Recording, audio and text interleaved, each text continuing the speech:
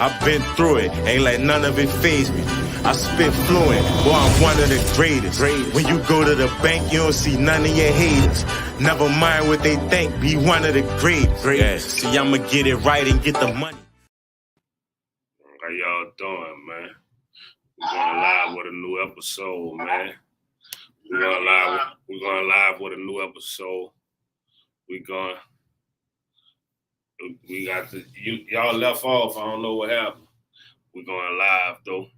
Happy birthday to hip hop, man. It's the birthday of hip hop today.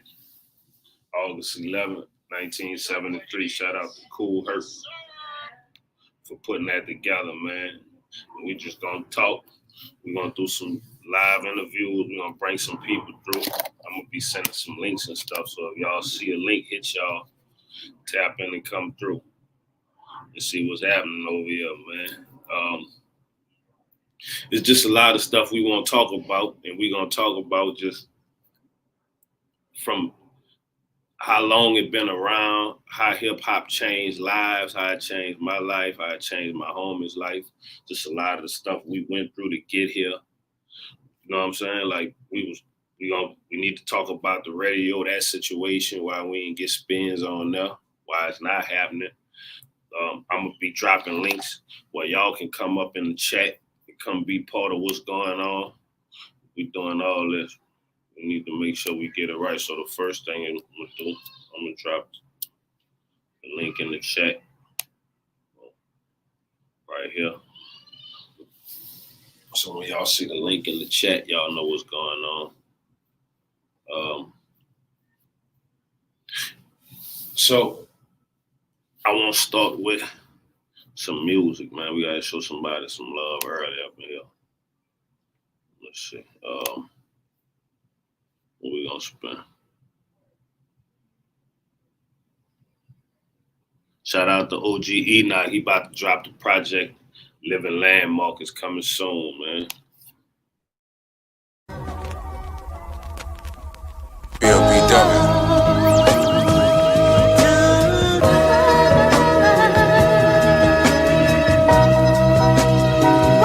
That's the one.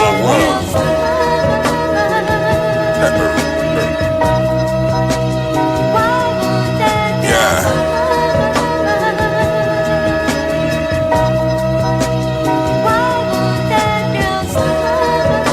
You know what I'm saying? Yeah. Night fights in prison showers, nigga. They don't come with pistols. Niggas will hug your mama and wear your white tee, but they'll never miss you.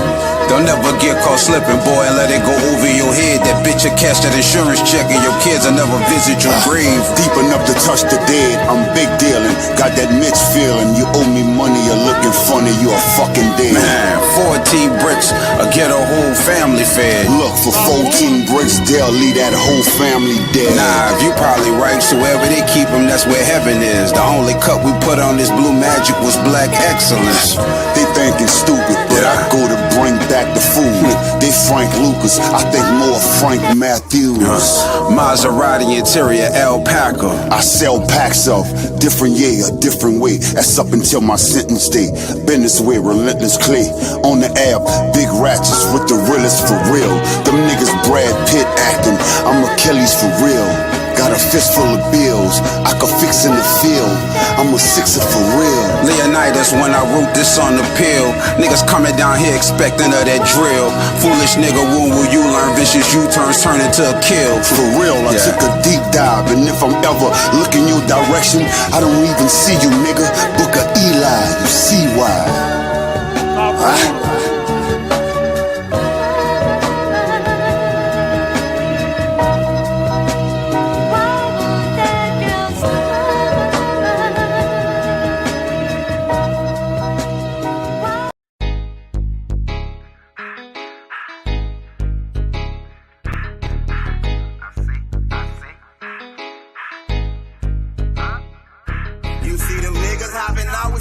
Call that the blitz, nephew. Better get some shelter, nigga. Coming at him quick. Hurry up and pray. I hope it help. I think it's over with. That two-stepper, they just stepping on him, stomped him in the shit. I'ma speak mine, you feel a way and check my temperature. Probably in a bad fast if I'm not killing you. I don't wanna end your existence, but if you threaten my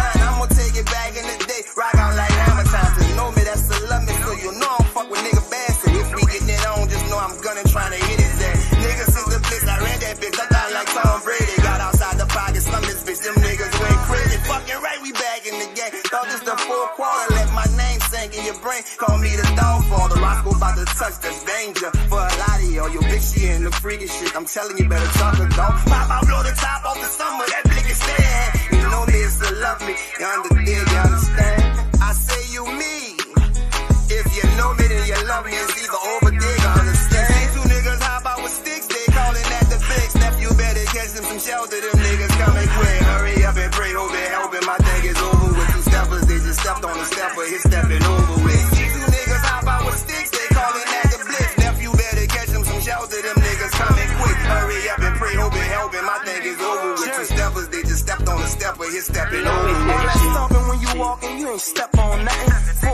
Full court, I put the press on something. He owe me money, feed him perks, put the fat on something. I'm shitting shy, round jerk, thank you, playboy, cousin with soundfall. Back to back, Joseph been stand my name behind the walls.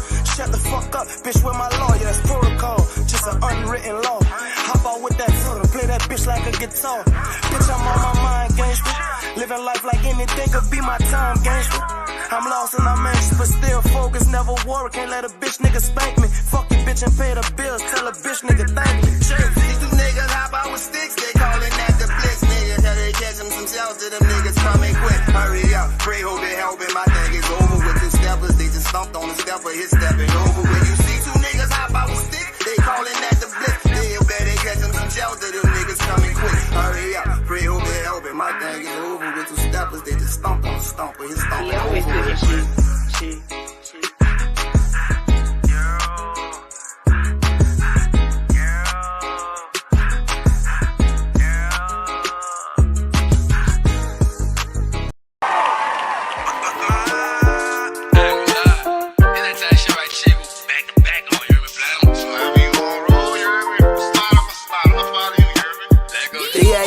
Joey Blammer signed the mob. They dispute this, just a solid nigga quickly see harm and still see errors in his future. And he's better than whoever you recruit. Yeah, that's him introducing. A pessimist, I've never been inclusive. Plus in my section, I've been a legend since Labusi. This structure shit been treacherous with oozes. The movement, and I'm good with the talk. Like acoustic, wish I would took a loss. I'm in the hood like a boss. Skydive, I'm a savage, out the plane with the hammer.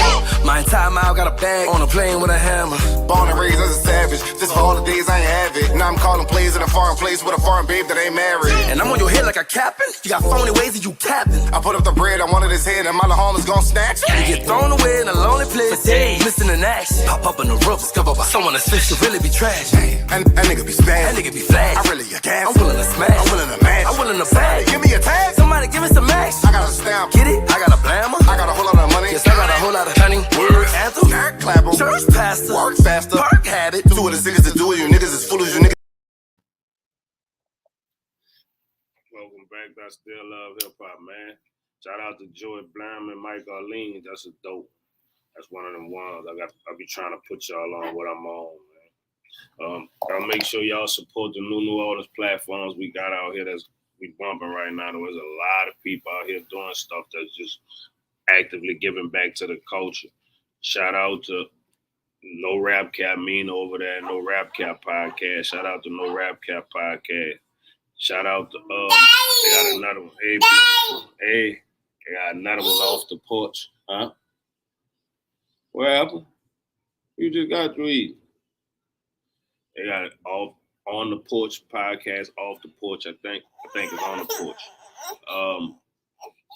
It's a few of them that's really making noise and doing their thing right now. So shout out to them. Y'all want to get out and support them. What's going on? You want some water in there? There's a lot going on and a lot of people contributing to the culture actively, just trying to show some love to the culture, man, and give back and push it forward. So they gonna need you to support. I'm gonna need you to support. We gonna all need that support to push forward because we doing it for y'all. Make sure we give back to the culture and leave it better than how we found it. You know. So, shout out to hip hop, man. Saved my life, man. I ain't lying. If I ain't have music in my life growing up, I don't know where I might be. You know, I would have gave me way more time to give to other things that was productive and unproductive to my life at the same time. You know, Gave me an outlet, gave me a way to move around, like stuff to get into. Brought me love from people that I didn't know, you know what I'm saying? People that I grew to know. Helped me travel all around the world. I've seen different states and cities that I probably never would have saw without that, you know? So now we still growing, we're growing in other things, so hip-hop is definitely a blessing. Not in disguise. It's a blessing, you know. I might name my next son hip-hop. Real talk. Yeah, I appreciate y'all who be tuning in and watching the stuff, seeing what's going on. We doing this live. If you can't do that, beautiful, we're going to stop the broadcast. And if we stop the broadcast, then how we going to get the message out, beautiful? Huh? Yeah, we had to get the music out. Say hey, Murphy. Come on.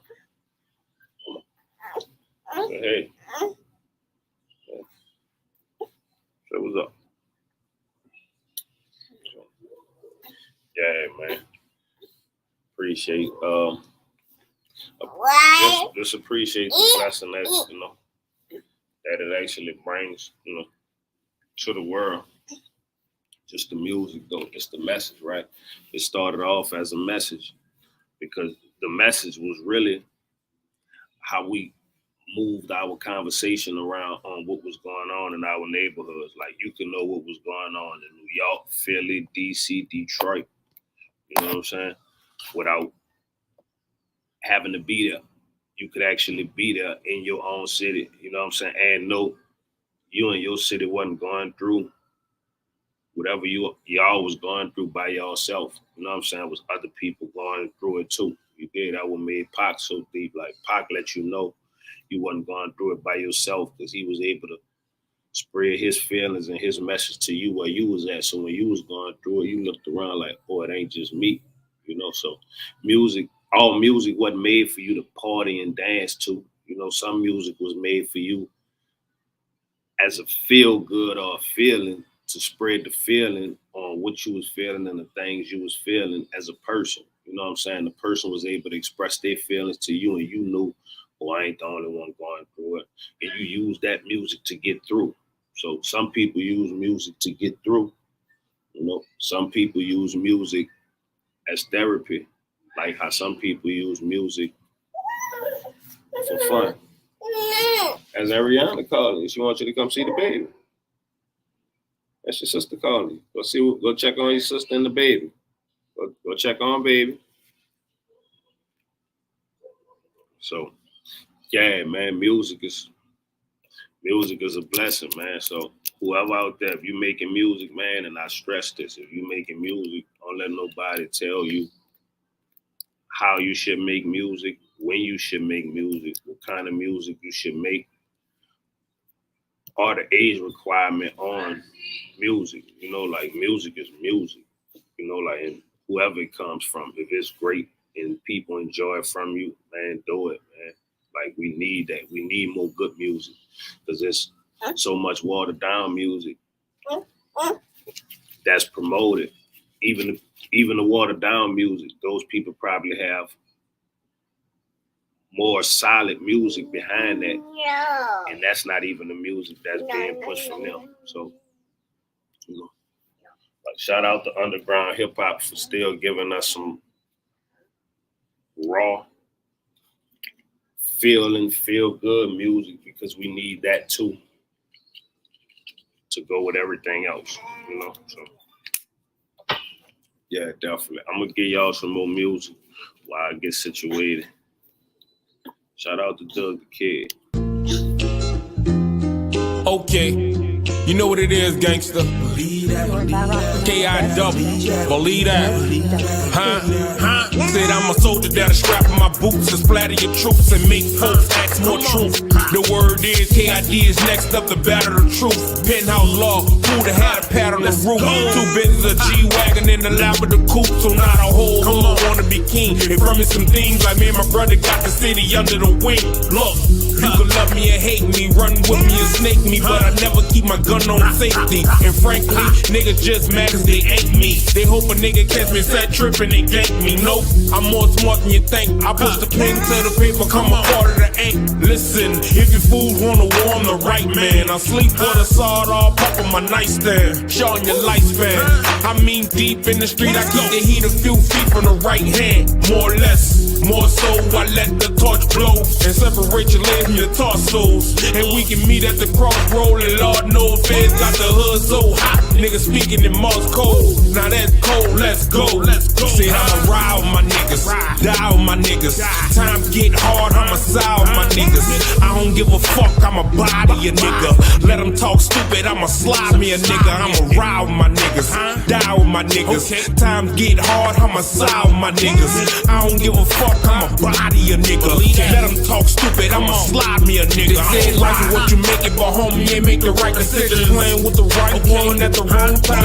Boom, flat line. He ain't get the beef slugs out the 4/5, made it just a blunt. I don't social niggas that talk to cops. I'm from the know your nigga. All we give is headshots, red dots. I'm the child of the slum, sending out the gutter. 2 chrome blocks that resemble each other. Nigga, they brothers, one of them chrome and one black. One out of either one to lay you on your back. So watch how you stab my niggas. Cause my niggas might spaz out and start throwing chairs at niggas. And you know you're not better than me. You a liar, leave a hole in you size of a moped tire arm. Ride with the stick, gotta get it on. Fucking with my niggas, put them in the zone. I'ma ride with my niggas, die with my niggas. Times get hard, I'ma side with my niggas. I don't give a fuck, I'ma body a nigga. Let them talk stupid, I'ma slide me a nigga. I'ma ride with my niggas, die with my niggas. Times get hard, I'ma side with my niggas. I don't give a fuck, I'ma body a nigga. Let them talk stupid, I'ma slide me a nigga. I'ma ride. Wild Magnolia shit, stop playing. Jack of all trades, Doug the Kid, huh? You better believe that. Stop playing like you hard, pussy. Fake ass nigga.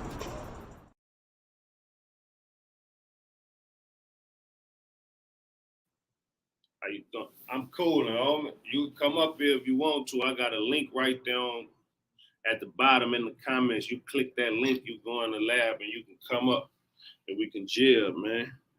That's how we building the platform, man. We just celebrating hip hop. We celebrating hip hop today, man. We was going live with Reem. His phone died on us though. Him and S was in the hood, man. If they tap back in, they'll come back up later. So I'm just on here. I was up early. So I'm just cooling with the kid. Keeping it alive right quick. How y'all doing though, man? We don't get to tap in too much. I be moving heavy. Y'all be moving heavy, man. Y'all know I love y'all, though. Girl. Your sister was calling you. She wants you to come spend some time with her and your nephew. Yeah, but today is the birthday of hip hop. August 11th, 1973. Word, that's what's out, man. I don't know. Look, I can't see who that is, man. They got you as Facebook user, so I can't see who you is. I can see your comments though. You gotta shoot the name so I can know who this is, man. Yeah, we also live on YouTube too, so y'all make sure y'all go subscribe to the YouTube page. We building up the platform, man. Oh, what's up, Will? How you doing, Will? I saw the song, man. I gotta repost it on the page, man. I gotta repost it when I gotta catch it early so you can get the whole date. So everybody who go look to tap in, man. I appreciate the love though, Will.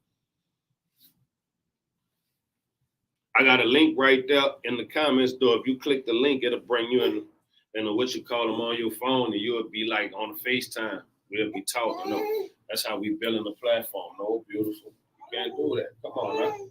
We live right now. Yeah, you know, nigga, you know it's super love, man. That's really what it's about right now. The biggest thing is just pushing the culture forward. Feel me? Like we gotta make sure we push the culture forward. We leave it better than how we found it. You dig? and make sure we get to the next level. And whoever got it, they taking and run so they could pass it on 20 years from now. You dig? And we just keep it running, man.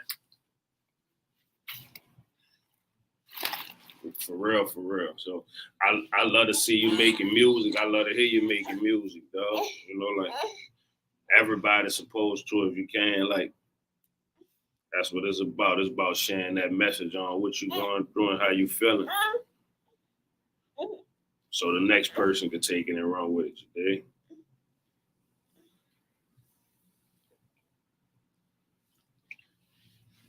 Yeah, so sure that one everybody out. Yeah, well, like that's where the blessings come from, though. That's where our blessings be coming from. I'm sitting here blessed with this beautiful little baby. Well, that's all due to hip hop. You feel me? Because if hip hop ain't giving a nigga outlets to keep a nigga alive and shit, you know, wouldn't even must be here to have these beautiful babies. Right here, I'm gonna give you the rest of your food. I'm about to run one more right quick. While I give you the rest of our food. No! Don't know me. You just said eat. We gonna find out. This is a song I'm bumping heavy because this is a blend between two eras. The newer one that's coming out and ours that been around holding it down. So let me know what y'all think in the comments about the song, though. I like it, though.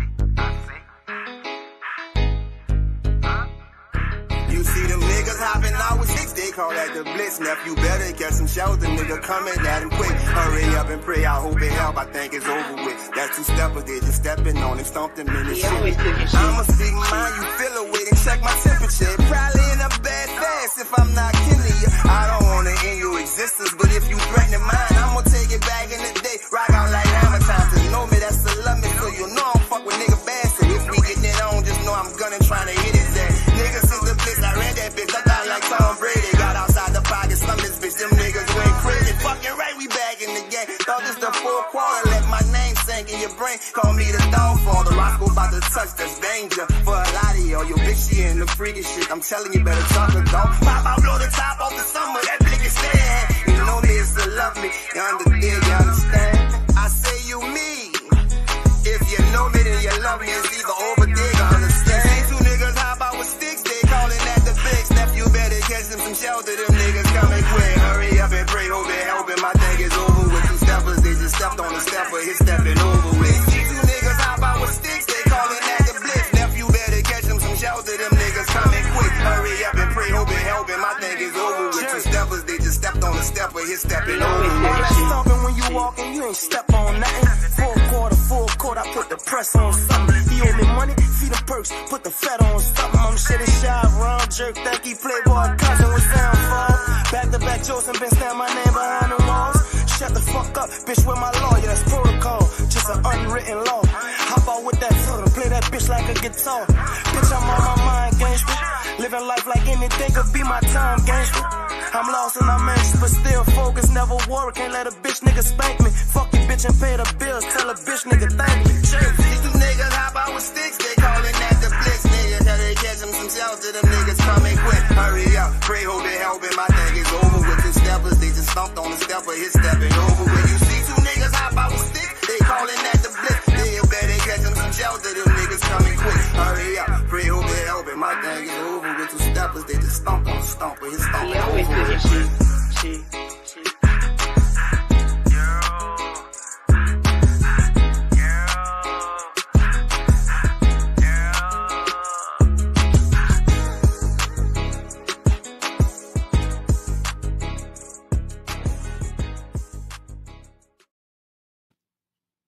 Yeah, that's one of my bangers right now, though. That's one of my ones I'm on right now. It's beautiful. Go in there and sit down and play with your phone, okay? Okay? Why you are really working daddy this morning. Yeah, sure. Yeah, but that was OG Jerk and OGE Love, man. That's one of my ones. I be bumping that one right there. Yeah, man. We going live today because it's the birth of hip hop. It's the birthday of hip hop, man. August 11, 1973, man. That's when it started. That when our life was affected by some music that we can express ourselves through. Okay? So, dang, man. Yeah, so, yeah, today is the day that the genre was created that became our backdrop for our life. You dig? So, yeah, man, you need to click that link. Look, go in the chat. They got the link at the top. There's a stream, y'all link. Click it and come up here, man. We up here, Joseph, man. I really want to hear everybody else, man. Shit, click it and come up here, man. Come Joseph with me. I'm just up here, Joseph, man. I want to hear how y'all feel about music too, man.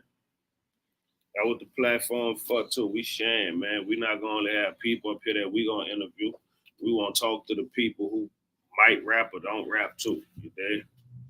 We showing love to everybody. We have a bunch of interviews coming up, man.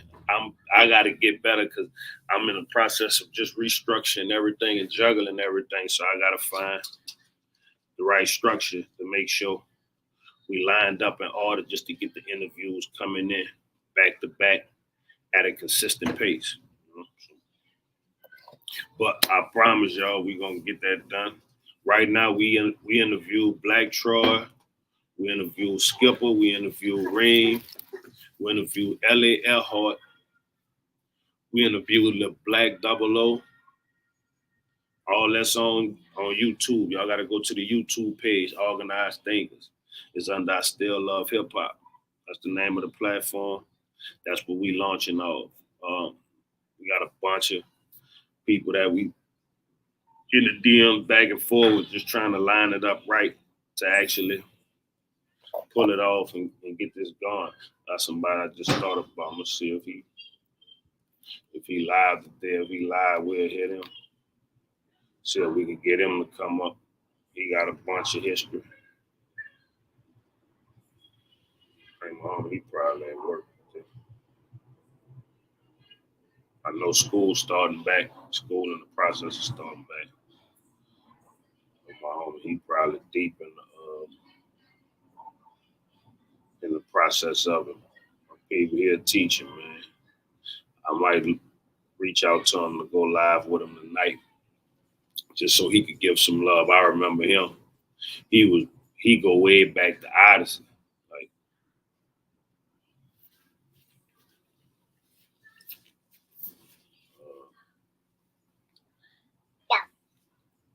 hold on, I'm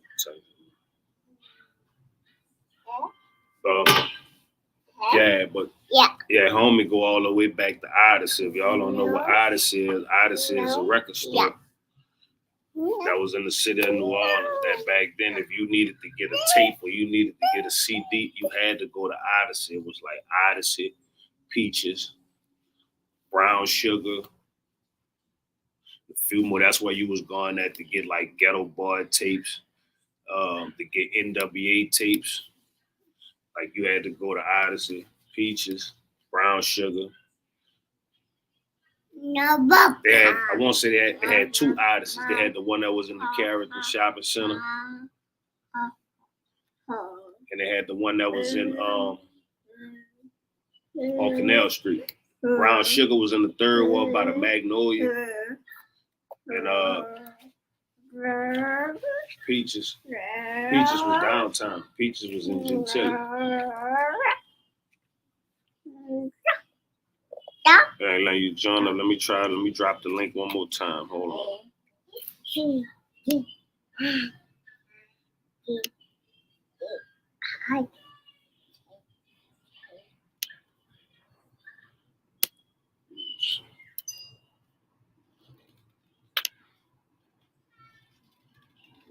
Click it again and try to see what it do. I just dropped it again.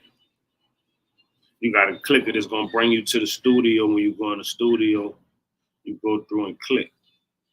And you got to put your name and your information, and then it'll roll you in.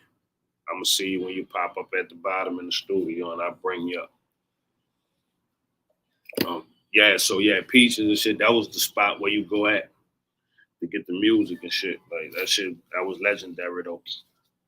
Odyssey, but my homie, he worked in Odyssey. I won't say. I'm not sure. I want to say he worked in Odyssey with DJ Khaled. Well, come on in. I got the rest of your food right here. All right, come on. Let's go see them. Give me 1 second, y'all. Let me run y'all a quick one while we shout out to OG Enoch, man. Shout out to Nas, man. He about to drop his project.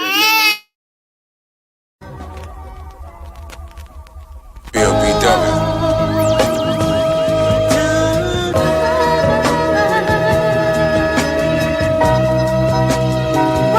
That's the one.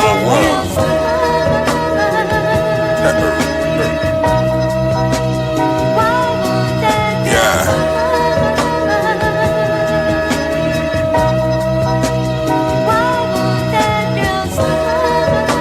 You know what I'm saying? Yeah. Night fights in prison showers, nigga. They don't come with pistols. Niggas will hug your mama and wear your white tee, but they'll never miss you.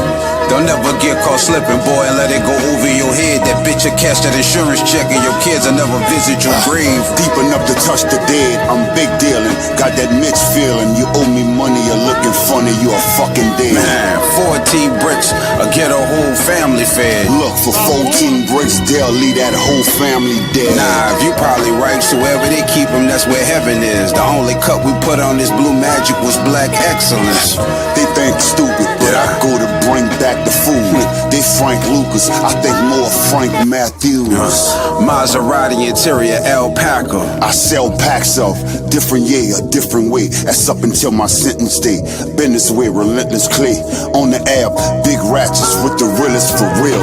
Them niggas Brad Pitt acting, I'm Achilles for real. Got a fist full of bills, I could fix in the field. I'm a sixer for real. Leonidas when I wrote this on the pill.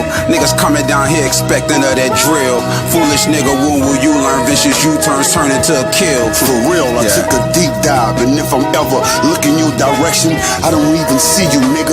Book of Eli, you see why.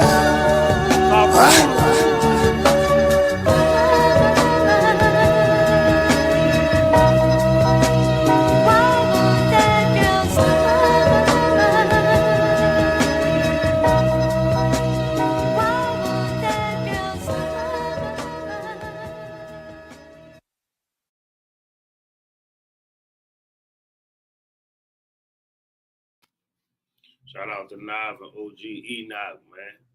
I was sleep on him, man. Like, I ain't know. Shout out to Mina, though, because Mina posted him one day. When Mina posted him, that put me on him on some shit. I've been rocking with him ever since, man.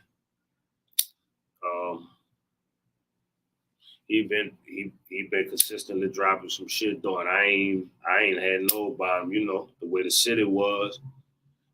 You know, the city, New Orleans was like Cali back then. So you fuck around New Orleans, every section had their own shit that was going on in their section, like, you feel me? And to be able to get in New Orleans nigga playlists and get on some New Orleans, like to have the city bumping your shit before Katrina, you had to really be talking some shit because you was like measured up to the higher level acts that was doing it back then, you know what I'm saying? So as a local artist, you had to get in the playlist with national acts, like, you feel me? Like, so if Ross was dropping, the nigga was bumping you at the same time they was bumping Ross, or they was bumping Pac, or they was bumping whoever else was popping back then. That was love, like, you feel me? And you had to earn that respect and earn them ears to be able to do it. So that was super big back then, like Stone. How you doing, dog? What's good, love? I'm cooling, man. Feeling over here, man. Just talking about how it was before that storm, man. Just music-wise, you know what I'm saying? And to actually earn music respect back then, when it was like cream of the crop doing this shit. Everybody couldn't do this shit. Everybody wasn't respected at that level. You know what I'm saying? So to actually be do it and to keep shit alive and to keep the hood alive and everybody who was in them playlists in their sections, you feel me? Like that was big. You feel me? Like Dig. Like I said, I don't remember half the people that, you know what I mean, rapping now and shit. You know what I mean? There's fucking thousands and millions of people rapping now. You know what I mean? man, Back then it was a select few, a handful. You know what I mean? facts.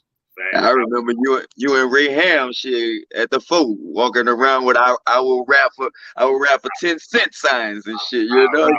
I rap for Yeah. you'll fuck around, get a song for $5, a verse $5. for $2. You heard me? You feel me? A ball for a quarter. You feel me? Dig. Real Straight shit. hustling. Straight hustling. So picture this. What I told Ham earlier. I said, because that was Ham. Ham put me on there, right? He was streaming, nigga. That was, he had us streaming back then. That's streaming right now. Right, yeah. That's before streaming was even anything. You feel me? Streaming. Hammer had niggas streaming in Fauché downstairs by the ROTC room. We was streaming. Right. You feel me? Like you had to come pay just to hear the song. You couldn't bring it home, but if you want to hear it, I charge you $5 to press play right quick and bust that bit for you. That's streaming, dog. Damn, that's real. That's real that you break it down like that. That you break it down. I was streaming for real. Streaming, like, you feel me? In 96. And didn't even know it. I ain't even know it, dog. You feel? Like, oh shit, boy. Nigga could be millionaires right now. They'll come up with that. You know? I told motherfucker how many streams a nigga got on CDs. What? You feel me? Like every time somebody listened to it, like exactly. How many streams nigga got on CDs? Like, you feel me? Like, it's just figuring out how we transfer that over to this, right? Because it was different on the computer. So now we trying to figure out how to transfer that whole wave over. Because once we get in and we get in the algorithms, we're not gonna never leave out because that's what it's for. For sure, that's what I'm saying, bro. Like, I mean, back then you had to have bars back then too. Like, you know what I mean? You couldn't beat what it is today. You know what I mean? Most of the day, I feel like today it's more if you got a little catchy hook and a fire beat, then you in. You know what I'm saying? And you're more or less they ain't really listening to what people saying nowadays. It's just like, oh, that shit got me vibing. All right, it's cool. But I know y'all for a fact that y'all gonna listen to what niggas saying. You know what I'm saying? That's what y'all on. Y'all on that wordplay. Y'all on seeing what the person saying. Ain't no that beat fire. Man, that care less about the beat. Facts. Yeah, that's gonna bring it to the next level. So it's like a mixture of like you won't say something. And then you want the beat to raise it up to another level.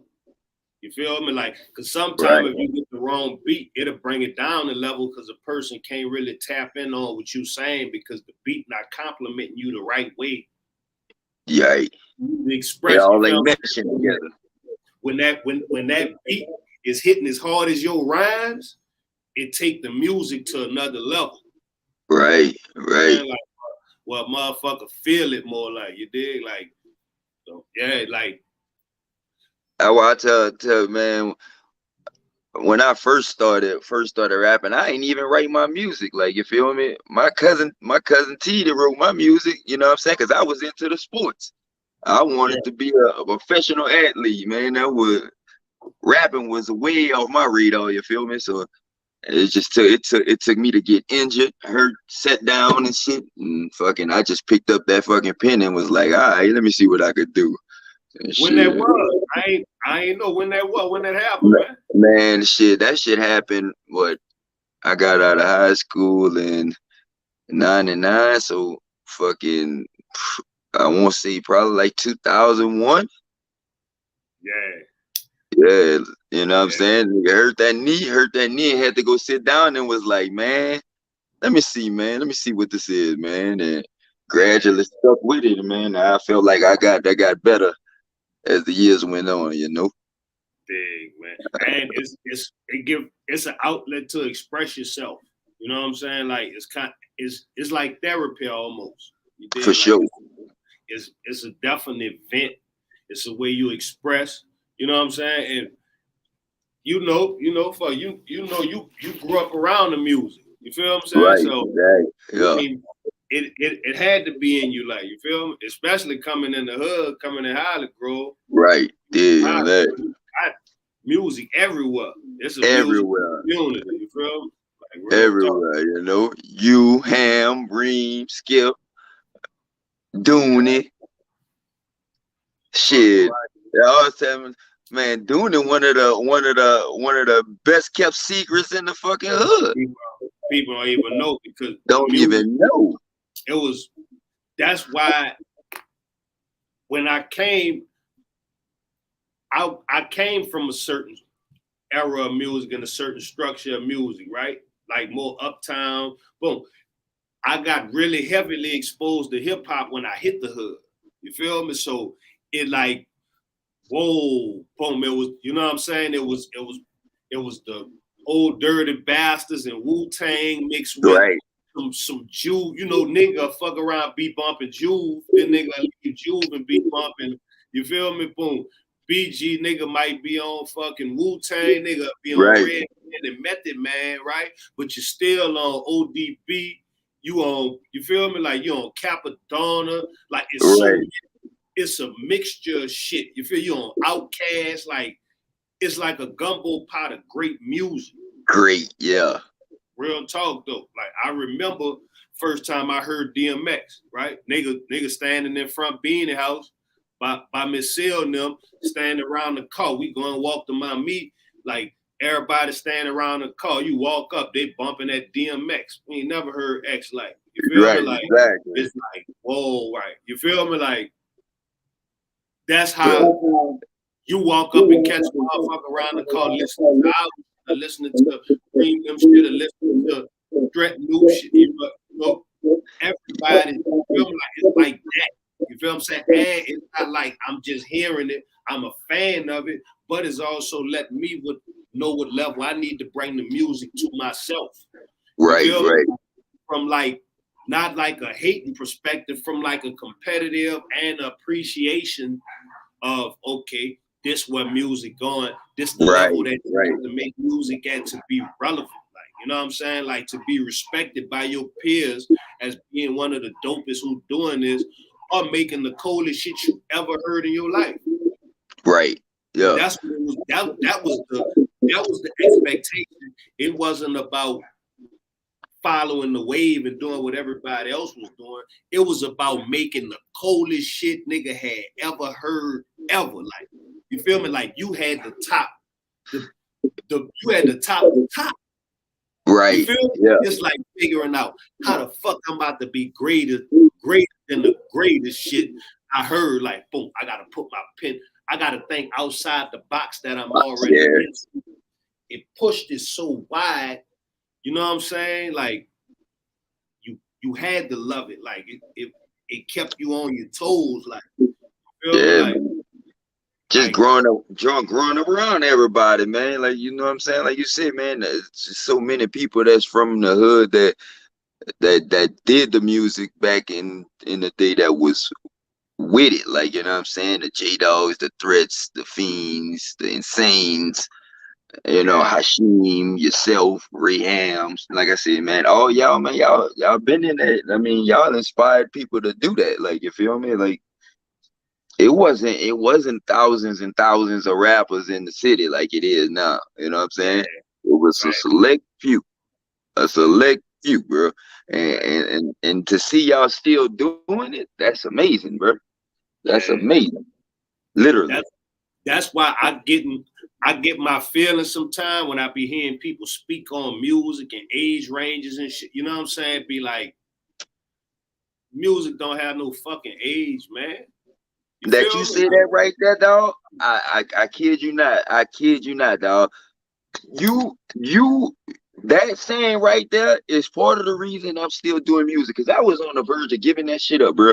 And I saw you do an interview on the corner by JP. I think you was by JP or you was by Jack Oldstow. It was you and Hashim. Man, y'all was talking about age and music, and you was like, man, fuck that, boy. Music ain't got, I mean, you know, that shit ain't got no age limit to it, man. If you, to be honest with you, the older you get, the better your music's supposed to get. And that shit right there, bro, that shit made me stick with the music right there, dog. Like, I mean, I don't know how I ran across that clip or interview or whatever, but that shit spoke to me personally, bro. And I needed to hear that, and that shit worked for me for sure, bro.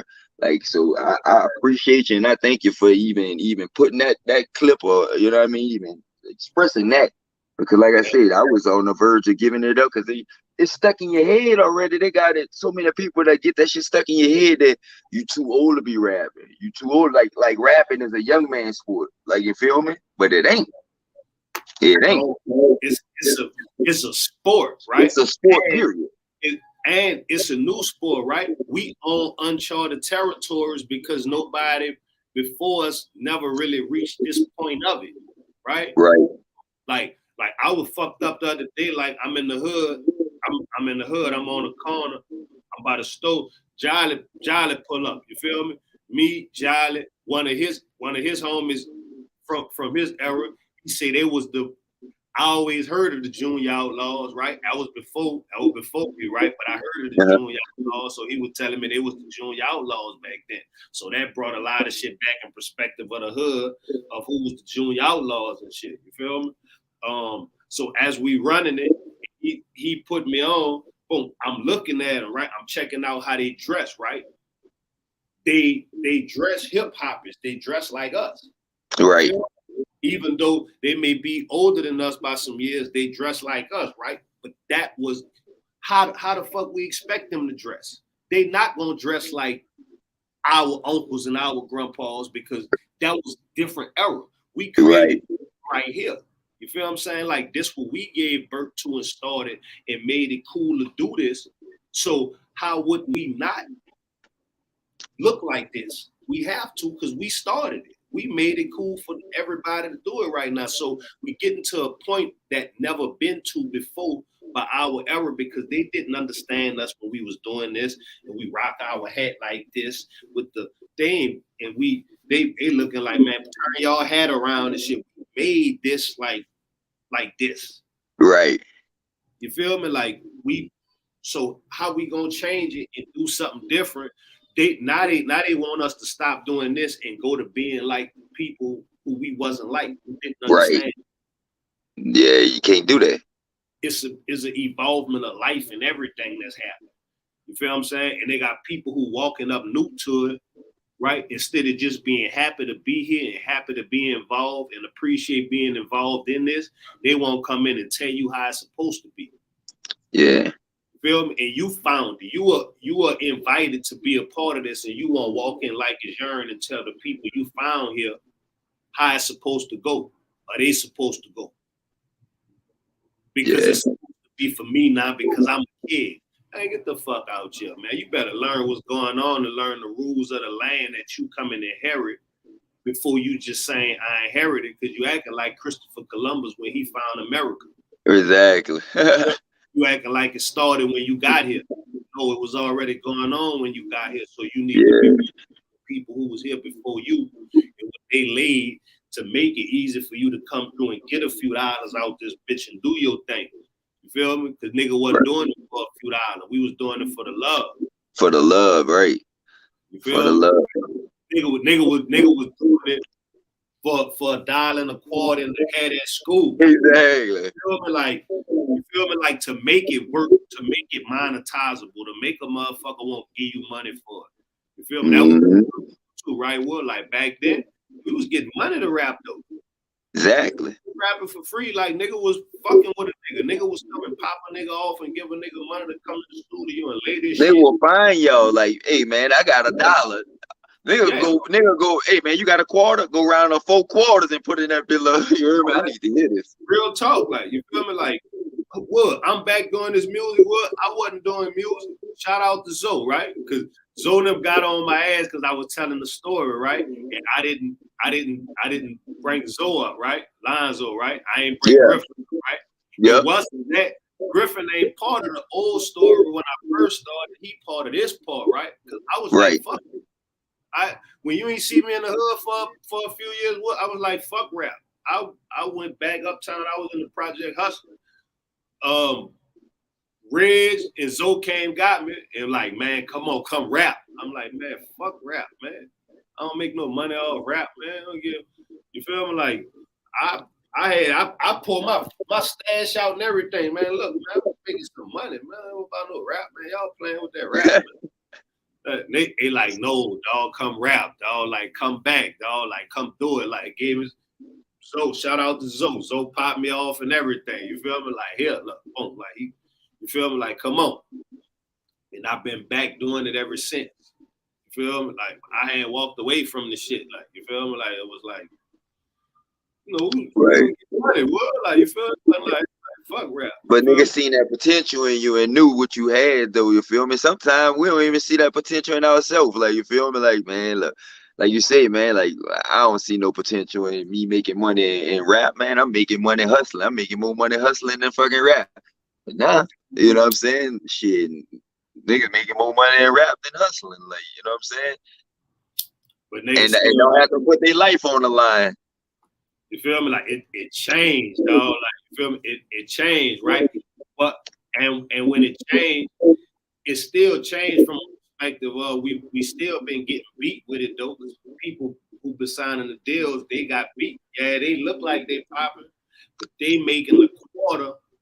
They making like 15 cents off $1. Off $1, and you making nothing. You feel me? Like, dollars being made. It might be $2 being made. They making 15 cents though. You feel me? Like, right. It's getting to a point that if you can get it going right, you can make the full $2 off. And then you for sure.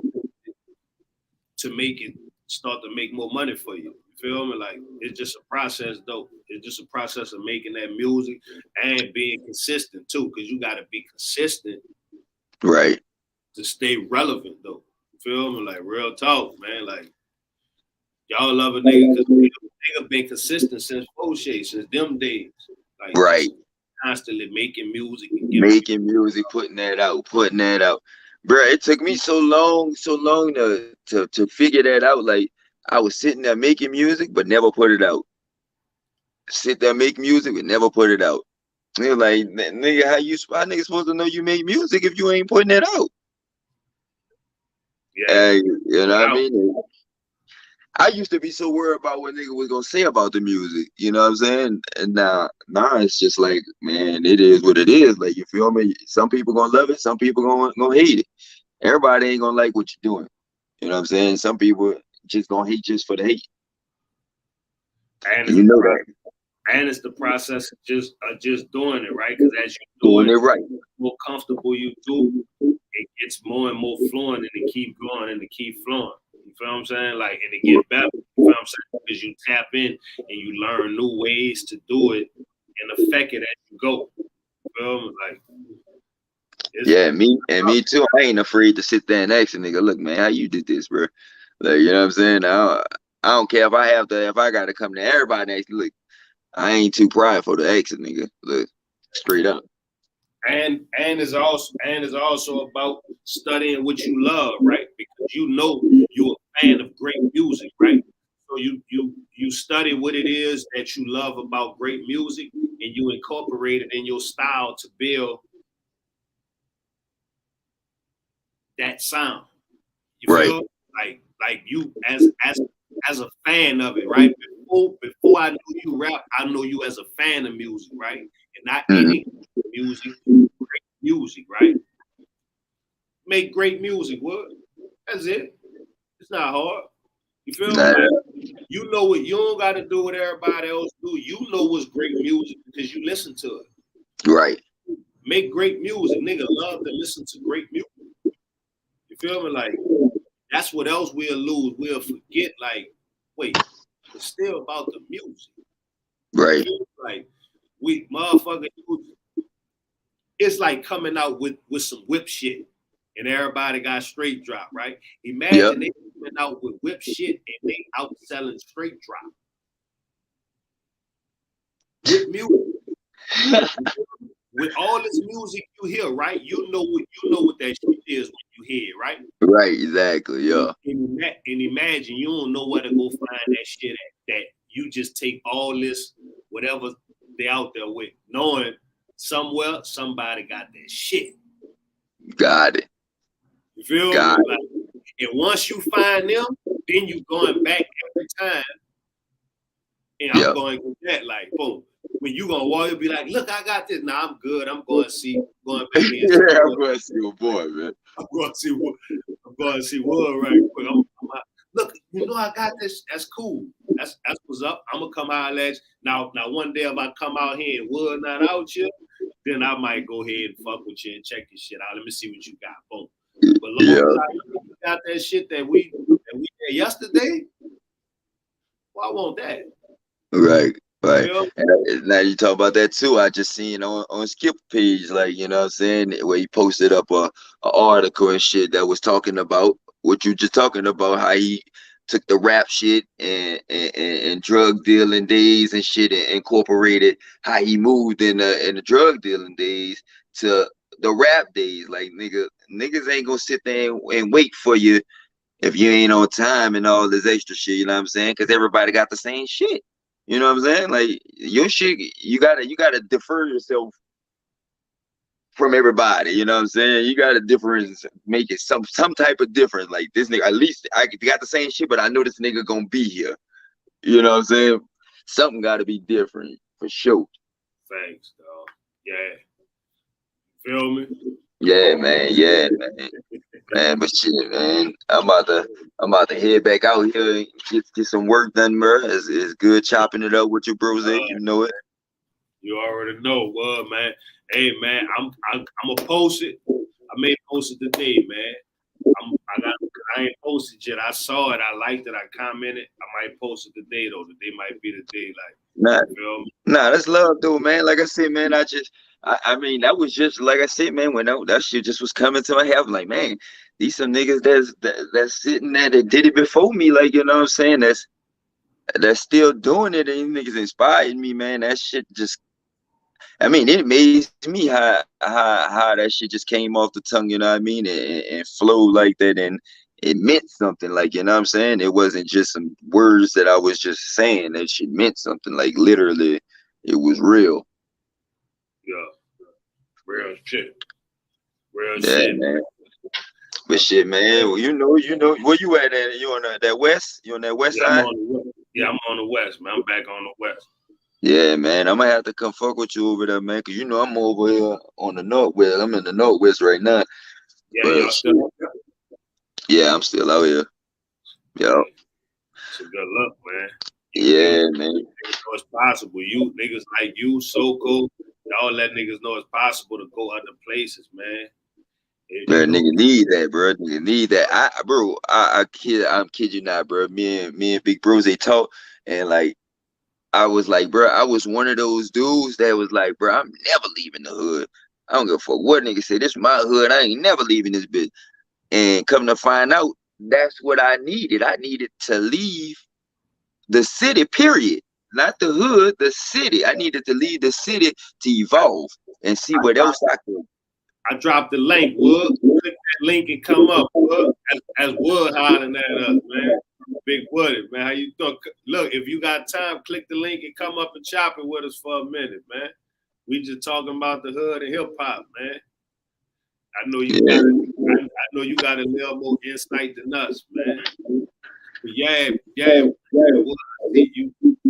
got a chance to get out here. I saw y'all, or I saw you would be coming back. You looked like you was alright when you was coming back. You feel me? Like, yeah, I mean, like I say, man, like I don't have nothing against the city, nothing like that, dog.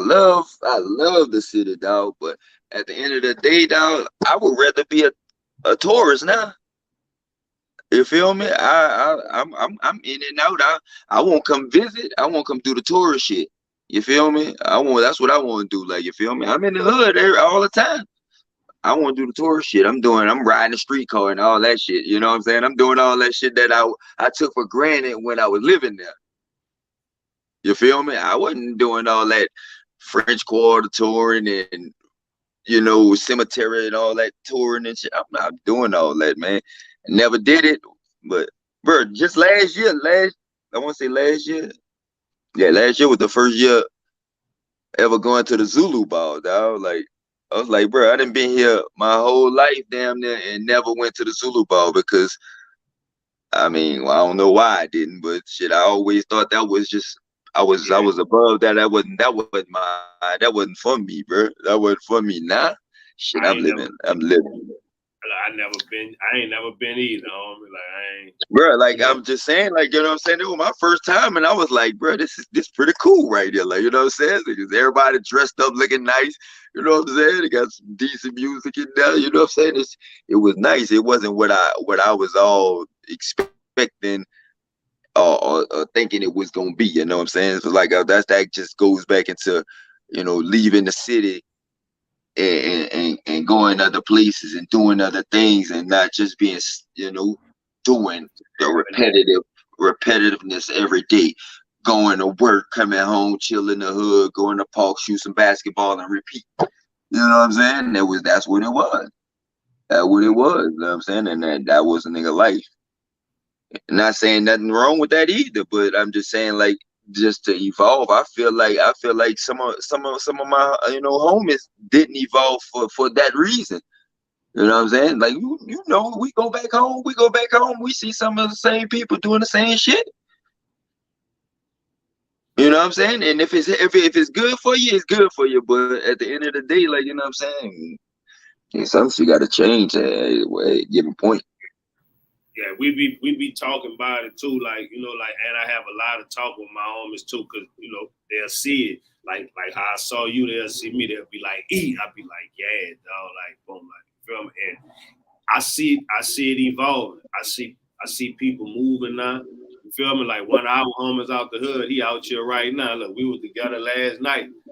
Late, I had to get in here and lay down to get up, but you know what I'm saying? Like, motherfucker moving around, right? My nigga, he got his son out here. He moving the kid out here for school, pushing him through with the football. You feel me? Like, I see it. I see the evolving. Like, we pushing the kids and our younger ones further. You feel right. me? Like, it feel good to see my, you know, right.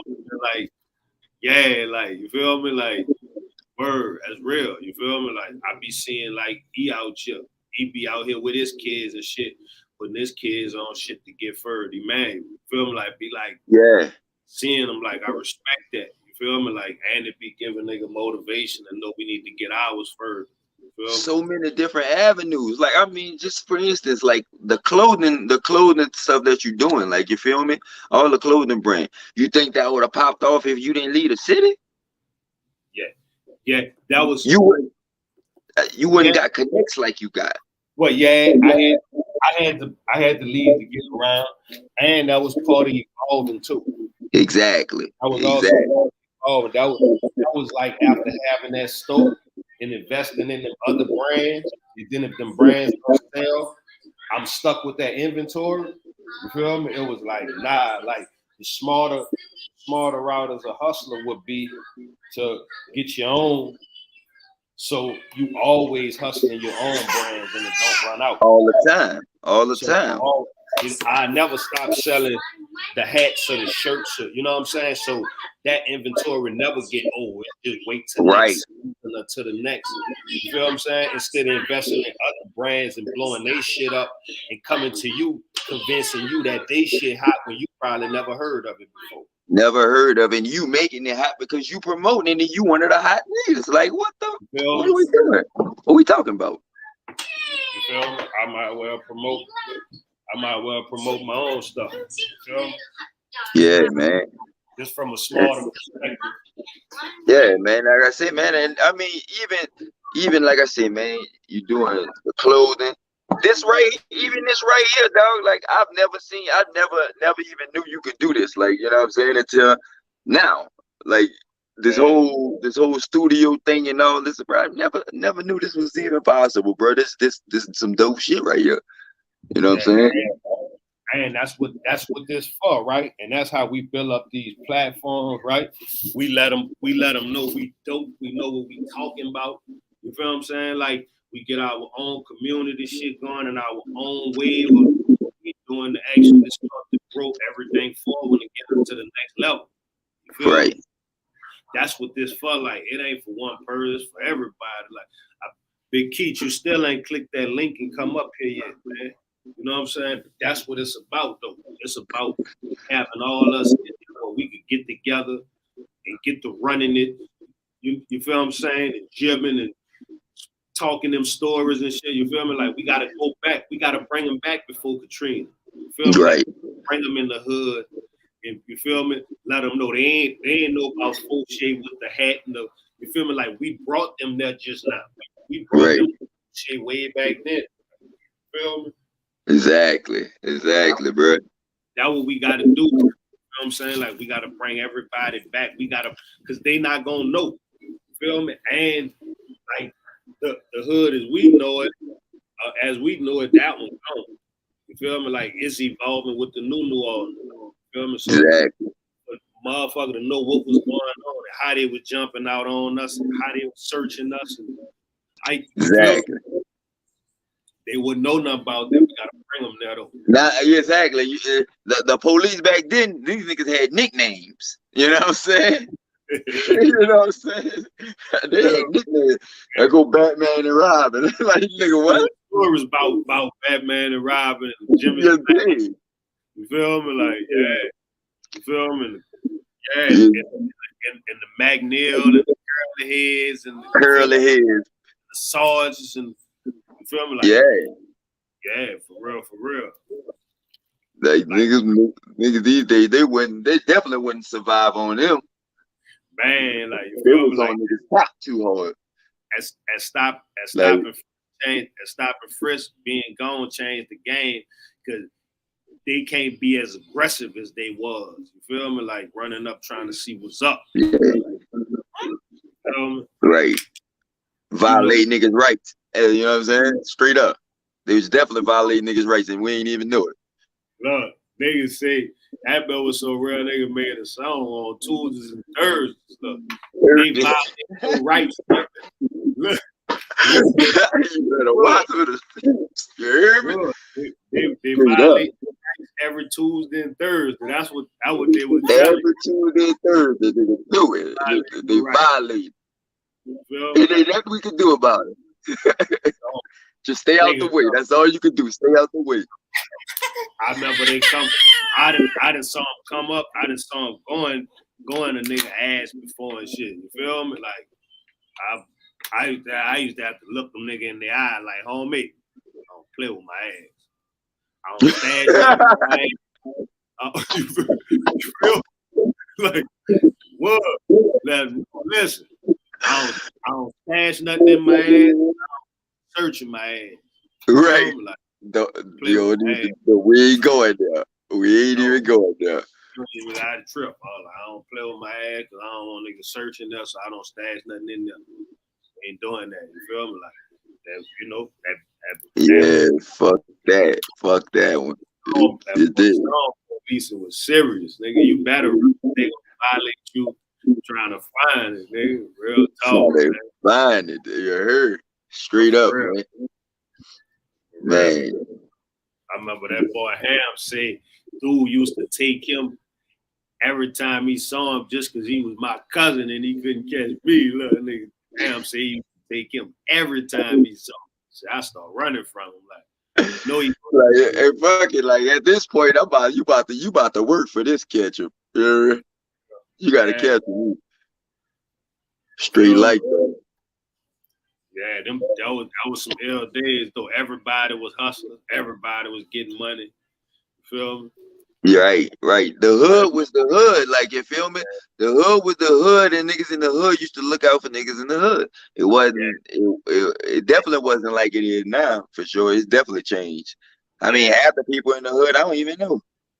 Yeah, that was part of the evolving after Katrina. You feel what I'm saying? After Katrina, shit got real, and when everybody came back, they was able to move in different places. So they'll fuck around and have people who didn't move back there that wasn't back there before the storm, right?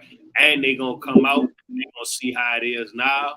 So when they see like back then, if motherfucker get into it, you know who that was, right? I've been knowing them all my life. I know he be tripping. I know why he be tripping. We don't pay him no mind. We might fight sometime if he piss a nigga off bad enough. The nigga ain't tripping on him. Nigga know how he is.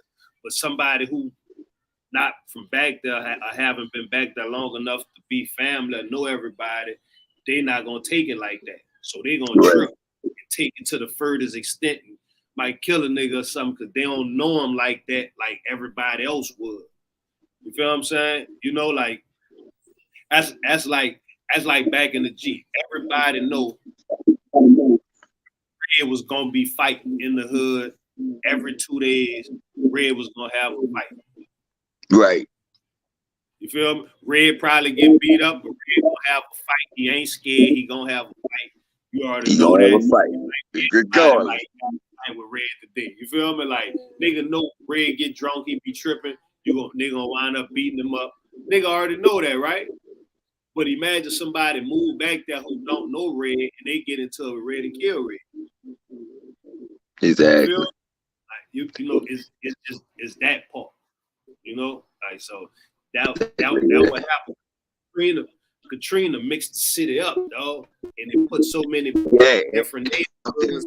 It fucked it up first. Ain't no more, and that mixing shit up got motherfuckers dying and shit. You feel me? Like, yeah, that caused a lot of commotion, dog. Mixing everything. Everything was straight. Everything was good the way it was. You know what I'm saying? Yeah, you got some people that might come in the hood every now and again or whatever, but they was cool with everybody in the hood. You know that every hood knew not to go in somebody else's hood like that. You know what I'm saying? Parlaying, nah. Niggas just from everywhere just living in the hood. You got niggas from the downtown that living in the 17. You know, everywhere that's just living in other hoods. That's why it's chaotic. That's why it's the way it is right now. You feel me? Like that's like I'm out here in LA, right? LA is like the old New Orleans. It's like it's the old New Orleans. Everything sectioned off. Everybody know everybody in their hood and shit. You feel me? Like different hoods beefing with different hoods is up. Like it's how it used to be. Right. You feel me? So imagine all these different gangs and cliques, and now they all mixed up in different hoods. It's like that shit unheard of what they did us, though. Right. They did us dirty, bro. Yeah, like they mixed our whole culture, man. Black people. Everything, dog. Everything. I go back there in the hood. You got Mexicans, white folks. Yeah. You just got everything back there. But like, you know, when you see a white person back in the hood back in the day, they were police or crackhead, straight up. It was one of the two. Fucking right. You fuck around and go by the store, they gonna be looking at you, asking you who you is. Who you is? Yeah, who you is? Be back here. Bro, I had a nigga ask me, they said, who is you? Like, I had to look at that nigga like, what you mean? Like, what you mean, who am I? Like, nigga, who is you? Like, you know what I'm saying? Like, I've been coming to this stuff my whole life. Hey, you know what I'm saying? I'm down from right there down the block by the park right there, bro. It's tripping. I walk by you all the time, man, before you was even thought about. Yeah, asking you, who are you? Yeah. Bro, you know what fucked me up though? I went back there, nigga said, say call it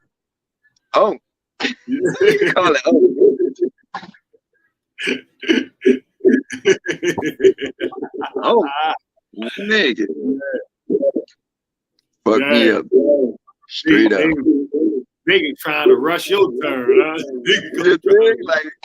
Nigga come trying to rush your turn. It's like either, you know what? It might not be time for you to be out here yet. That was that. Yeah.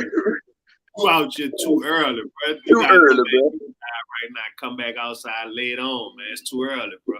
It's too early, bro. Too fucking early, bro. You tripping. Nigga, don't get me, man. Yeah, but man. Yeah, man. It's the first day of hip hop, man. For sure, man. Shit, happy birthday for sure, definitely. More grace for sure, man. But shit, like I said, man, I'm gonna go ahead and get up off here and good talking to you, brother. For sure. Love, man. Love.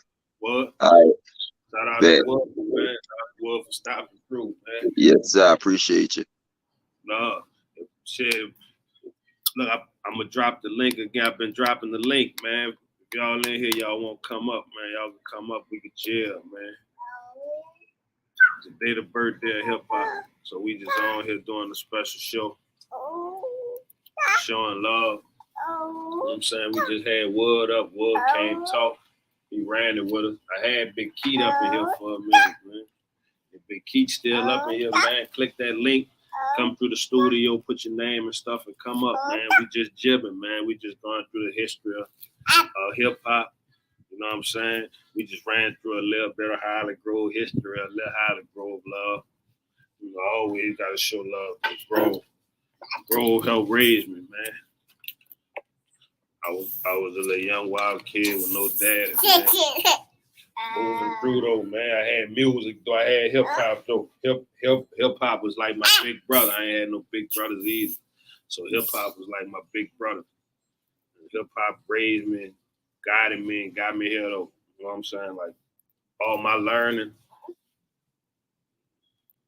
a lot of it came through music. You know what I'm saying? So that's what else music was. Music was also educational. It definitely was educational because it gave us a lot of game. You know what I'm saying? For people who was going through what we was going through, and they gave it to us early, where we was able to take it, understand what it was, understand what we was going through from what they was going through, and then keep moving. You feel me? So shout out to everybody who was dropping dope balls. Shout out to Pac. Shout out to NWA. Shout out to Ghetto Boys. Shout out to UGK. I remember first time I heard UGK, man. That was that Pocket Full of Stones, Tell Me Something Good. You feel me? We was young. We were like 13 or something. We was like maybe 13, 14. We was going to get the 40s. We had the Puffers. We had the 2 for $5 Puffers and the bottle of Banana Red. You feel me? It was like third walk. That was our third walk day. We left off Josephine and LaSalle and Jackson. We went down there. We went by In-N-Out by Shakespeare. We got some crawfish and shit. We bumping that. Beautiful. Don't do that. We bumping that Tell Me Something Good. Yeah, you want some water? We bumping Tell Me Something Good. We bumping Pocket Full of Stones. Boy, since she hit it from the back and the girl just threw me. Told me pump it hard and she scratched me on my booty. Now everybody in the world know that your sister is a nasty little girl. Tell me something good. Oh, baby, baby, baby, yeah. Tell me. That was hard. That was like 93 or something, like 92. Like they killed it. Like that was UGK, man. That was Pimp C now. You feel me? And I remember, I want to say that was Ghetto Boy that dropped Life in the Fast Lane. Ghetto Boy dropped Life in the Fast Lane. NWA dropped that. I take a hoe to the hotel, or to the motel, or to the Holiday Inn. Say what? I say if that girl starts messing up, then I'll just cut her friend. Hey, yo, Ren, my mellow is on you. So what you gonna do? Yeah, that was throwback though. We went got that from I think we went got that from Odyssey. We either got that from Odyssey or we got that from Brown Sugar. So one of them two. But I remember going to get the Snoop. Snoop had dropped Christmas. Snoop had dropped around Christmas. He had dropped that Doggy Style. I went to Odyssey on Canal Street, got that Doggy Style up. When he was in the doghouse, that was like the hardest shit that had dropped. Like Snoop had killed it when he dropped that. He was killing it though. Snoop was the shit back then. And it's still not, but I'm saying when Snoop dropped that dog, that was the shit. That was the coldest shit nigga had ever heard.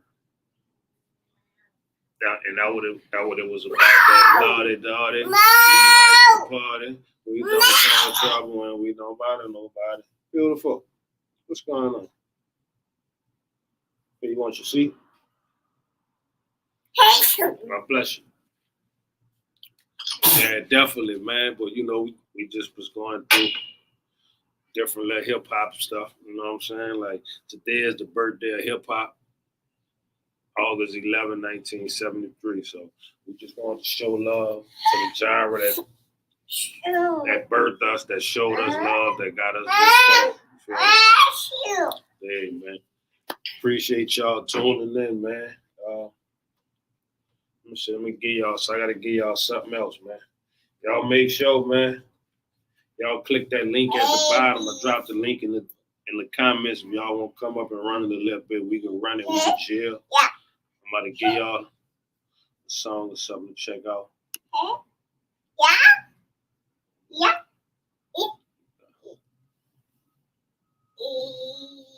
Shout out to Skip and them, man.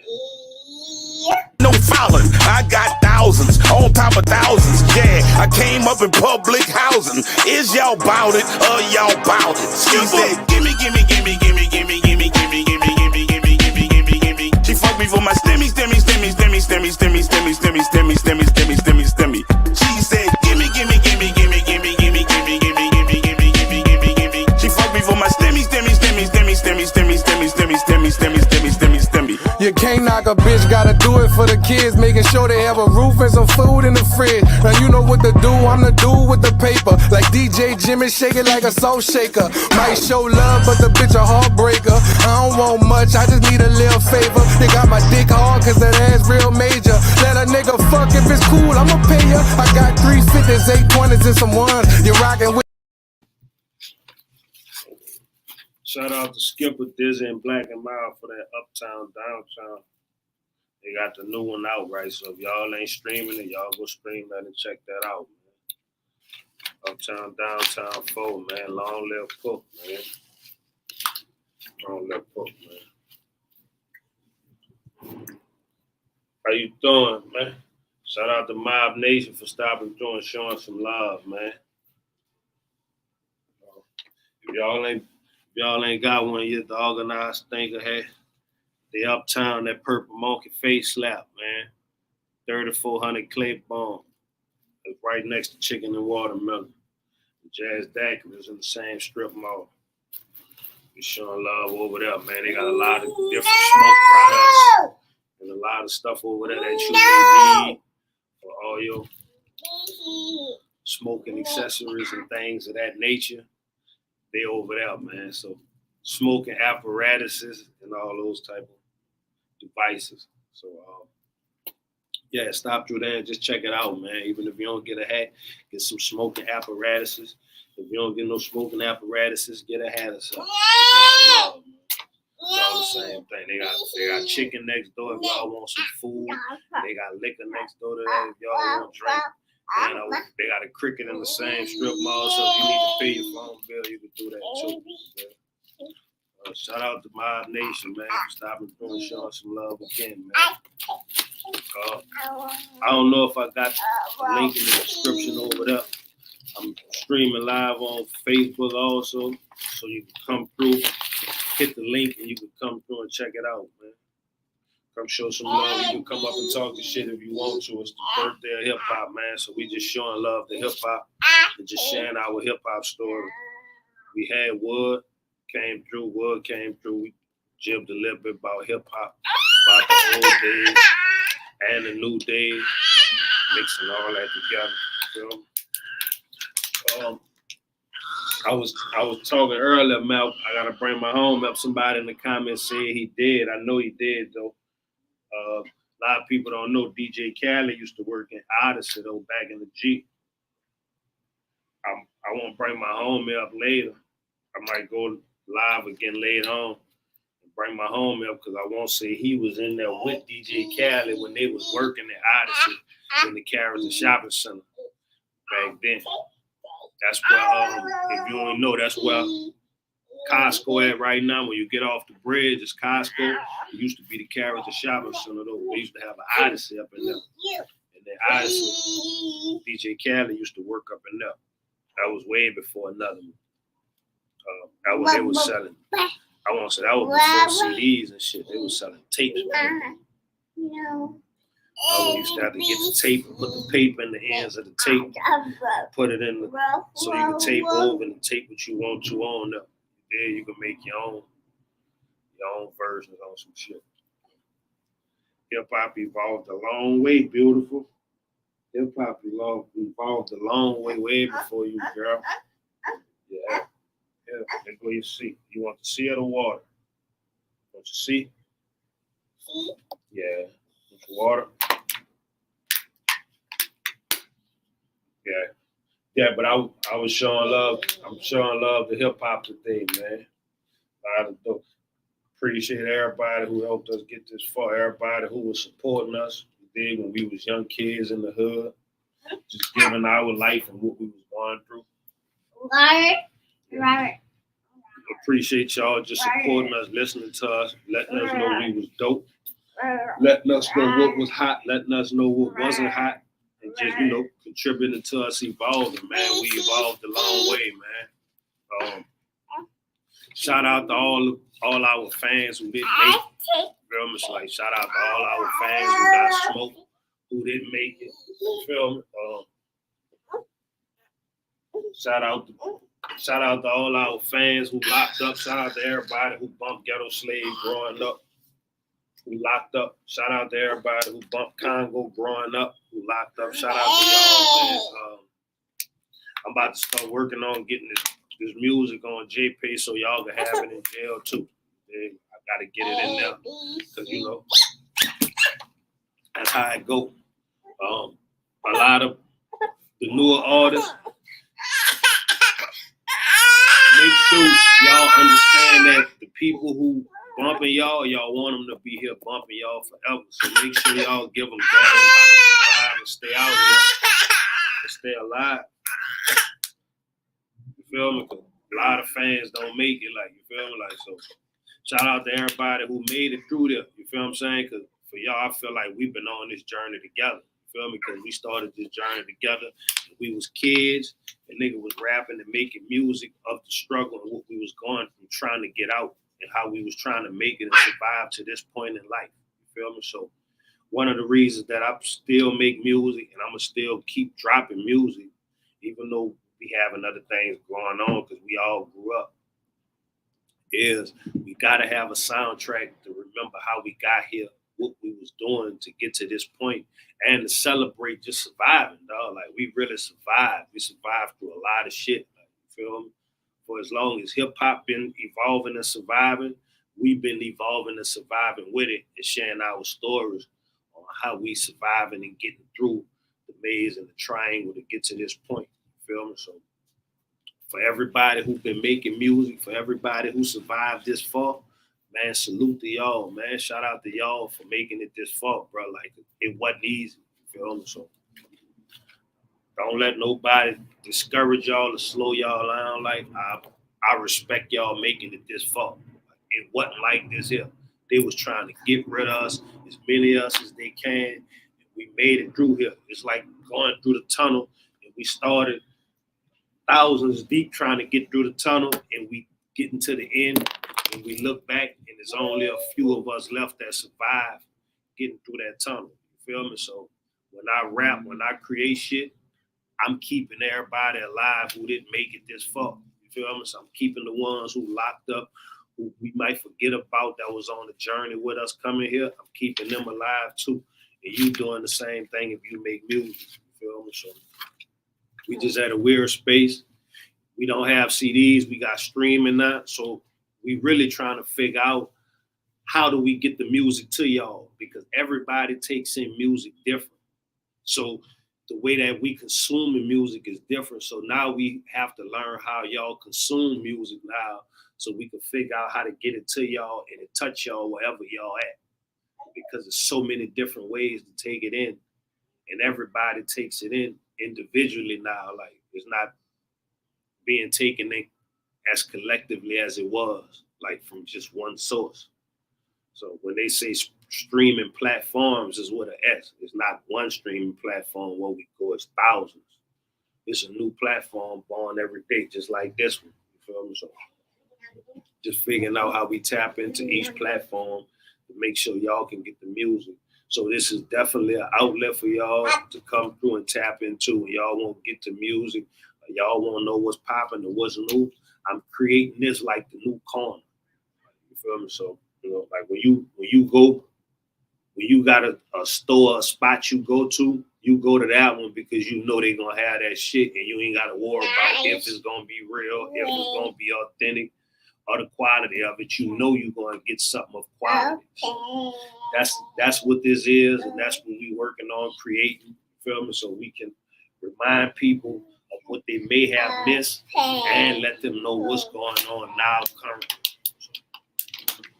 That's the whole reason of the platform. I still love hip hop.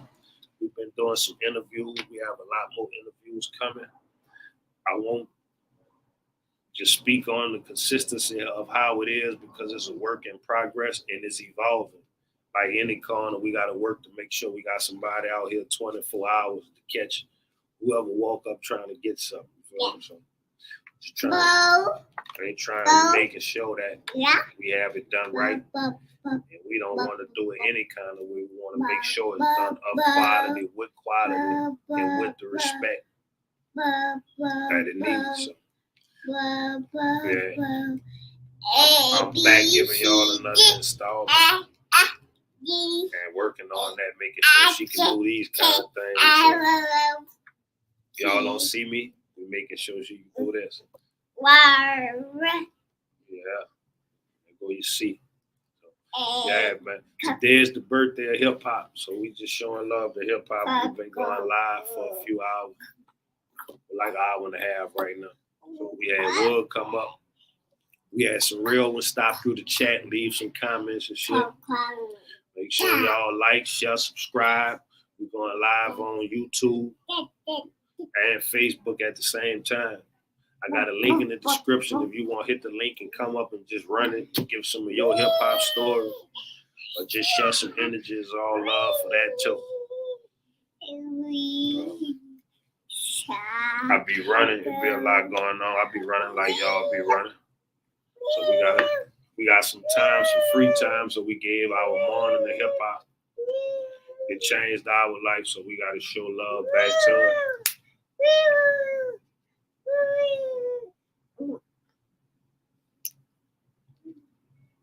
Started off early. Me, Reem, and S was running it on the phone. It was a dope conversation. We were running it, talking about real life shit.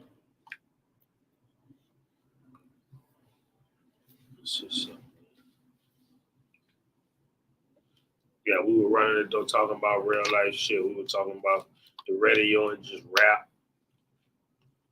We were talking about Griselda. We were talking about Griselda and how they how New York pushing them out. Yeah, we were talking about Griselda and how New York was pushing them out. And how they on the ropes now.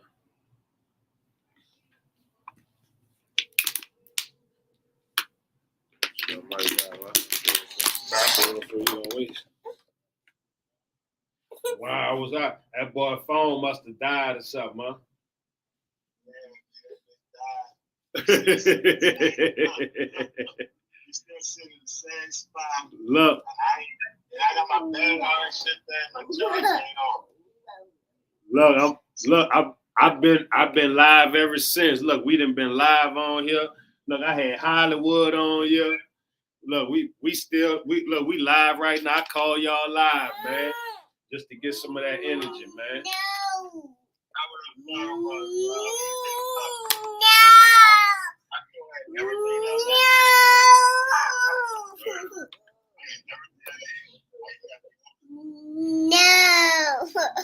Yeah, man. I was tapping back. I was hollering about the car. Look, y'all went live. I saw y'all. Then y'all died, and I ain't seen y'all. So I said, yeah, it died.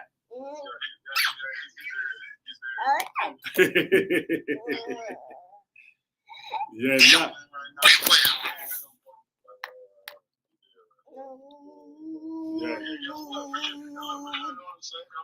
Yeah.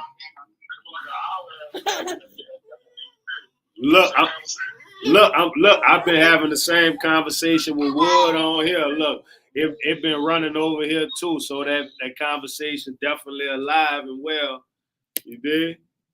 So, what I was saying was, as the radio stations, this is what they start changing on us. Before, like, the channel said, iHeart radios happened. What I was saying was, at the time Gerard Stevens was general manager, he had felt like he had got paid, obviously leadership, these drug dealers. The general managers, the general managers, this is this new thing. So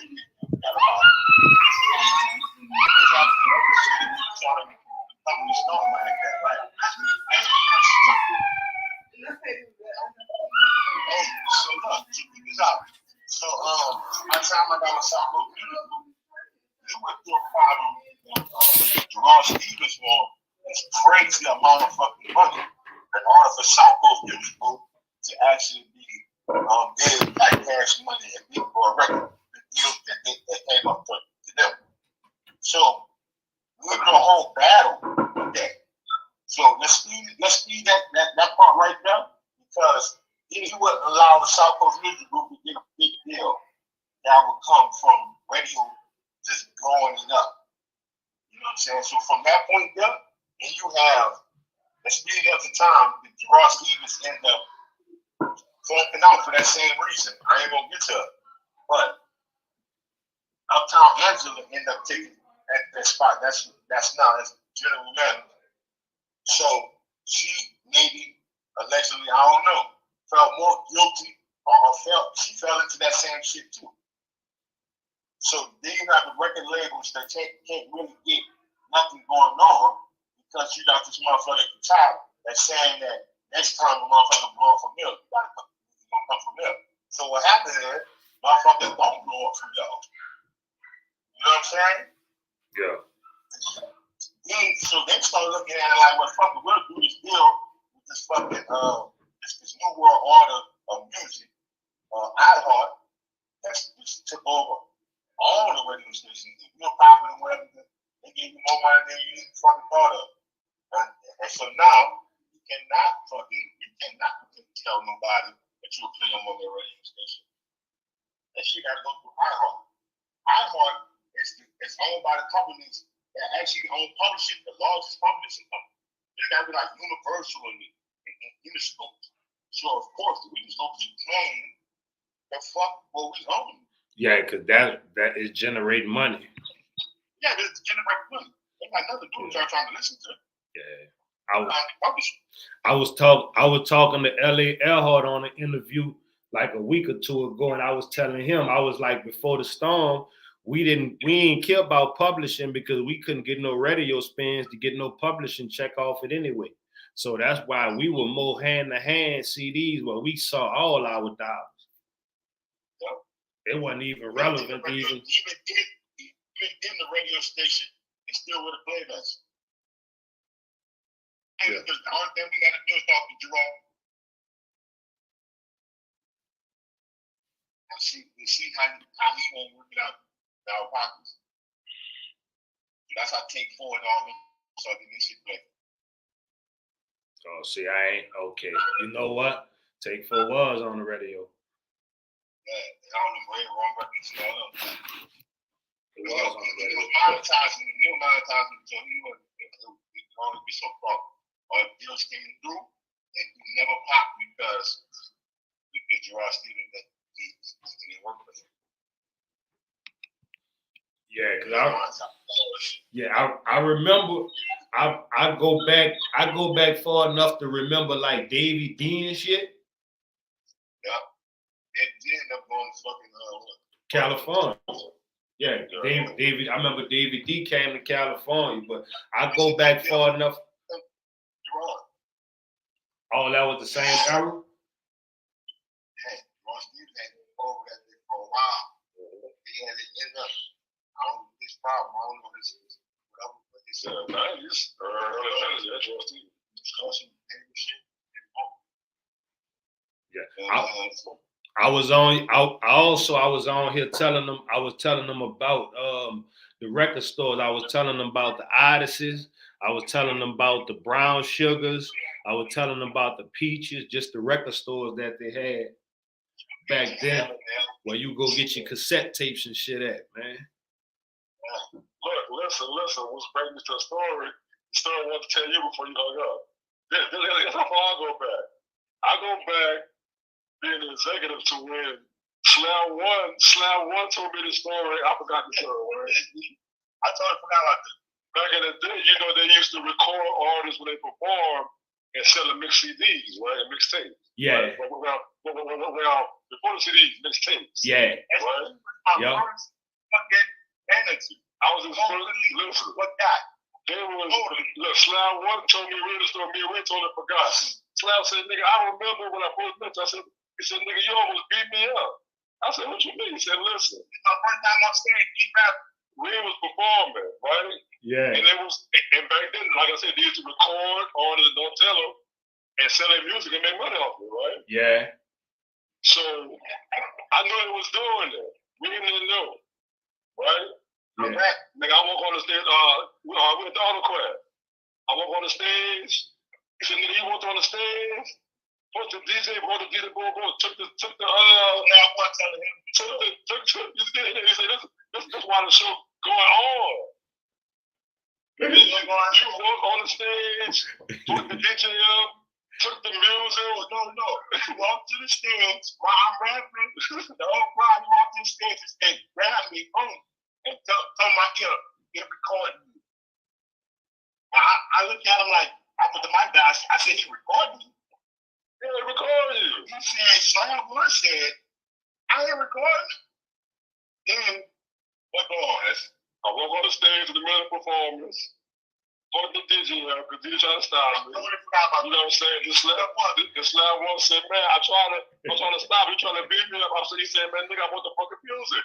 Give me all my fucking music right now. Yeah. And I mean, look, that's how far I go back. I don't remember the show. So, no further than that. I mean, it's a long story. No. He takes the fucking, the tapes, all the tapes out the fucking whatever the 72 of them. He take them bitches out and rip all the tapes out the shit. It's the show. So the whole show is going on. But you ain't record nobody, bitch. It's over. Nobody. And shit ready to go. That's what Slam said, but I always knew you was a bit executive, bitch. And I was ripping that bitch. And I remember that bitch. But he was I mean, that was you, I was doing it for you too. Yeah. But you better been the money. Because look, they were getting paid back then. Mixtapes? Yeah. They didn't have money. That's another tape. No, nigga, I had the Soulja Slim and the DJ at the DJ and the Know Your tape. I had that bitch. So I know. No. Right. Don't play no games. Don't play no fucking games. Don't play no games. Yeah, that was that AK-223, Tech 9s and 45. That's the type of guns keep a nigga alive. Check it. It ain't about all that scrapping, cause when they know your nigga bound to start capping. That was that Soulja Slim, nigga. For real, man. Way back. Tapes was a motherfucker back then. Them tapes meant a lot back then. Look, easy. Big Kenny, bro. Yeah. His mama was Judy in them on Faith Street. Yeah. They had the house in Curve on the east side. They used to always go for me and Big Tip. So they always had. It's my first party ever. My Sweet 16 or some shit.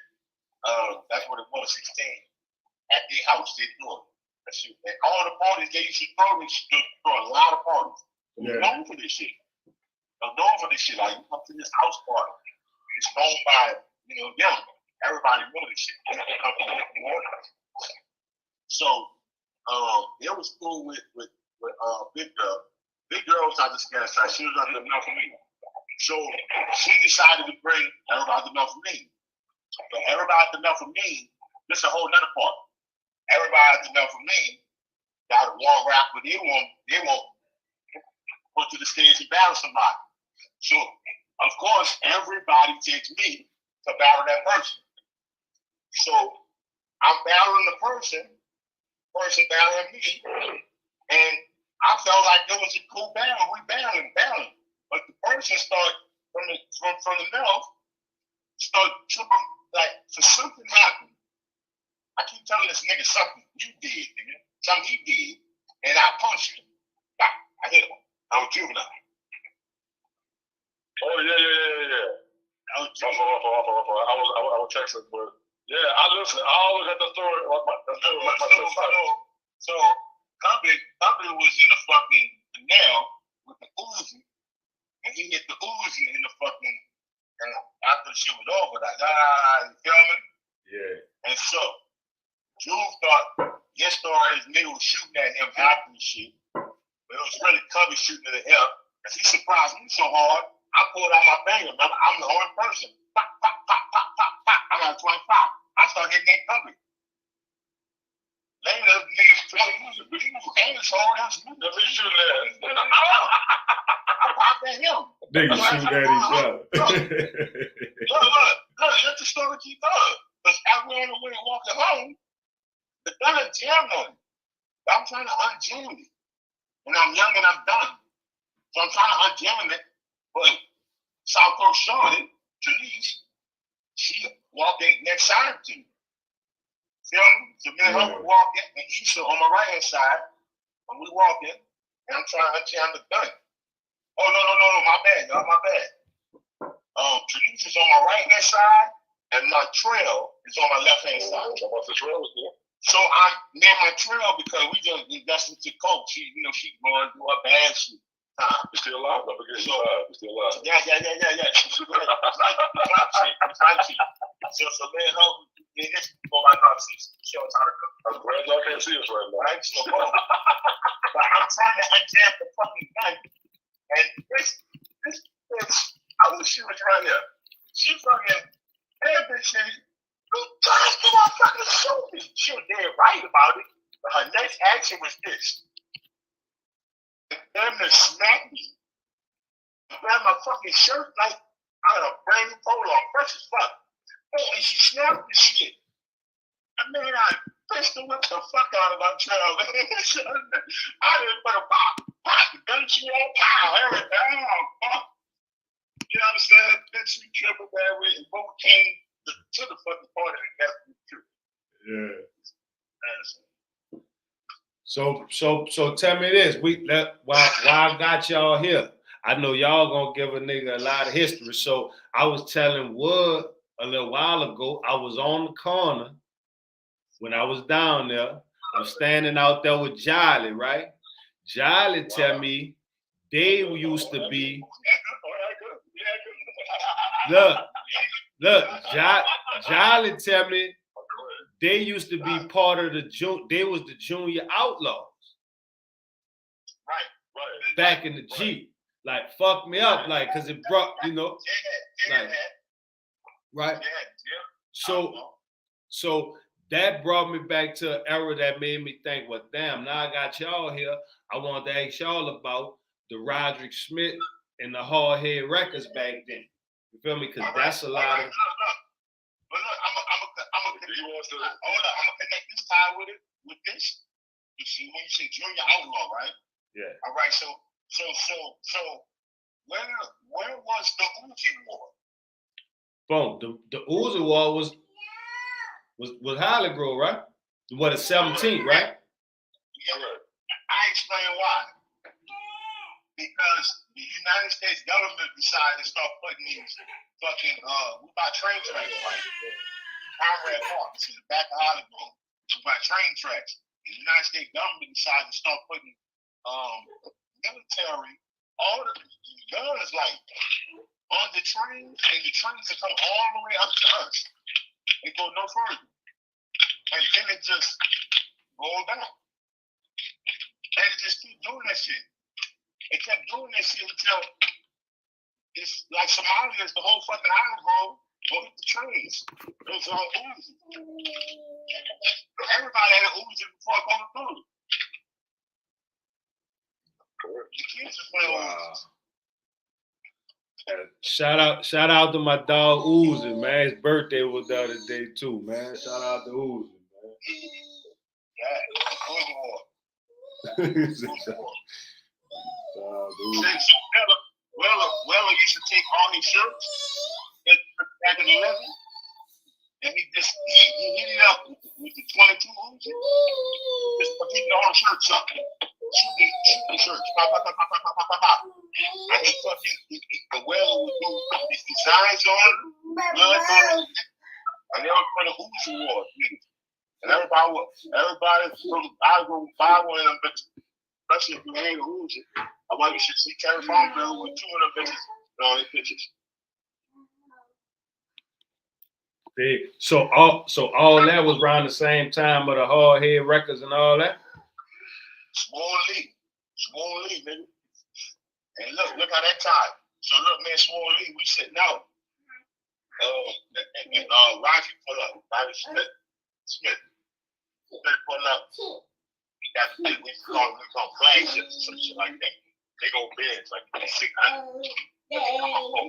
Get on and pull up a bunch with Willie Gear, somebody. So Roger pull up he said like over 100-something bricks and shit like that. And it was going to, put it to his thing. And he created what happened. Record label was Hollywood.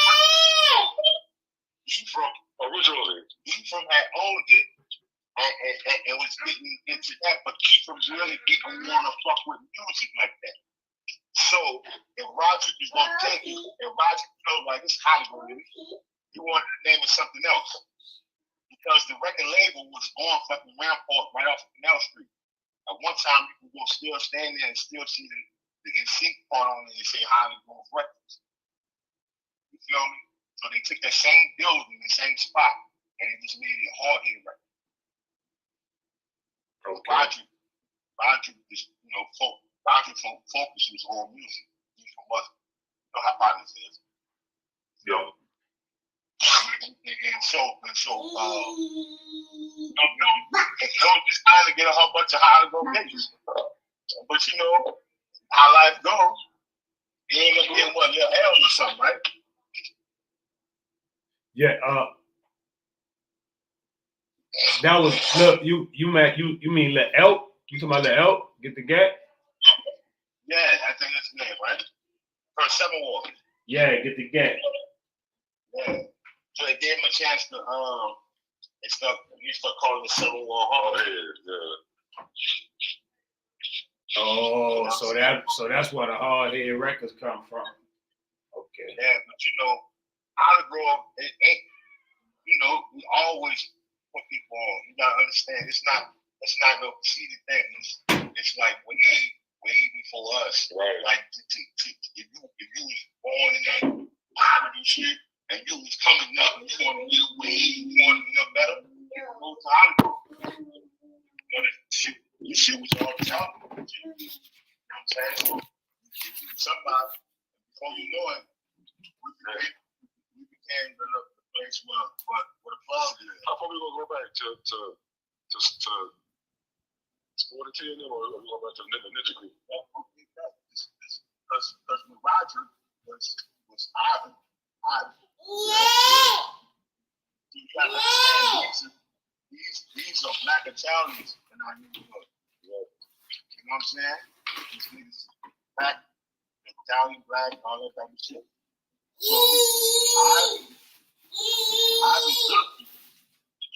Ivan's sister named Richard Payne. Richard Payne was just like one of the foreigners. He was one of the biggest. Pick this out. He just one of the daddies that worked at people's store. Well, at the time, right. So, but being around young niggas that you dating her,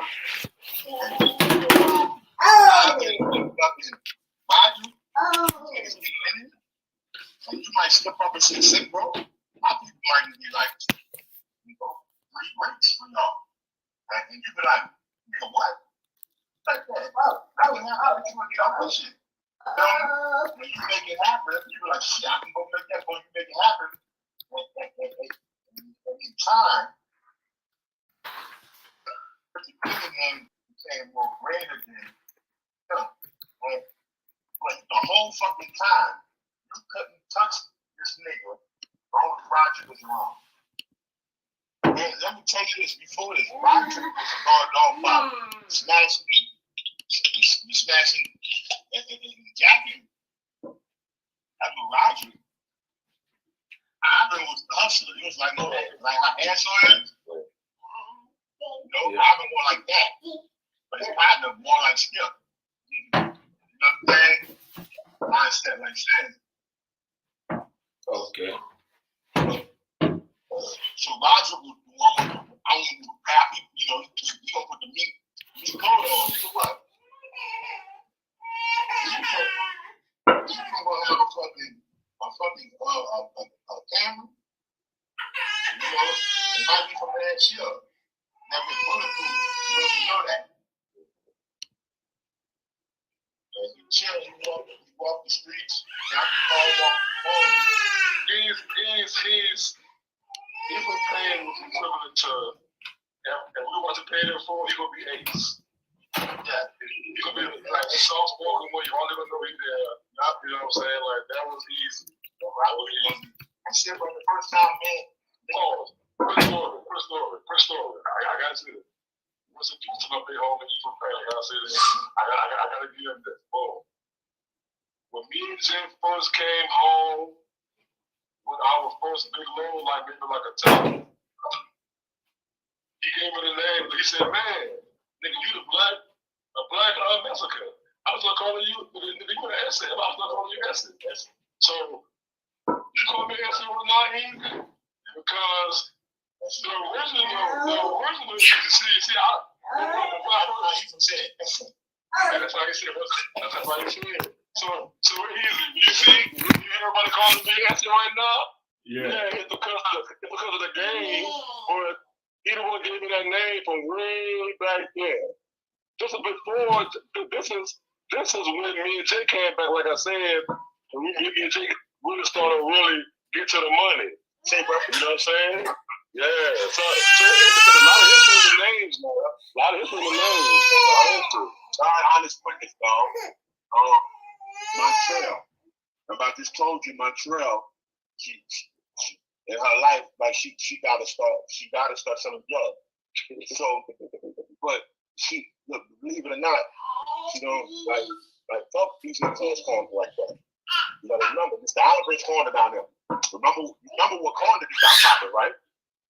So imagine I'm on the Island Bridge. She really want to get there. Y'all understand? While me and her, we putting our few little dollars together to get something. I don't think people really got work like that. I just know that he got, and I can, boom.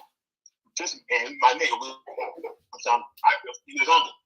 So I say, he, my nigga, boom. It was like, so he had some more jobs trying to do. Like, you know, I said, yeah, boom. He was like, boom, come on. So we went to the house that's across the street from the store that's on Edinburgh. I mean, on General Ogden and Olive. On General Ogden and Olive. We went to that house right there. Said, bro, nigga shit, bro. We walked up in the fucking house and said, step up. You know? Boom. We walked to the kitchen. It had three refrigerators. I wish my trailer was here. But she's here. I mean, she was just sitting in this car right now. Say, because I remind her, she don't remember. Boy, that boy Ephraim had 3 refrigerators. He opened up one. And he opened up that bitch. That bitch was filled with ounces. But ounces of coke, huh? I'm talking about like to its capacity. Say, bro, the other 2 was the same fucking thing. That boy told me, man, all this shit gonna be gone by the night. These 3 refrigerators. But tonight. Not tonight. That nigga just gave me one of the ounces and like the money, whatever. We had enough to get like fucking $50 together. Yeah, so I was small. Feel me? That's what me and my chum go cook up. And I fuck our head up because when the nigga was cooking the coke on us, the nigga had them fucking unscrewed the drain under the fucking under the sheet on us. And I'm pouring oil on us. He dropping oil in the thing on us. We don't even know the game yet. Yeah. I had to learn all that shit. Look, I'm gonna go back even further. When me and Jay got ready to go to college, me and Jay was already in the street. Look, he was my big homie that sponsored me. He the one bought all my cleats, bought all my gloves, bought all my. But look, listen, man, we got stories for days, bro. I'm talking about real big homie. Yeah, my girl, they can take like she came to support my husband. Right. Because I remember telling her, I'm not going to go to Jack and shit with Jay. That's so I ain't gonna be doing this corner shit. But we need money, we ain't gonna fancy this shit. And that, my friend, and that shit is where another legend was born. That's a whole nother line right there. That's a whole because now when you parted away from her, now we're going into a whole nother era of lifestyle. Now we're going into the 90s. See, now we're into the late 90s. And I'm glad I ain't gonna come with you. Right. So what? What? I always hear the stories of Ghost Town and how Ghost Town was and how the TT Tuckers. Our whole existence in hip hop. Our whole existence. I remember I told you about Hollywood, right? Because people moved here because they had better. They knew the plug. They make money. They damn near serve everybody in New Orleans. You know, maybe didn't tell anybody do the same thing. You know what I'm saying? Then you become great, but you don't want to be a drug dealer scene when you came out to the East. This was all black people with money. So when you talk about New Orleans, all that one time, bro, it was Mr. Eli. It was Mr. Eli. Mr. Eli. Yeah, I'm trying. I'm everything for everybody. I need y'all to paint the picture of if you wasn't there, how it was coming to a night at Ghost Town. Oh my God! Like what it was like. Okay, look. I'm about to paint a picture for you. Yeah. I'm gonna compare it to something that you could, because it's something that is recent enough for you to have seen. So I'm gonna compare it to that, right? All right. Picture that scene in Paid in Full, where everybody outside on the boulevard. Yeah. When the boy, when the boy motorbikes and everybody standing around stuff, that would be the outside of Ghost Town. That would be the outside of Ghost Town. All right. Right? Yeah. Now the inside of Ghost Town would be, man, it's legendary. Like every rapper that made it. I thought people were standing on the wall. I didn't go. Bruh, it was legendary. It was Yeah. Think about it. Listen. Me and Jay and Reed walking through the doors as young gangsters. Before then? Oh, so you go back further. Okay, so listen. Why I tell y'all I got it. Oh man, me and Jay in high school, right? Just listen. They're like, y'all from Hollywood, where Ghost Town, man. Like it was such a one of the, I can't even explain it, bro. It was a rite of passage. It was a rite of passage. If you've never been to Ghost Town, I talk about when it was called Tips. Now it was called Tips. Because it was gangster then too. Tips was just it becoming modern. Ghost Town was when it came after Margin. After Margin. Listen, my grandmother used to send me to Margins when I was 11, 12 years old to get out a 6-pack of Miller Lite ponies. You hear me? Yeah, you know what I'm saying? Like we go back, bro. Same bar, Different name. So the feeling that you get is from a person too, from a man. I think down in the ball, right? Man. So let me tell you how I got in. Big on hip hop. Huge on hip hop. Let me tell you how I got in Ghost Town. Huge on hip hop. Look how I got inside of Ghost Town. Wow. Look how I got into Ghost Town Lounge. Me and my partner, Sugar, as children, we fucking with the turntable. Boom, we built up a thing, jumping on ST sitting right next to me. I told the nigga, be my manager. He said, man, y'all need to get me shit like that. So now we got the cross name. So Mr. Gary, Odyssey, their own Odyssey, you know, started helping me and Sugar out on our mission to be DJ. I forgot about this. Right. So damn, you going back, bro. Right. I'm gonna tell you how I got in Ghost Town. Look at Hanson, look at I'm gonna tell you how I got in Ghost Town. So now we're gonna give it. But now me and him, we got to the point where now we sound system. And we need to like boom, boom, boom, boom. So I wait because I'm too young. I can't go in the fucking Ghost Town. They damn near running me because I'm hanging around. And I'm only hanging around because I'm trying to time this fucking DJ named DJ Herb. Oh my God. That's the master of this fucking Transformer shit that I just imagined it as a kid, like looking at some baseball cards type of shit. You know what I'm saying? So I'm trying to give it DJ Herb so he can fucking show me this shit. So much history. So now DJ Herb said, boom, you can do this to the outside, right? So coolest nigga ever. So Mr. Eli, because he the fucking godfather in the club, says, well, if you can show him that, you can show him that during the day.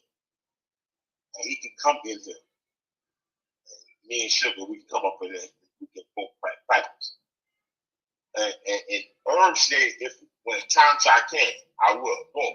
So now, we see Eli's and me and Sugar coming up during the day, early, 10 o'clock in the morning, and letting us get out with the sounds. We're cutting this shit. Boom, you feel me?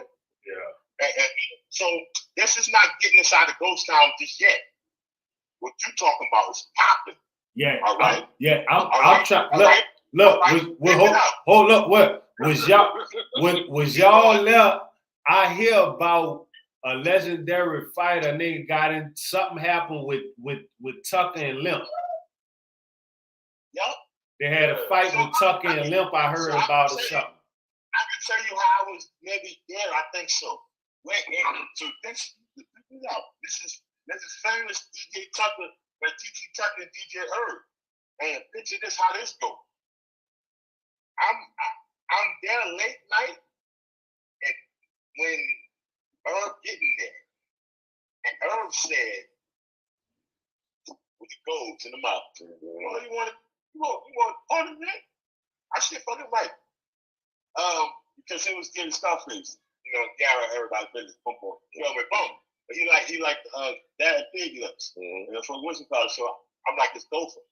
So this is how you're gonna help me move all my equipment in the fucking club. I ain't gonna sit behind me. So I just sit with Herb behind him. And I go with like Big Lips and shit like that. And boom. That's where I got a chance to see wildest fucking club.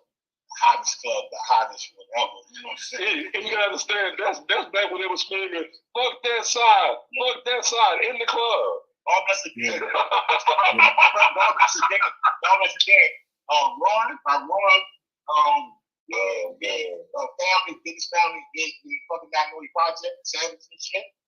But his mom out in Alabama, you know what I'm saying? Because that's where the clubs normally put their wives and shit. So Roy stayed more.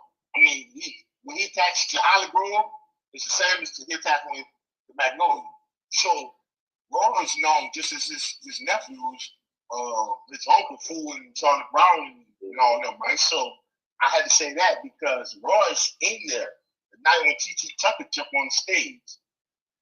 And Tucker started doing the nigga. Huh? That's when he started doing the nigga, all that stuff. He's doing it, but niggas feel like he's doing it too much. So now niggas from College Grove are about to go, because that's who predict whatever gonna be up there to anything. He brought down a nigga so hard that Ron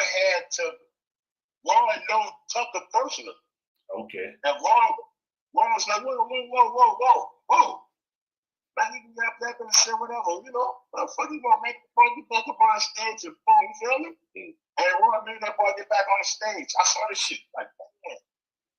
And I'm tripping because Ron, we look at Holly Grove, big Ron back in Holly Grove, but I forgot this McLaurin Uptown shit, McLaurin Poppy shit, we even Tucker from Uptown St. Thomas, they all got a, you feel me?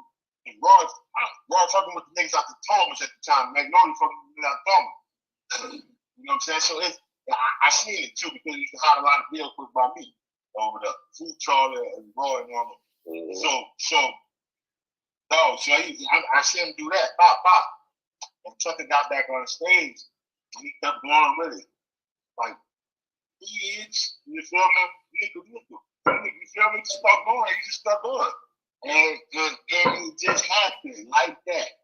And nigga just start recording that shit. So you hear the real crowd in the background and shit. You know what I'm saying? Look, trip this shit out one time. So this recording never went out. That nigga,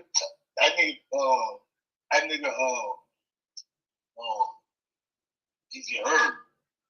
Herb like, boy, I gotta run to the bathroom, boom. You know, he trying to do his shit and everything.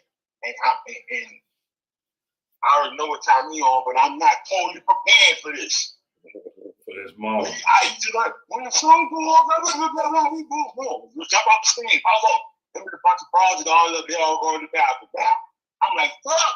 You feel me? Yeah. The music with the changing going off, and I don't know. I thought it faded to the other side, to the other side. That shit just go right. It was like TV, like, everybody looked up like, this little 12-year-old up this bitch tripping. Like, lynched this out there.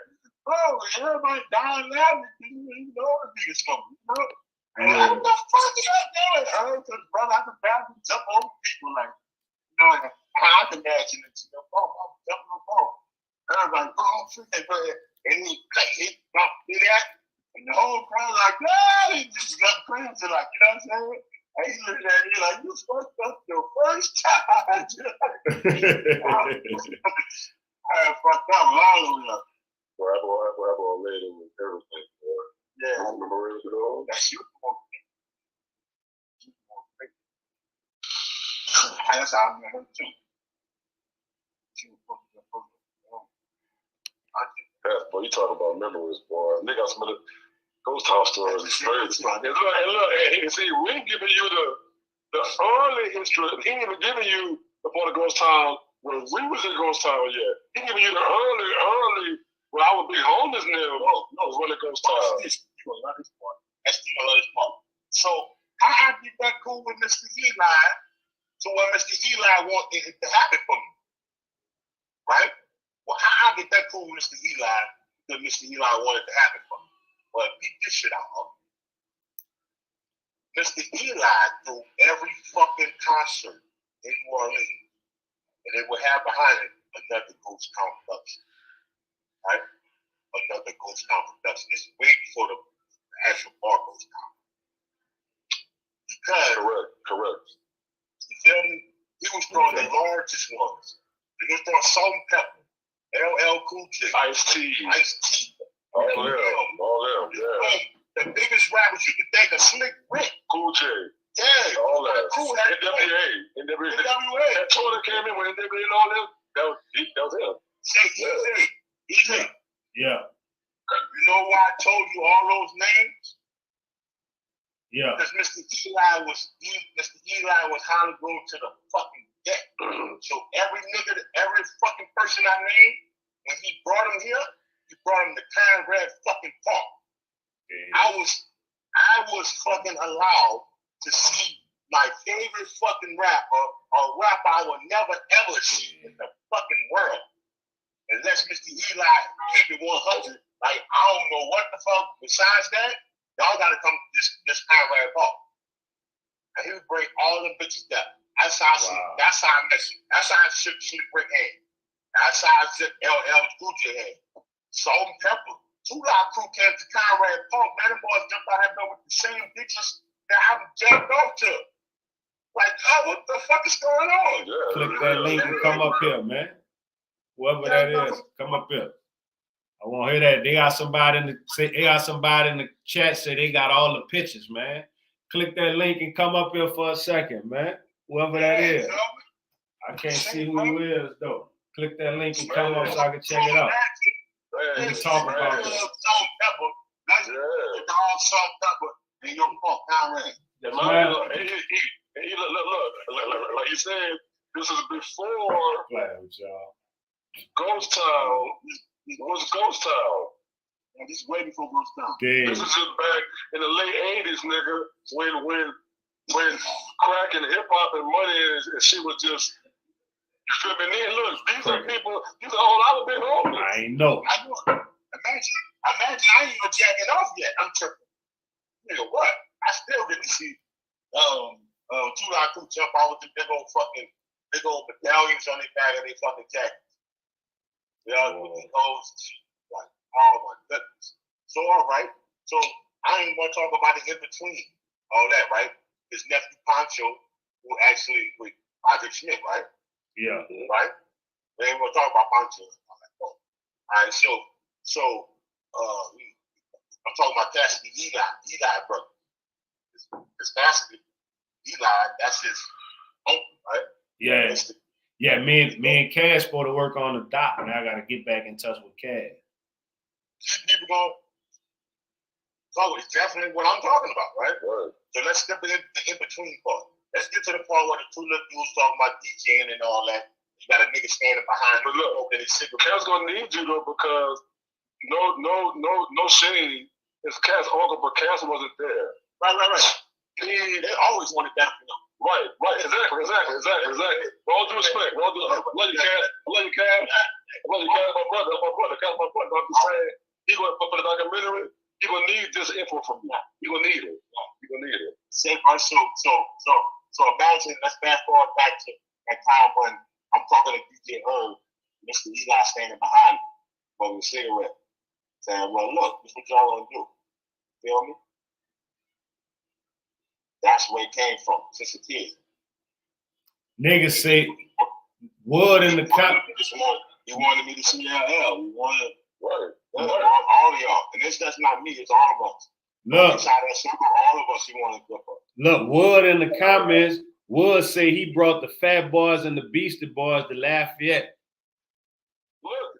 Facts. Guess what? The Fat Boys tape, when they had the pink and yellow satin jackets, was my first hip hop music tape. My first tape, and it was a cream color. Yeah. Got it from the Fat Boys. And they were handing the pictures out. Real talk. Famous fucking people. Real talk. Famous people have Marcus Beck. Famous people. Like, famous people. But what we knew was Hollywood. And not having 200 bricks. We didn't know all that. You know, only chosen ones might have knew that. Right. You know what I'm saying? Yeah. But when he died, he owned damn near all the Bell Bonds companies. What the fuck, nigga? Yeah, I heard about that. He put Rufus Bell Bond. Remember that Rufus working? It's Eli. So he in his own Bell Bonds and all that shit. So he was That's why Rufus was throwing all the concerts. So basically, he was one of the first people who was successful in the hood, but he was still reachable and touchable in the hood. Correct. Ever. Correct. To us. Correct. Ever. Correct. Yeah. Ever. Correct. That's correct. That's correct. That is correct. That's correct. I be hearing about how he pulled up with the limos and shit, and he'll have NOPD behind him and shit. You know, like, yeah, I heard he was like, yeah. Say, look, remember all police officers with the jail, all that type of shit, all this shit was still around the all this shit. Still around the all that shit, all that cocaine and police had, all that shit there. And shit, you can imagine Godfather had to have something to do with that. And see what we're doing right now, we giving you the epilogue. So we giving you pre-Ghost Town, like we telling you about the man. We're telling you about the club yet. We're telling you about the man, the individual person, so that when he blended to the club, then you can say, okay, that's how he got all these people on the concerts and these things. I was one of them kids that he wanted. Absolutely. It's like everybody had to do it. You know what I'm saying? And I just don't have to be one of the fucking two. Because it's crazy. It's crazy because it sound like even though he was connected with the bigger acts in the industry, he still focused on the local New Orleans acts and made sure they had a platform to be big. Like, you feel me? That's how they get platform. Correct. And Chuck was around. Chuck would tell you, listen, that's the reason why we got there. If you was from New Orleans, correct. If it got to a point if you were from New Orleans, and if you didn't go through Ghost Town to get your stamp, you wasn't an artist. Come on, New Orleans. So if you have name an artist, they came through Ghost Town. Guess what? So that's where the J-Dog come from. I mean, everybody. J-Dog destroyed everybody except one person. One person, J-Dog, and that's how he got his name. J-Dog actually, I was going to call that motherfucker right there, too. He was in the world. But J-Dog, not J-Dog, J-Dog destroyed everybody. His lyrics is impeccable.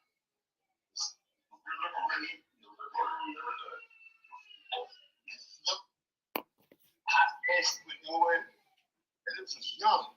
This was way young. It was called Doobie. You want J-Dog? Doobie.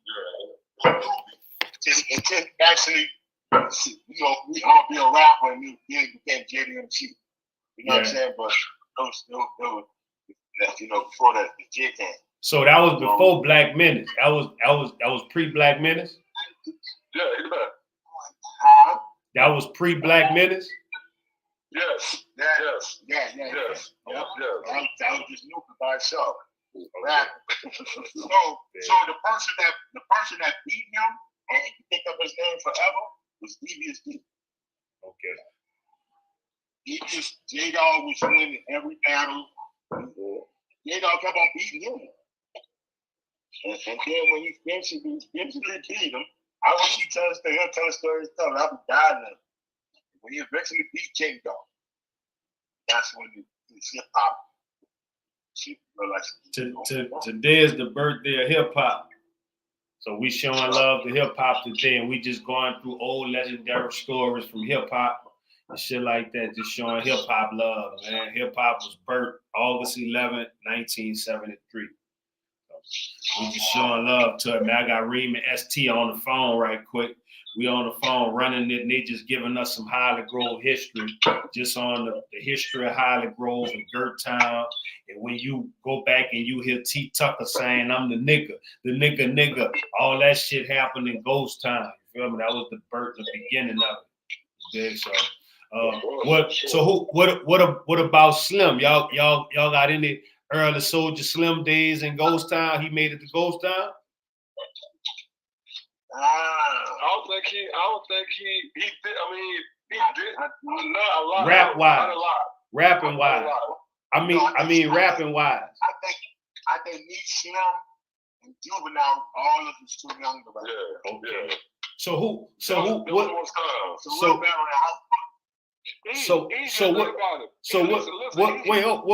What rappers actually came through Ghost Town from that era? Like who? We had Sporty T and we had Ninja Crew. No, before Ghost Town. Ninja Crew had I think Gino might whatever, because see, look, you gotta think about this. Ghost Town was East Coast time was the 80s. Okay. And the 90s. All right. So if you want, I mean, really, go by the era. Like if you're talking about late, because see what we give you late 80s right now. But right now we're in the late 80s. All right. Like we didn't even get to the 90s yet. Okay. Right. Like you can see how much you gotta understand. The era is the late 80s. Like we didn't even in the 90s yet. Yeah.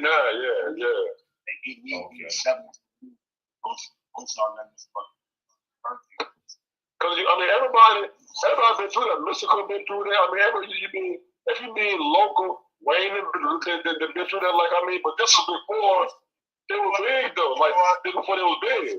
Most might have got started. When he started rapping. UNLV, fucking. When he did, I just started. Everybody been through that. Started the whole. Said, bro. Oh, if you was any we had no rappers in New Orleans in the early 80s, right? And if you did anything rapping and you did anything big performance, I mean, you did it for Ghost. It's Eli. Okay. So when you say that, not just the lounge, you know, when the lounge was you know, that's damn near just his chill spot. You feel me? Okay. That church where everybody will, you know, gonna come anyway because what you know what he's doing, right? So answer me, was that Ghost or was that Pena who brought Pac through here when Pac came here? Then you had this time when he started putting money into the shit, but he was just, you know, he just doing only thing for Ghost talking. Yeah, because I remember Pac came through here, and I thought they said maybe Ghost or Pena, one of them was the one who brought Pac through here. He was at the Superdome or something. If you want to do that, and Roger's been right there, you know. Okay. I think it was kind of scary, you know? And so, you know, a lot of people used to try to jack money, you know, all that type of shit. Roger, you know, Roger being real hood like he is. This is Rich Porter, remember? They don't show it in the movie, but this nigga was a killer jacker, you feel me? You feel me? He was homie, all of them. What do you call it? The Smith nigga, all of them. Elbow, you know, one nigga kept it real cool. Even if they ain't showing the what's it called that he was killing, he kept it cool, right? Boom. Well, he had to turn to the thing and said, boy, if you want to do that, nigga, you got to talk to him. But I thought it was Eli. I jump out, no. You know? So he got into it. He comes from him. And the biggest person after that started throwing concerts besides Rufus. See Rufus was throwing Eli.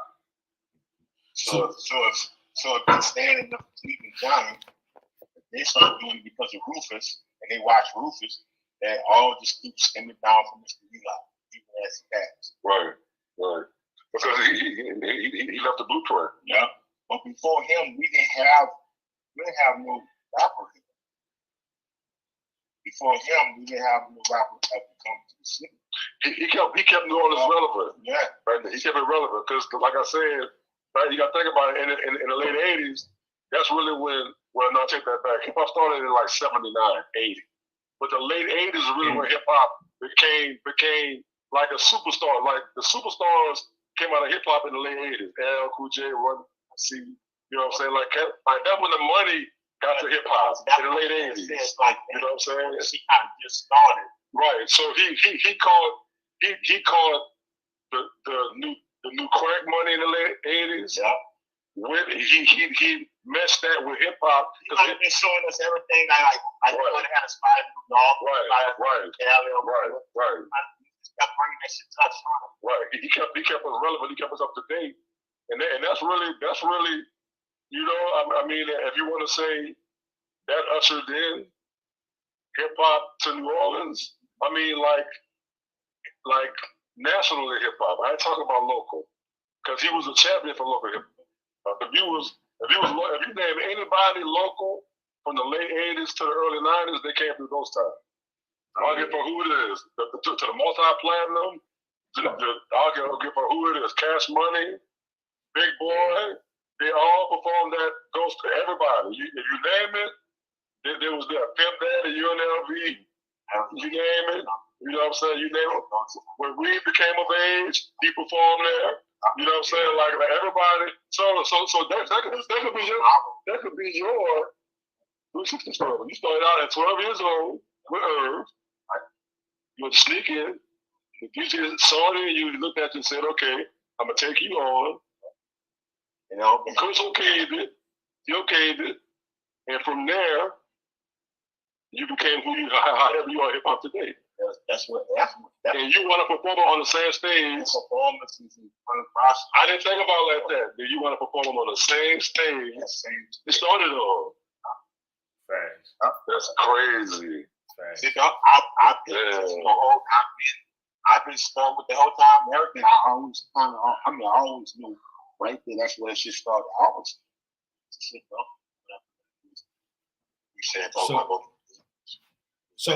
So who found out that they do have better fucking music. Yeah. So who's the earliest local rappers y'all remember? Like having the buzz, like rap. Sporty T,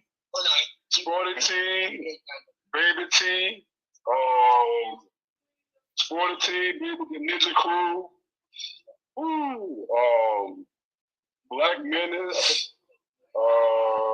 What about was the Ninja Crew that wasn't Gregory D and them, right? No, that was Baby T, Sporty T. I know Gregory D was he originally in the Ninja Crew? I think he originally was, but he left to go solo. Gregory D. Okay. Originally he was, and the Ninja Crew was off the east side. No, south side. Okay. The Ninja Crew off the south side. Black Menace was, the west side. And off the east side, I'm not sure who was. I don't think they had anybody like that early on back then. I don't think they had. Because even Slim came after like Ninja Crew and all that and Black Menace. Like Slim was our era, like that's the our era. Yeah, Slim was. I think Slim came up around 3-9 Posse and all in that. He was young though. Yeah. You got to think that's like we coming up around Big Boy. Yeah. They were the next up, like they were the chosen ones. But what you have to know right now, there's not nobody that came from 3-9 Posse yet. It's 3-9 Posse at the time. So it's kind of like, I understand, it was like 39 DJs and shit like that. Right? So he used to DJ battle against 4-Pack. The 4-Pack, so these side of these motherfuckers would do battle. Like Ghost Town, they would have those. I never did it. But they were dope. They had the they would have 3-9 Posse DJs versus 4-Pack DJs. You know what I'm saying? So 3-9 Posse, now that we know it's like KLC, and all the new stuff they did, all what's it called, trap, Daniel, like that's what Daniel's my country. Then on the other side, on 4-Pack side, you got Fest, you got Don Juan, and you got Precise. You know what I'm saying? So, this is what these niggas build up their names. So they haven't became the Dr. Dre's yet to start actually putting rappers on. Because we ain't find the great drug dealer that helped do this whole process. You know what I'm saying? So when you find the full process happen, great drug dealer, with the fucking best DJ producer, and with the best rapper, it's crazy just to be hit for the whole fucking city. I just thought what you just said. So some of our greater producers thought that's real DJs. Yep. Think about that. DJs. So Man and Fresh, DJ Herb, like all that was real DJs back then. They weren't the producers yet, E. Like I told you, they come into their own now. Music is new. They DJ, and this is This is how they got into the game. So back then, 3-9 Posse was like DJs or something. Yes. From our understanding, like we basically full pack. Yeah.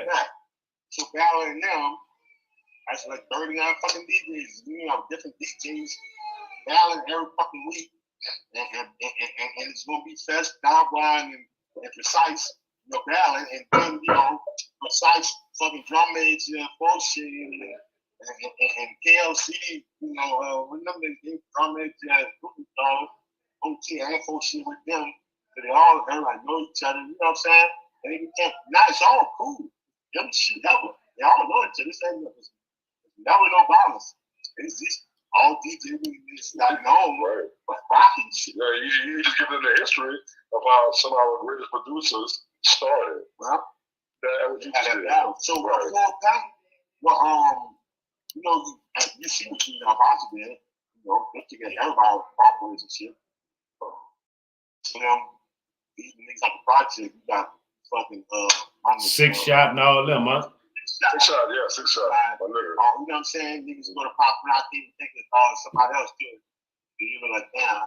But it was just like they start understanding how to produce and shit. And get full pack, that's big boy record. Right. You know what I'm saying? Real shit. Yeah, I met him with South Coast. Yeah, I met him with South Coast. So like I said, on they went for no limit. You know what I'm saying? Like it didn't stop. That's the real part of the music too. And we're supposed to keep on taking. They don't know next step too. Even if you start with a new producer, them niggas gonna show you the best engineering. Exactly. You know what I'm saying? You know what I'm saying? That's what we was there around. Actually, to see if the niggas run. I just got the opportunity to just down to Houston and do want to come link up with somebody and they over and blowing the stuff in KLC. I haven't worked with it. And I'm just running some shit to you. I'm recording with and so you brought up, I heard you bring up Sice. A lot of people Sice don't really get a lot of his flowers. You know what I'm saying? For what he brought to the game and his impact on the game. You know what I'm saying? But I be liking when I've been seeing the Ghetto Twins getting posted a lot lately too. You know why? Because it's a gift and a curse, right? His gift was everything he did, right? But the curse was, and a lot of people don't want to say this, but I'm gonna say it. He was competing against Mandy. That was his. You know what I'm saying? That was his. That was the level of he was at. Yeah, he was. He was at that. Yeah, he is. You know, that was a cool rivalry. No, it was cool. I'm telling y'all right now. I'm telling you for real. That fucking shit, Gerard Stevens. Yeah. See, man, slipped through with Holman. Right. See, right. The Sice was about to slip through too with Holman. Right. But niggas shut Holman out. Right. So what it looked like, and it really wasn't like that. So because Holman still was doing shit for Tupac. Right. He was doing shit for everybody in Houston. You know what I'm saying? Scarface, Ghetto Boys, all that. And look, now I'm standing right here by the way. And picture this. Y'all know I'm already. I was student of the game so much that I just moved where Sice moved. Sice said, I'm moving this place. I moved upstairs. Moving over. I'm across the street. That part. Nigga, when you wake up, we have our coffee together. Somehow, I'm gonna learn how you sip coffee. I don't know. You feel me? I'm gonna figure it out. So I did was besides everybody, I did that Sice. So I agree with you. Like he don't get the credit deserved because it's so like to pick back what Williams just said. So for him not getting on that way, his body of work hasn't been given flowers. So I agree with you. His body of work, because if you really look at it, his made it first soul because he was able to get through the door. Like Williams said. He was they all was the same level. Him, Manny, they were the same level back then. All was the same level. You feel me? Even moving on from that, like what you said, he still did major shit. And you know the one illest thing that we don't bring forward these things is Kanye married. And they fucking stayed married all the way to forever. And I just finished talking to Nikki on this part the other day. And for real, like, they married. They in love, too. Like, for real, that's ghetto twins. I know. I remember. It's been a long time. Facts. Right. And they like really, you know. Okay. Yeah. This ain't no TV shit. All right, this Jay-Z and Beyonce for right now. And they haven't went this long yet. You know what I'm saying? Jay-Z and Beyonce haven't went this long yet. They look like they're gonna do good. They've been together fast. And guess what? It's possible because Edward and Italian is going awesome. You know what I'm saying? That's gangster. That's hip hop. Yeah, shout out to them, man. Shout out to the Ghetto Twins. Shout out to Precise, man. For real, dog. We watched them be together a long time, bro. Yeah, royalty. That's like, and look, everybody we're talking about right now, that's Louisiana hip hop royalty. Thanks.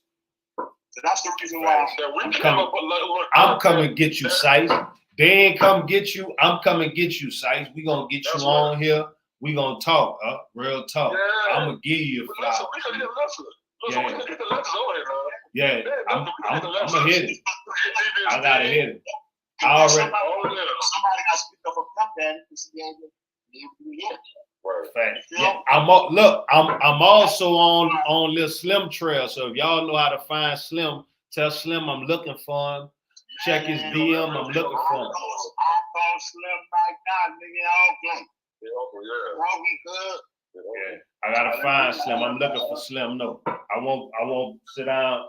I won't jail with Slim. No, I won't hear the early Cash Money stories, man. He don't get his flowers either. I was on Potter Shop back then. Yeah, that was very popular. Man, rest in peace. Listen, rest in peace. Look, the early Cash Money story. Rest in peace, Albert Yellow Boy. That was UNLV, you understand me? And this ST to NO-double-T chiming in. But rest in peace, Albert Yellow Boy. That was my nigga. Nigga, me and him, nigga, that was my nigga. We built a lot together. We went to school together. That was my nigga. We went to the streets. Fuck all the rap shit. You know what I'm saying? Like, that was my nigga. Rest in peace, man. Some funny shit, dog. When we was young, Skip was hustling, so we always had a few different faces of niggas that come around. We was hustling. This is like young, beginning in. Clark, nigga. You know, Campbell Cup. Well, maybe around after that, a little bit after. Since he came home to jail, that's what it was. I went to Texas Southern University. I come back home. I'm on the block with him, kicking and running, and baby, pull up, go vent, boom. Jump off, him still running it. Like, lay it on that way, boom. They on some running the street shit. That was about shit. You feel me? Yeah. It's funny. It's just funny as I got older and Cash Money stuff growing up and all that shit. And then, you know, it was just like, they don't seem like they know each other like. But them niggas been knowing each other for a long time. Street shit. Can I ask, can I act, like, since we live right now, would I be violating if I ask? How do you have to do it? No, guess what? Wow, this is Skip. So I say it louder? So when Ed get to a point of Skip, you know, about music shit, and Skip never even, it's your partner. Y'all never go all every day around, right? And you don't even know that you rap. Man, you rap, what y'all need to do? Skip told that nigga boy that what, 100,000. Man, said, man, you crazy, it's your partner, right? Are you crazy stuff?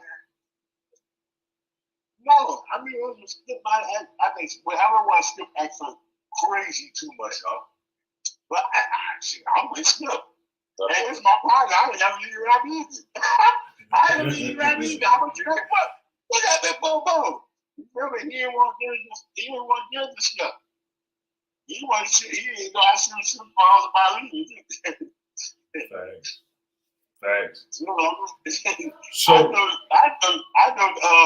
they still got him out of it. For the money he supposed to get when he start popping. So look, I got another question that should bring a little bit in perspective. He don't get his flowers too. Can y'all speak on G Slim? Yeah. I like this nigga. Said, bro, I didn't like that nigga, dog. Said, bro, but he ended up becoming like family. Yeah. You know what I mean? And what I didn't like was the same reason we gotta stick the same too. What I didn't like that Cali shit. The same shit I be tripping with niggas out there, LA about that too. Looking at a nigga crazy up and down, like what shit you claim type of shit. Yeah. You know what I'm saying? And all that shit. That's how he act when he come around in Hollywood at one time. So I felt like, you know, I'm a little young nigga tripping about shit. I'm tripping. Nigga, look, you keep looking like I'm a shooter. You feel me? Yeah. I just have to talk to him or something. And from there, you know, him being more around, I'm trying to get more around them too. They do each other. You know, besides them being in the hood. So I'm doing that. Now he really, you know, but right before we could even get popular, I had checked that shit. You feel me? And, yeah. Since Smooth was another nigga that was like to me, it's like right. It's like right. Drink, you should just take me. Let it take me. Yeah, a lot of people slip on. When I had planned to be, I couldn't even do it back. Yeah, I can't even. Now he don't smoke. He don't smoke an ounce. I can't smoke no more. He don't roll 4 more. When you can't smoke it. Yeah, he talking a lot though. You know what I'm saying? So that would make me go more into the nation. You know what I'm saying? Yes, sir. Just out there, Black Minutes. I always said, T-Merle. It was T-Merle that fought.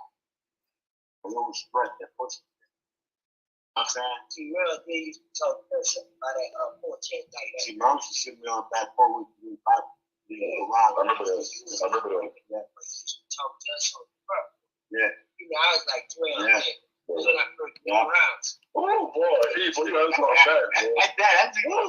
As I'm talking like two footage, we did our studies on the back porch. I wasn't really. I can't read. I'm not a good reader. That's how I'm not allowed to read shit. But it's showing you. It's showing you. Like nigga say, I used to read on the front porch. You see what I'm saying? The school was there going to the back. There's different lessons because front porch, they can perform on the front porch. Yeah, but no, you need Providence. Yeah. Like you look at they just leave you with shit like that. But you explain certain shit. Explain the things you see into. That was crazy, bro, because the reason why I can do this with him because I knew nothing of him. And it was like a fucking stranger to us. Dog, the nigga, all that I knew was this Calio Project shit. Like this nigga here, it's like this nigga like one of the niggas out there in the Calio Project. And I'm like, yeah, the Calio Project, yeah. But he don't really fuck with everybody. He just stay fly and fresh as the fucking death. He used to just start stuff as a kid. And Wayne stayed like he still is. Same way, still is. Yeah, same way. And dog, but only people might know him is fucking Roy. You know? Shit like that. Everybody else is gonna get over that, but we keep it moving. Until I understood that, you know, it's a Dirt Town family and all that shit. This is the whole fucking native. Fucking native family.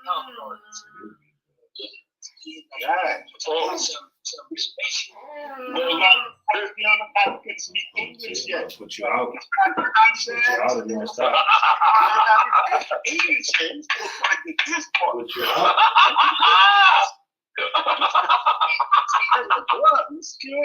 You come out of the school. How much you know about the slavery of it? How much you do?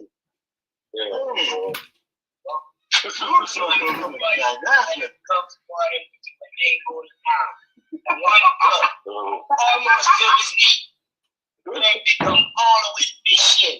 I wish I knew somebody that all the people that can draw. Draw everybody. Draw every pro ball.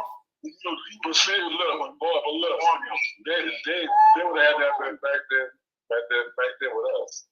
To know all these people. That's hard. That's hard. But and like I said, they would have had that trip back there. Cause I was telling them how they niggas, you can't tell them how they work.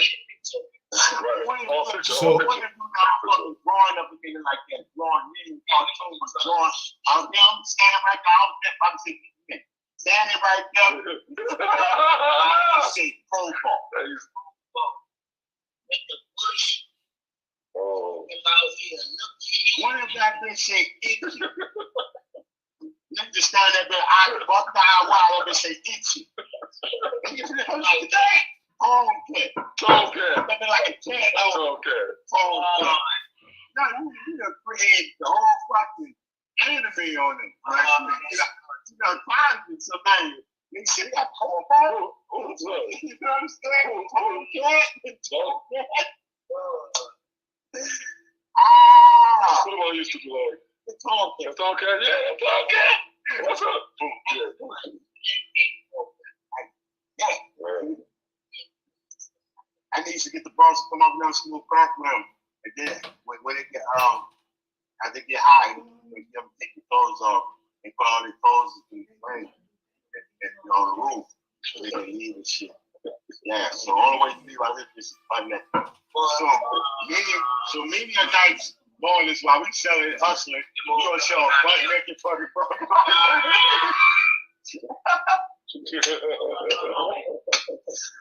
That was a fool. Yeah. I was like, my God, dog, what the fuck you told that? Damn, dog. It was terrible. They would come and talk drunk. I said, bro, because it ain't like, it's coming in the house, too. That nigga was like, everybody. Damn, where you went back. And this is late 80s too. Late 80s too. No, those 90s. The 90s, early 90s. Like I said, I was one of the youth.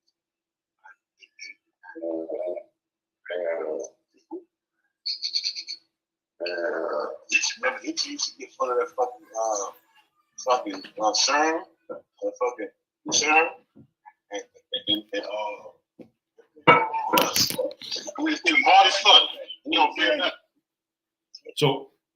So question, y'all. Like Trey. So what? I need to give Trey 8 his flowers because you don't really hear nobody really bring up Trey as much as he should be because he was really influential in New Orleans hip hop. Trey 8. My dog, man. Trey was from. I want to say Trey was from across the river. I met Trey with in my South Coast days. Trey was with South Coast. Trey was actually we recorded Strap Up Volume 1 at.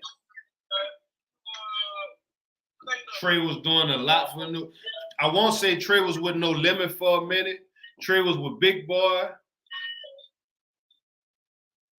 I want to say he was with South Coast for a little while too. Reem probably could speak more on him being South Coast. Yeah, he can. That was my dog though. Real super. No, Trey died, man. Trey died before Katrina. Oh, I'm sorry, man. Yeah, real will know. He's Trey. Real will know. Super influential, man. We touched on a whole lot. We went through a lot of different eras of rap, not just talking. You dig? Like that was we didn't even finish that as far as like, we didn't even finish like we just really got to like the late 80s, maybe 90, maybe 90. You know what I'm saying? We didn't even get into the Black Menace era. You know what I'm saying? That go even facts. That go deeper. That's deeper. So because now we gotta see. That's when, like I said, that's when, you know, Reed started to get on the stage. That's when she started to get on the stage. That's when, you know what I'm saying, like. And when I come into play later, yeah, and see, and it was crazy. It was crazy because for me, I was kind of like a fan of it because I was coming from Uptown. I used to listen to everybody have a little family and, you know, watch me hit them and all them. Like I was a fan of the music. I didn't actually know them personally. You feel me? You gotta think like Big Boy, the roster back then, the original roster. I mean, you had Ghetto Twins, you had William Machine, you had Black Menace, you had Frank. You know what I'm saying? Insane, aka Insane. Shout out Insane. Okay. And you got Slim, you got G Slim, you got I'm using about Devious D. Fiend. And you got Fiend. I mean, you know what I'm saying? You got a young Wayne was around, but they didn't sign him. You know what I'm saying? Yeah. See, I didn't know that. See, I mean, that's a whole nother.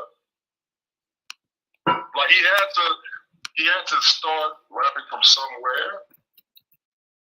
Right. By the time Baby didn't, even Baby got it when he was 13, but he was already rapping. You know what I'm saying? Like he was already doing something.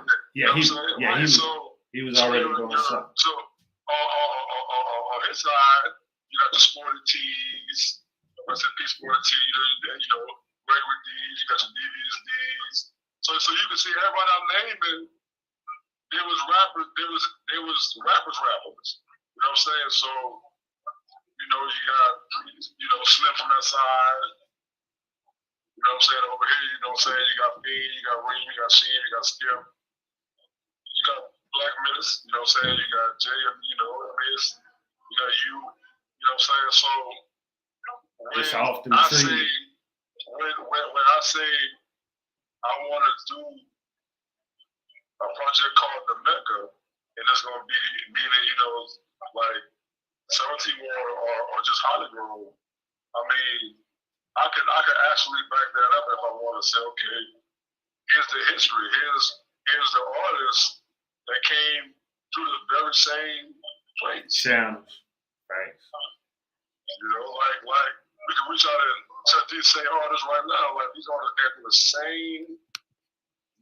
same shoes. Like you're walking in Fiend's shoes. You know what I'm saying? Like, you know, a legendary platinum gold for the artist right here from Hollywood. Like I can go on and on, but that's just, you know, a small snippet.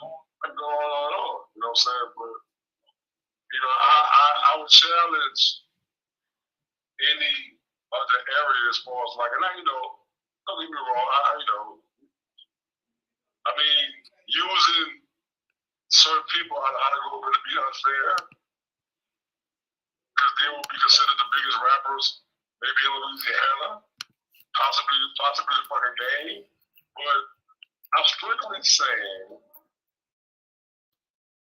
as a whole, Hollywood has produced probably the most MC talent in the you know, Bad Rules got a strong, like Bad Rules coming on now, as far as like their artists now, like, you know, you got your Cavers, you got your NBAs, you know what I'm saying, you got your other cat, you know what I'm saying, Martha that's in Miami right now, so you got Black Balloon Gang, so you got your cats right now that's coming along now, but as far as like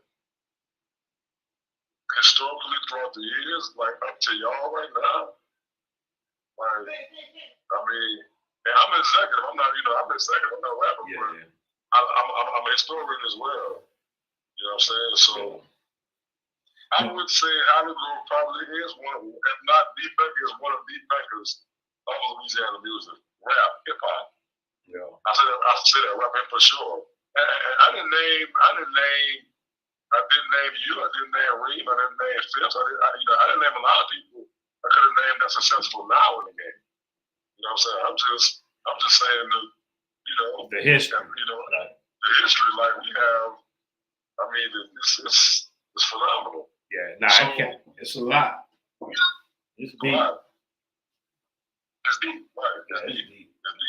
Fucking right. That's deep. I was talking to somebody the other day. I was telling them, I was like, baby, I think I was talking to Wack. I was like, baby fumbled, dog. Picture, baby he had Wayne, right? He had Wayne, he had the squad, he had Drake and Nicki, he had Young Money, he had Currency, he had that whole trio what Wayne had, right? He had Juve. He had Wack and Skip. He had everybody who Wack been dealing with, from the Chaotix to all that. He also had the Skip. He had Skip Tree and everything that evolved from Skip Tree, from us to everybody we didn't put on from the hood and rock with, right? He also had BG. He had Chopper City and everybody he was doing, from Garter Snipe to all. You feel like he had his hands on everything in New Orleans musically that been coming at a high level. You feel me? Yeah, he did. Like he fumbled that, dog. He fumbled that. All you gotta do, if you want to really get into what you're saying right now, like if you really want to back it up, the only thing you gotta do is look around and see which rappers are like he really endorsing right now. None. That nigga got an R&B act. His biggest act right now is R&B music. Yeah. You know what I'm saying? I'm not saying there's anything wrong with that, because don't get me wrong, baby the big homie, and we love, you know what I'm saying? We got love for him, you know that. Definitely. What I'm saying is, to piggyback the point you making, all you gotta do is ask yourself right now, damn, what rappers he signed right now? Like who really fucking with? And they'll tell you everything you need to know. They'll tell you everything you need to know. True. You know? And that ain't, like I said, that ain't no slight. No. That ain't no slight. No, and that ain't no slight. No, what I say for him too, because I gotta give him his flowers though. Like, don't get it twisted. He's still affecting the game right now, right? Because everything he stamped right now is on top right now. Yes, I see it. Like, yeah, for sure. Like going back, like just going back to Baby, like if we talk about what he doing right now, he have he stamped Young Thug, right? That's how Young Thug.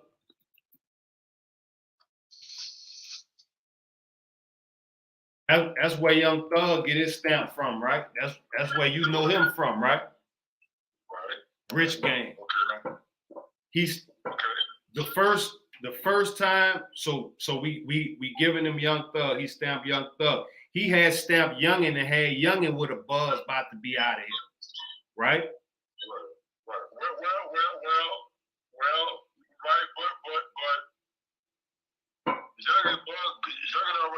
Youngest buzz was already created. Yeah, no, but yeah, it was. But when Baby got on his Instagram, he was out of here.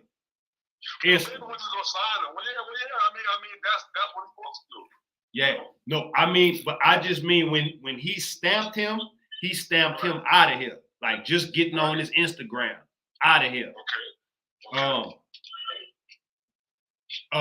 He stamped Homie them, Rich Gang, what his name? Rich Homie Quan them, right? He stamped Drake and Nicki. He stamped Jacquees. Who's still with him? Correct. Yeah, he stamped Currency back then with the What a Cash at.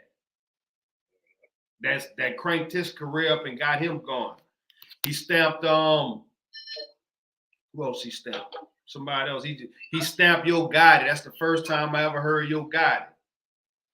Okay. He stamped Ross and Cal and them on their way up with the We the Best shit. Correct. He stamped Fat Joe and them with the Make It Rain shit when they start doing that with Wayne. No, yeah, definitely. I mean, with the whole like that with Wayne with the Rockstar with Dipset when they rebranded and all that. Right. It was a new movement. Oh yeah, all that was Cash Money. Like I gotta give him his flowers. You feel me? Like he been stamping shit, dog.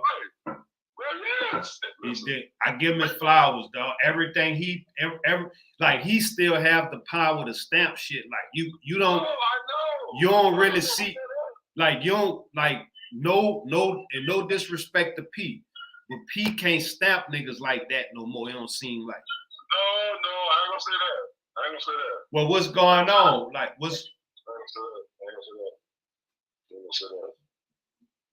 What? He just I'm gonna give P the Michael Jordan disease. Okay. He's great, but he's a bad choose of talent. Okay. That's the problem. Okay. But as far as like respecting the game, he got But way more respect than I don't know. I don't know because I saw. I'm telling you, boy, these listen, because of how shit worked out with Baby and his artists, yeah, he can respect in the game for the shit he's done. But moving forward, he can stamp somebody and he can want somebody in the room, but business wise, he can always get the deal before Baby. Always. And a bigger deal. Always. Why? Because we've seen Baby fuck up. Like you said. You said it. What did you say? He did what? He fumbled it. He fumbled it. He was tapped in with the city. I could call Fiend right now. I could call Skinu, who was a part of Partners in Crime. I could call a few artists that are close to me that I know is on No Limit. You know what I'm saying? I'm gonna lie. Put over there. I'm gonna lie. So I could put them on live with a run now, and then I'm gonna tell you, he took care of us. What, like we didn't have to Soupy, we didn't have to work on no money, or none of that. But Baby, everybody had to sue him to get their money. All of them. Yeah. Every one of them. You know what I'm saying? So we're talking about real shit. Baby gets all the respect in the world. It's not nothing he hasn't done, and there ain't nothing he can't do. Because he's worked himself to that position. Okay? Anybody that's worked himself to that position, they can say that. But, same token, his faults are his problems have been worked out in the public. You know what I'm saying? So people got a chance to see, damn, from Rick Ross making idols to, you know, him exposing how the same people he put on, he fucked on. So we can give him his props for putting people on, because that's what you're supposed to do if you're to be home and you're in that position. You bring people to the door with you or after you. Right? That's what me and you trying to do right now. Well, I was at home, the same thing. But are we gonna, when it's time to sit down and sign a deal, are we gonna what part of Baby we wanna be like? Do you wanna be part of Baby that was the good part that got the deal and made us $1 billion or $500 million? Or do we wanna be like Ross said, the part of Baby that made the $500 million and then give people their money?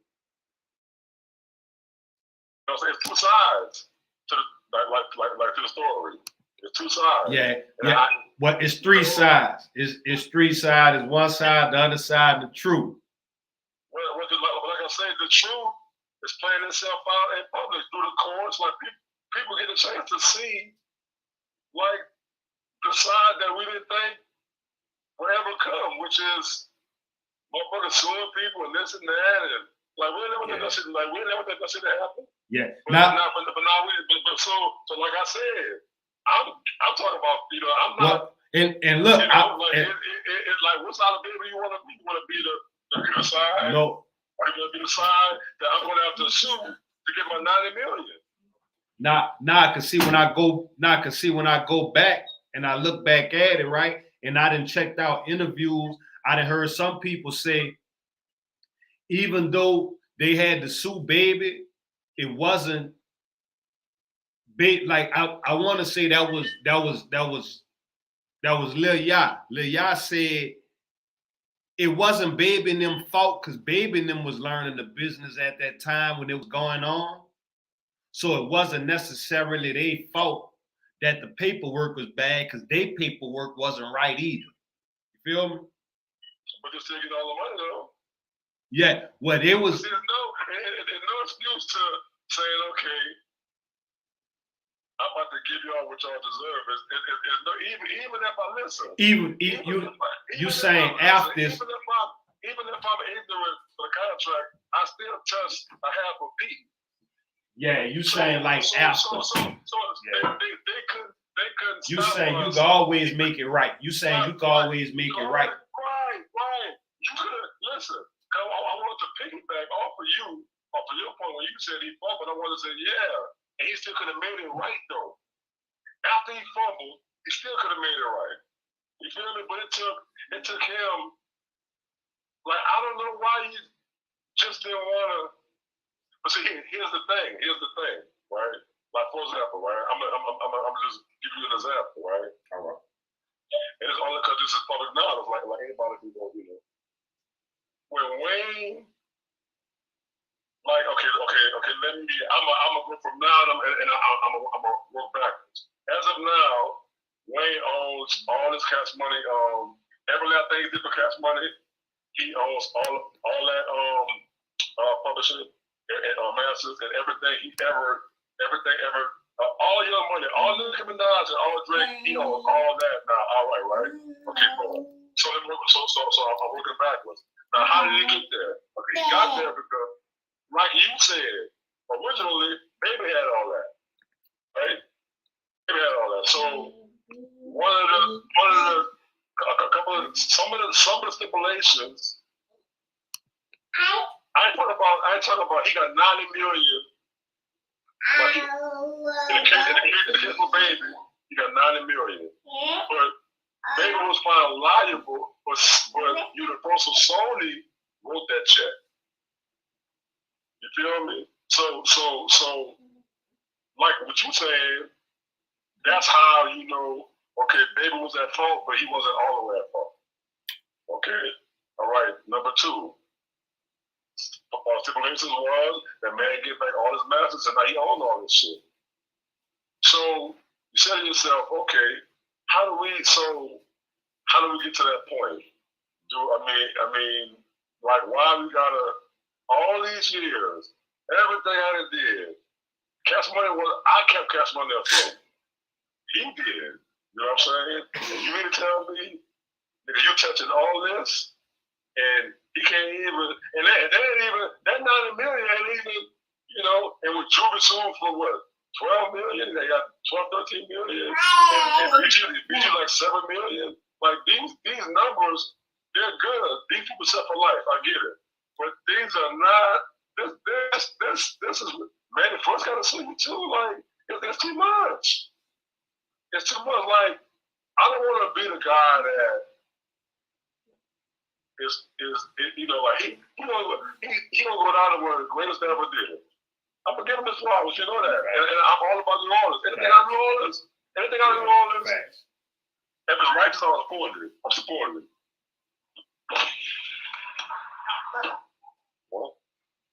Anything outside of New Orleans, I'm supporting it. Anything from New Orleans, I'm supporting it. But if we keep it a river, we say we gotta keep it real. On your lives, or anything we ever do, how to work, we will keep it real. And like it's a good part, it's a bad part to the story too. Like you said it, bro. You said it. You could have said the words no better. He fumbled. Yeah, he fumbled that. It's still going on. He could have controlled. He could have godfathered and controlled the whole New Orleans music scene, and I feel like it been on hold because they've been having the wave and didn't know how to properly execute the wave though. or didn't want to. Either one. I can't even say didn't know how. I probably didn't want to. You feel me? But it's a lot of money he could have been a part of generating through the city, just having a funnel for us to be able to get talent through. Both of them on some shit. And for P, I'm gonna say P a genius on the cool though, because I watched him, like, you feel me? You know, we've been in the game, we've been around the game for a minute. So I watched him come in and grab everything that was making noise in that moment and grab what most of who was making noise and form a company with them, leverage that to get a deal, and then keep running, putting them out and everything. Like, he worked that whole era and section, from the Mia X's to the Soldier Slims to the Max to all, you know, like, he worked that era of talent that they had. He grabbed them. I saw it. It's like if you want to say the difference, right? Like the difference, like Wayne, like how Wayne explained, he's like, when Wayne did that song with Pete, when Wayne stopped fucking with Baby, he had worked with Pete for a little bit. And in the interview, he said, shit, he always wanted to work with Pete, but he couldn't because Pete and Baby was into it. It wasn't that, you know, like it wasn't, you know what I'm saying? So, yeah, I always was like this, right? No Limit was considered more hip hop than Cash Money, right? Like, it was considered, Cash Money was considered more rap. Now, rap is hip hop. You know, like I will get into the difference between rap and hip hop, because that's a whole nother live segment. But people that's in the game like yourself, they don't know what I'm talking about. So No Limit was considered the label with people with lyrics, and you know, they were serious rappers, and you know, and at the time, Cash Money was considered the label with, you know, like the New Orleans rappers, like the, you know, that's on that New Orleans shit, so to speak, kind of, sort of. Okay. You know, because you got to think about who Cash Money's early roster was. It wasn't really any serious lyricists, not really, compared to, like, you know, a Big Boy or things of that nature. You know what I'm saying? Yeah. Is about Big Boy in the store? It's called my ex-boyfriend, a fuck nugget. A fuck nugget? How the fuck is a fuck nugget? That could be a good thing. I don't know, dude. No, because when used to fuck with my son, right? He said, the first time he ain't a fuck nugget. You know what I'm saying? So I don't know where the fuck nugget is. You know? So, you're talking about, think of Black Menace's roster. You're thinking about behind you. No, I like it too. Got a belt with us. We really in the hood for real. We really in the hood like a stop sign, man. So when we talking in real time, man, from both ways. I really got y'all in the hood, in depth, having real conversations with the real block, the real hood. Real history. I'm on the block right now. Y'all looking good. North Louisiana, Holly Grove, USA. You know what I'm talking about? I won't tell y'all this story, man, but you know, I can tell you the streets. I can tell you the longitude and latitude. Well, if you know anything about Holly Grove, you know. We outside for real. I'm on the west side. Once again, it's ST. The A, no, 017's finest. One of 017's finest checking in. You know. I'm on for a little brother. Easy motherfucker. Easy. Yeah. So yeah, man, we out. We definitely outside tapped in right now, man. We've been having a dope conversation just about the history of music. You know what I'm saying? So y'all might want to go back and catch a lot of that shit, just everything. Think about it. Think about, and see, I want, cause even though a lot of people consider me a historian to a certain degree, because I've been there around a lot of shit, I still don't know everything though. Like, I'm always open to being a fan. You know, more information, more facts, a healthy debate. Because really, I can't remember any early artists on Cash Money that were lyricists besides Juvie. I go back a little bit. I remember I won't say it was Mr. Ivan. Okay, yeah. Mr. Ivan was lyrical to me. Who else was over there? I remember we got 017's finest Reed about to interfere in the conversation. So the topic of discussion right now, Reed, is I said, even though I'm considered kind of sort of a historian, right? Even I don't have all the facts, so I'm always looking to healthy debates, more information, right? So the topic right now is I said I can't remember any early artists on Cash Money that were really lyricists. But I'm going back to the Pimp Daddy days, Pimp Daddy, and shit like that. Yeah. They were like compared to y'all. Compared to y'all. See, the other side, Reed, Machine, Black Menace, all like that, Mystical. See that thing who Big Boy was in the early days. Fiend. You got to think who Big Boy was in the early days now. And they were all that's all lyrics. I just named all lyricists.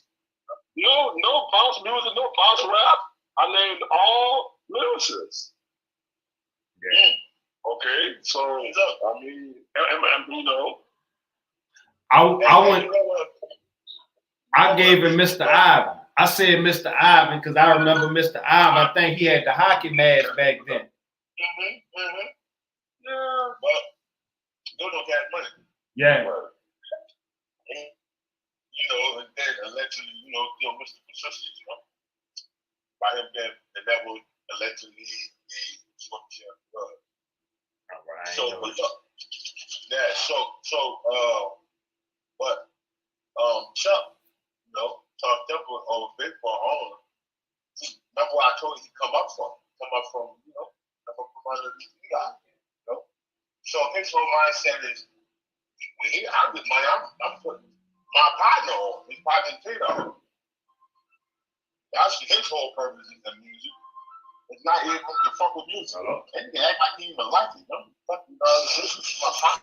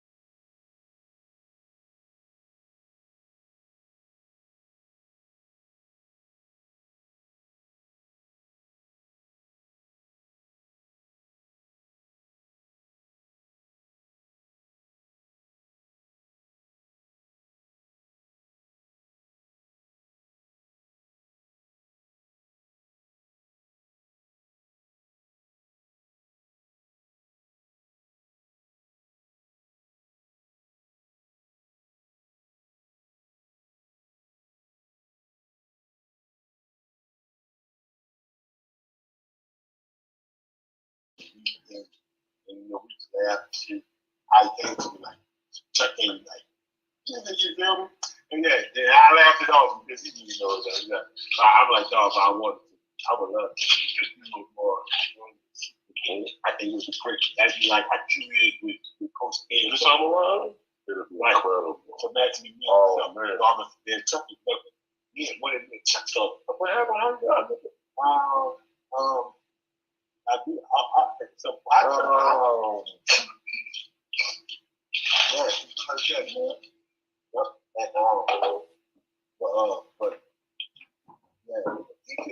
that's when Chuck. Oh, tonight. God honestly. You right? That's when I found out. I really didn't know that Chuck was from Hollywood. I really didn't know he was from Dumbo. We can podcast right now. With Chuck. Tonight. No, podcast. Check it. Call Hollywood. Check it. Y'all call Hollywood, Big K, Big K, Double O, Big E, I'm fucking up right now. You know, we chilling, getting a shrimp sandwich, and I heard JP, y'all pull up the room.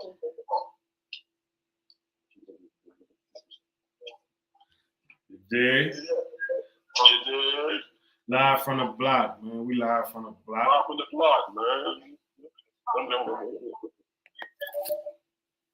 Very there's that, man.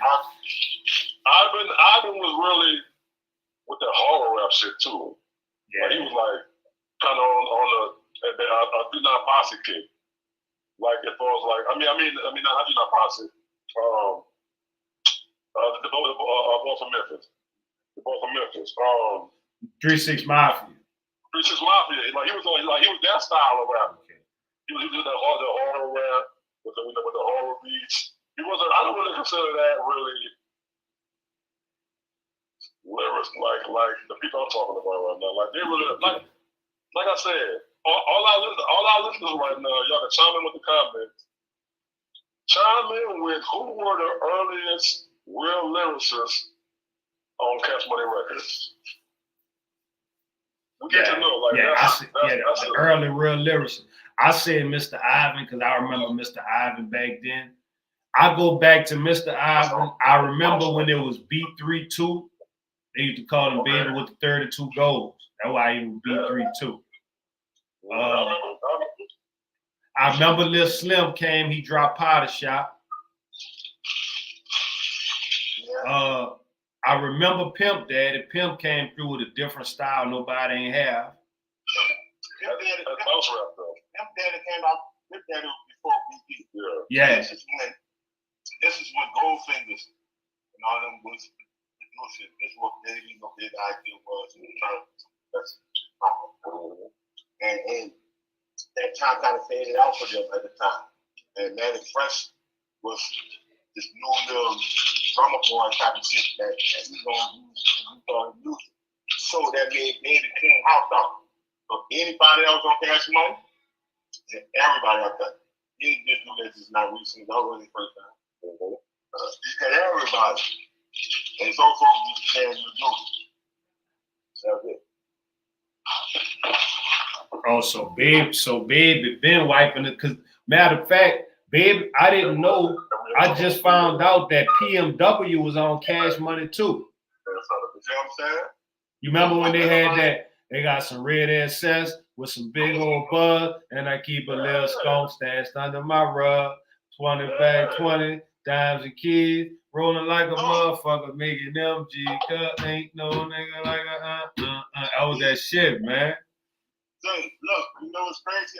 He just walked up, and this was that what? Y'all was that what? Rough Era, right? Fire on the Bayou. Yeah. I think that Rough Era. Fire on the Bayou. And we doing podcasts right now, and we talk about all the music and shit like that. Like the history. Like you wrote that time, you're fucking head up right now. You know? So no. Answer this then. You're one, easy. All right. Was y'all part of? I remember hearing Fire on the Bayou. Was that part of like the 12 Wall with Deshaun and Smoked Out Records and all that? Smoked Out was the they recorded in All right. Niggas from the Flash to that keep up and Dump Who You Are too. Dump Who You Are. Check it. Podcast. The podcast. Check it. Heard these stuff from uptown. All right. So you was around for when Deshaun and all them was doing the Undisputed and all that, huh? Yeah. All right. All right.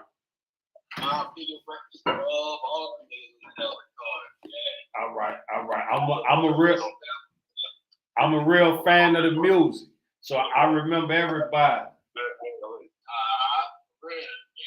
Real shit. Most of them being recorded in Hey, see, I gotta catch you and get you on here and interview you. Oh yeah, that's cool. Just, Green got the I think that'll be a good interview. Definitely, man. I know he's doing a lot behind the scenes stuff.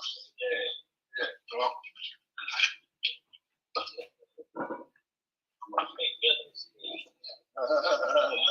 That's why I said I need that ghetto slave. That's what he said. That's easy right there. Easy what's going on with the gospel when we release him. Nature. Man, it's time, man. I feel like it's time. We need to put the whole documentary together, man, and just really get deep into the history and lace them up, man.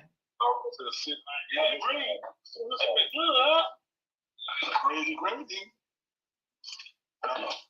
Yeah. But that's what we are. We're talking about the Islam. I was doing the constant. Way back in the day. A lot of people don't get their flowers. Shout out to the 12 Wall. Shout out to Deshaun. Them Smoked Out Records, Undisputed. They was dropping some shit back then, like they had the streets on smash, and they don't really get their flower. I really want, if anybody know Deshaun, man, tell them somebody looking to interview him, man. Real talk, though.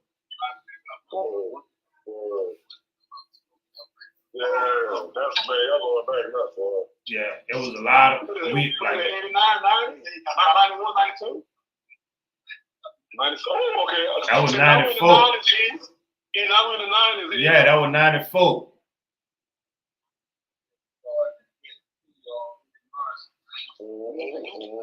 How long used to come? How long used to come by y'all? And y'all, we got George Clinton. Oh, there's no crack.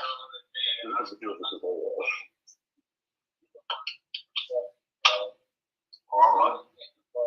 I always wanted to well, yeah, I was familiar with World 515. You know what I mean? We were just talking about Mr. Allen. That was what we're talking about when you walked up. So, y'all know talk about Mr. Allen? Yeah, we were talking about Mr. Ivan just now. That we were talking about like Cash Money early lyricists. No. So you had any questions? I don't know nothing about. Ivan had the hockey mask on. I won't say Mr. Ivan was out the Ville or something.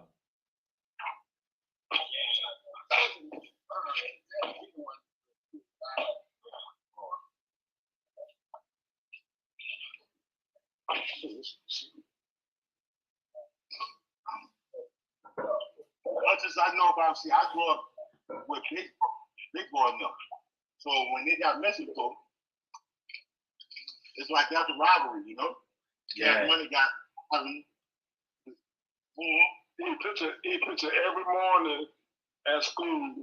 I was getting into it with what's the people, like I said, my nigga Albert, Yellow Boy, Renee, for UNLV, over Mystical. Every morning, Mystical was, you know, he was a bit. See, Big Boy Records was affiliated with the 17, with Hollywood. Yeah. And, you know, California Records affiliated with Third Ward, sometimes. Yeah. So the picture, that's how that was always pitted against each other, but always family, like people from Hollywood always had family with Third Ward and vice versa. You feel me? But back then, it was Big Boy Records was affiliated with, because most of the artists was from where?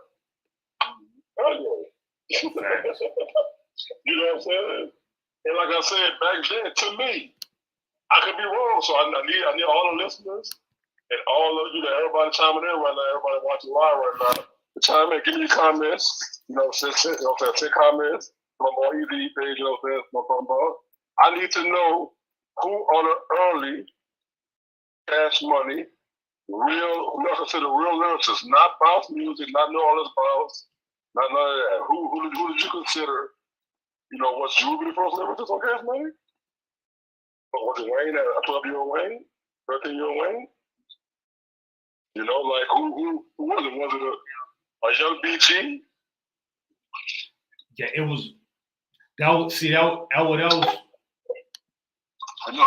That's what else don't come up a lot. Like that don't come up a lot. Like Correct. Like BG, like BG impact on New Orleans hip hop, like, you know what I'm saying? Like the shit he was talking about back then, like he was before his time. And he was speaking BG, on the impact that Wayne had on New Orleans, BG had that on New Orleans first. Yeah, at another level too. It was just more. It was. BG was the soundtrack of the streets. It was more raw. He was the soundtrack of the streets. Correct.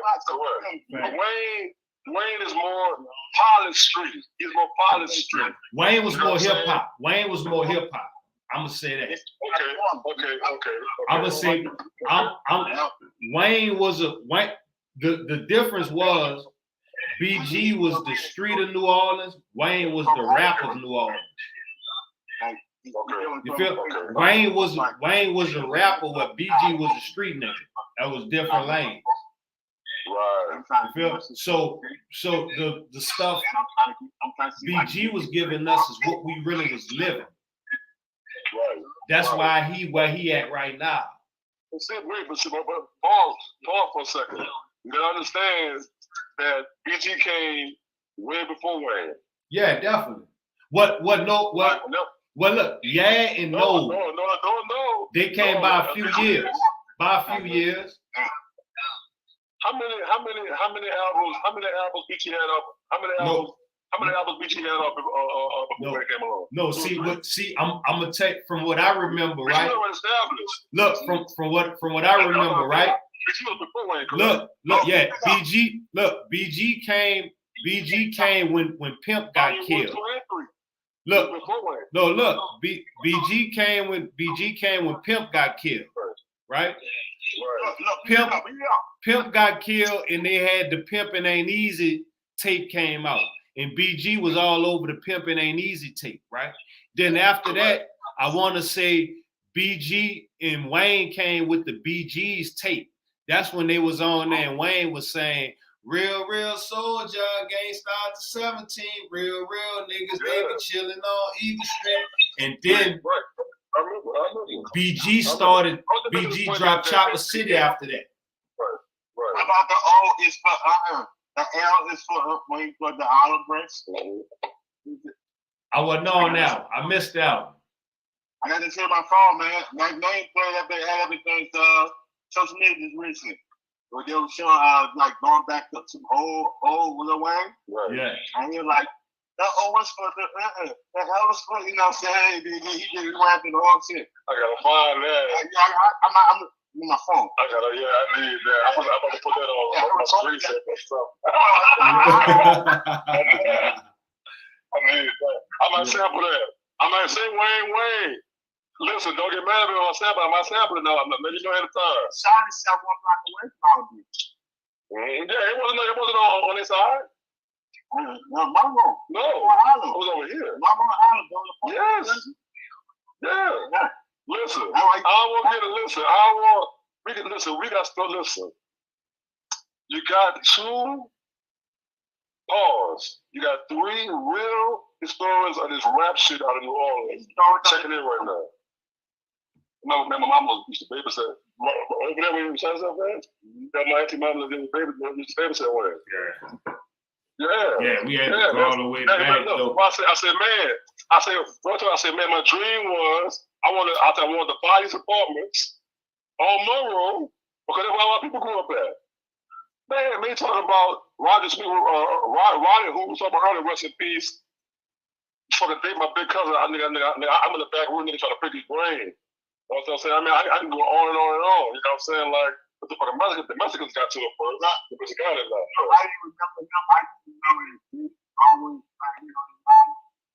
And I started like,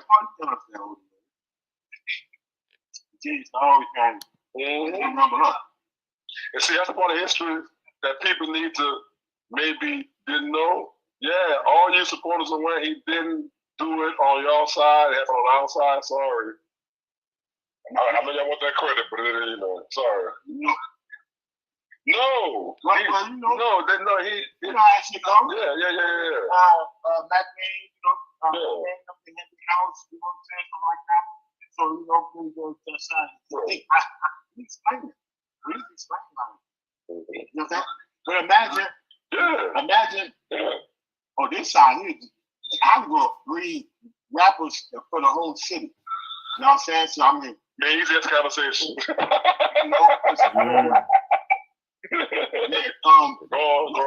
grew up one block away from. Oh, we forgot Partners in Crime. He slipping. He slipping. He forgot Partners in Crime. Yeah. Yeah, we in there Partners in Crime earlier, man. Yeah. Well, you ever heard the story of the niggas in Trench Town? Bob Marley and all. Yeah. Everybody else. Everybody can afford to put Peter Tosh. Yeah, Peter Tosh. Like, yeah. Everybody grew up in the same. Everybody. These are the Wailers. The Wailers, all them, yeah. They're from Brooklyn. But yeah, listen, before you got in the car, me and he was just trying to go through I was like, man, like I said, Holly Grove is the Mecca to me. As a historian. I'm believing, I'm telling you. And I know I miss America. I know I'm going to see, I know I miss some people. Holly Grove is the Mecca of hip hop to me. Like talent wise. Yeah, but it took. I know. But see, you talking about it took cash money. I think about individuals. They was thinking about everybody. Right. Now we look at the key line. That dude goes down, man, he brought salt and pepper, everybody to the fucking park. All the kids get this. And guess what? Run DMC was here. That means Mr. Eli brought. Only one person at one time was gonna bring it. And Mr. Eli. And you know, Matthew Poncho and Roger Smith and them was doing all that. You know what I'm saying? So I was constantly behind the girl, I'm telling you. Huh? Yeah, Errol. Man, so Errol. But see, you never, that all that circle. Eli, Roger Smith, Errol. I'm telling you. All that circle. I'd say we're going to miss some names. We're sorry, but rest in peace, all our homies we missed, man. I was more on the right. Yeah. You know what I'm saying? Yeah. You know, that's to give you my name, Ethan. That's to give you my name. Yeah. Whaler. Rest in peace, Rest in peace, Morel. Shout out to Whaler, man. Whaler was what's our dude name on the East Coast? On the clothes? Dapper Dan. Whaler was our Dapper Dan. Rest in peace. Everybody. I told him how we came to Egypt was because we had all those trains used to show bring all the guns. And he showed us that shit. While we had to come, so my next shit, this shit from me pound, you hear all that shit, and I got all these dudes. Well, used to take all your shirt and put them in the back of the 11 and shoot them bitches with the 22 fucking arrows and hit the bitches and they do it all work while shit and get sold up and down. No, everybody was waiting, man. I did all this shit. Well, it was that, but dang. Hey, we were talking about, see, that's the t-shirts. We're talking about the Gucci shit he did back then, the Gucci he did, the motherfucking MC shit he did, the balance he did back then, the silk shirts he did back then, the leathers he did back then, the jackets he did back then.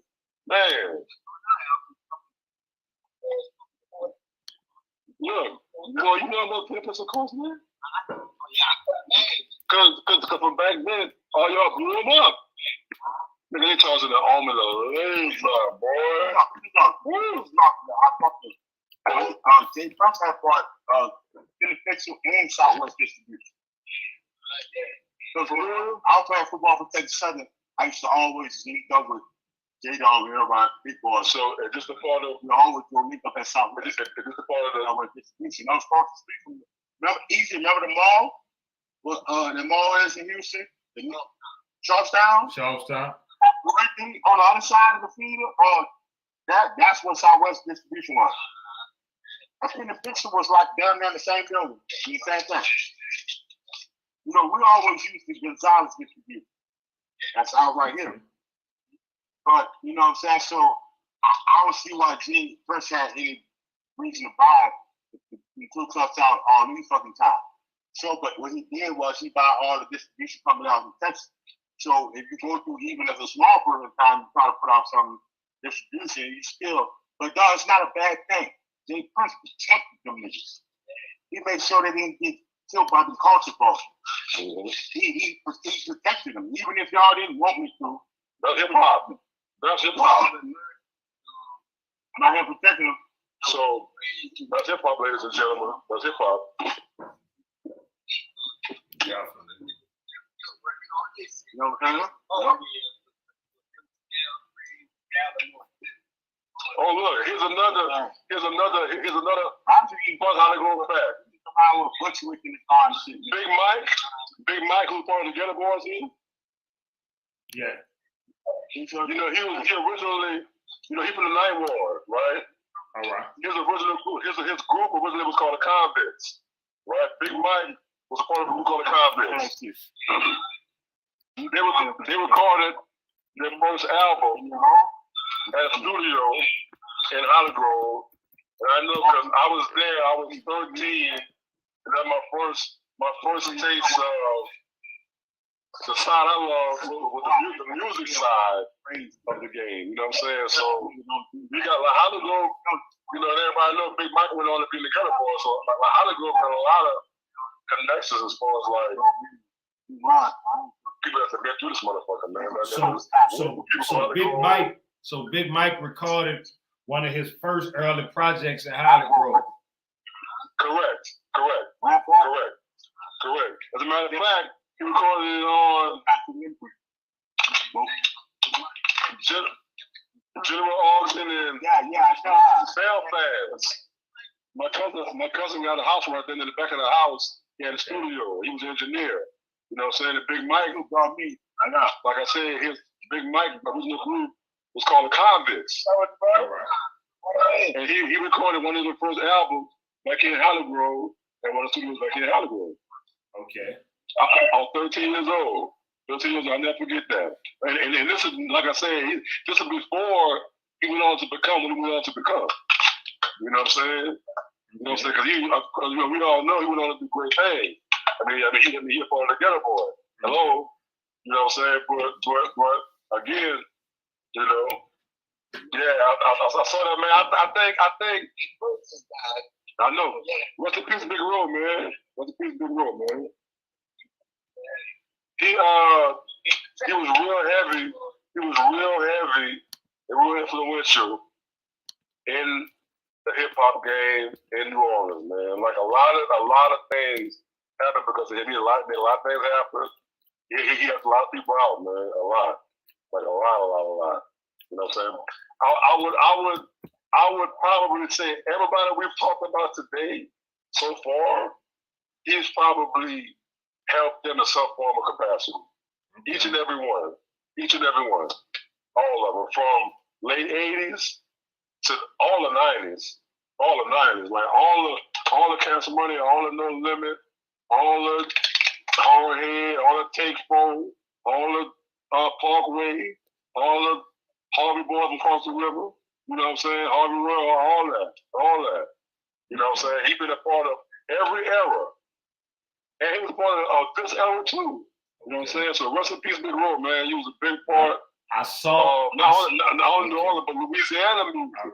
I saw people posting them too. I saw people posting Big Road maybe like a week or two ago. He just died, right? Yeah, he just passed. I saw him. So shout out to homie. That's good to know. Oh man. Boom. Yeah. I'm talking about major. Like, see, he was what you call a Robin Hood because he was major. He was majorly connected, but he brought all of his connections back home and had to help all the local people. Okay. So he was one of the early ones on bridging the gap from local to mainstream. Okay. Yeah, you know, so he produced everything from Ghetto Boys. I mean, You know, like he did a lot of shit, bro. He did a lot of shit. He did a lot, but I ain't even talking about him as an artist. I'm talking about him as a executive and to help people, buy a lot of people, through the right doors. I will say that. But a lot more other people should. I know on the radio they give me shots out, but a lot of these artists out here that's still around. Nah, people did. They help. No, people did. People did. I be on, you know, I fuck with social media. He was on that timeline a lot. He was. Right. He got flowers. He definitely got love because that's how I know who he is when you speaking on him. Because people definitely gave him his flowers. So that was ill for you to speak and go a little bit deeper than just seeing people posting pictures speaking on him. You actually got into his accolades. Feel me? So. And guess what? We like me and you and everybody on the line right now. We justice compared to him. Yeah. But he was like a man. How can I explain? Man, he was like a Wendy Day. If anybody that's really know rap from New Orleans, you know who Wendy Day was. Okay. He was like a male version. Wendy Day, like he was the plug. You know, like he bridged a lot of gaps for people, man. A lot, man. Like his accolades is just what I'm saying. A lot of people wouldn't be on without him. A lot. They wouldn't have got a look. They wouldn't have got a shot. Yeah, Wendy too. Like Wendy Dance upon a New Orleans rap too. History too. You know what I'm saying? The rap coalition back then. You know what I'm saying? Wendy Day, shout out to Wendy Day. You know what I'm talking about? You know what I'm saying? She was a big part. Cash Money. Cash Money, yeah. She had to get that deal back then. Right. You know what I'm saying? Like, so, I mean, you're talking about people, man, you look at people's flowers. Wow, man. The list so long. So, you know what I'm saying? So question, I won't give everybody their flowers. So I won't ask this because it ain't as big as it was, but I remember back then. I won't kind of speak on West Bank music. I don't know if you really was on it heavy, but I remember back then. I remember Bust Down, Tim Smooth. Bust Down had a national hit. All right. Bust Down, Tim Smooth, MC Thick. Yeah. West Bank, for real. I gotta get a West Bank their flowers because you don't hear. That boy said 17 we got him too. You feel me? Yeah. You know what I'm saying? That's back then. You know what I'm saying? Yeah. You know, back then there was the 1.5. Yeah. Fucking right. You know, so we going back. Like we can go back to the sections. That was that 1.5, and you had to know somebody. You're called the Ripper. You still to this day. Hey, you remember when nigga? I had to go with you. Remember, I had to go with you. You had to know somebody. Like you could just see now. It's a little different now. But it's still a whole other world called the Ripper. It's a whole other world. Right. Yeah, and they don't get their flowers all the time. You know what I'm saying? And a lot of people, I done been in situations. Right. Well, motherfucker, what? Hey, where is Trey from? Trey 8? Yeah. You said I'm about to chill on his love now. Cause I had somebody, Carlos was in the comments, he let a nigga know Trey was from Christopher Holmes. West Bank. Yeah, he was from the West Bank. He was from Christopher Holmes. Listen, Christopher Holmes. That West Bank held ain't shit down. That West Bank. Listen. Christopher Holmes, sound like Christopher Holmes. Back then in the GA now. Don't play around here. Yeah.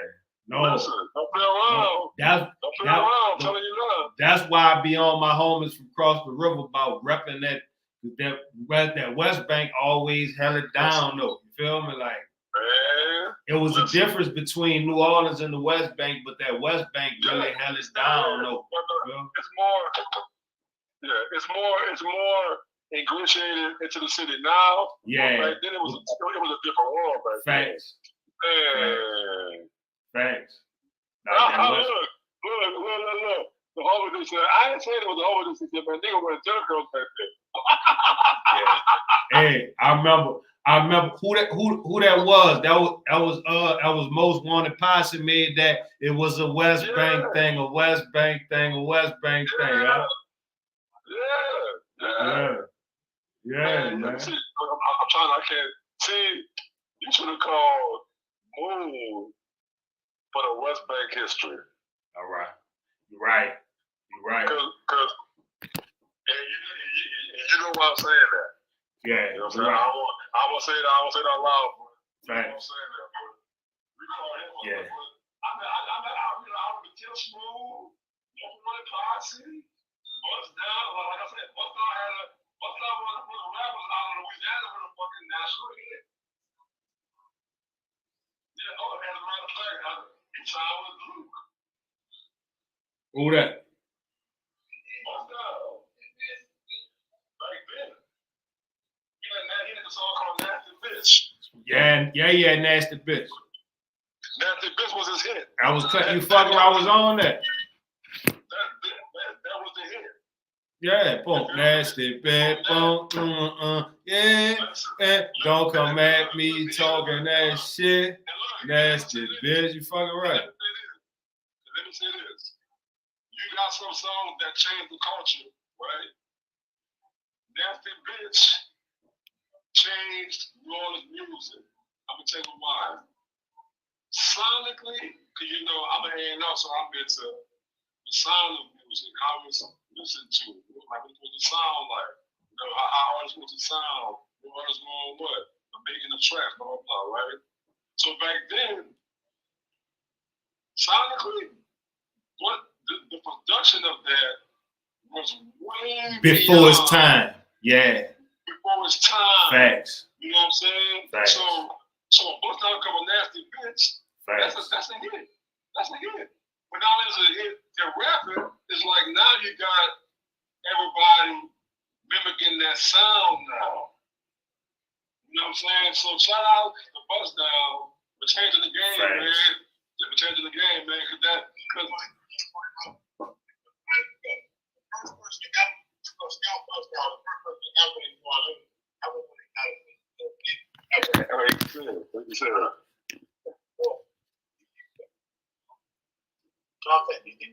first one that ever actually would have got a deal. Right. And actually put out a project. Right. I went on a fucking tour. Right. You know what I'm saying? Right. And I don't know that. Right. Right. You know, speak on it. Right. So that's how Juvenile ended up being on that album. The name of the song is Out for the Juvenile. It's on Jimmy album. Right. So when and a lot of people don't know this, you gotta understand this now. That Juvenile was on tour.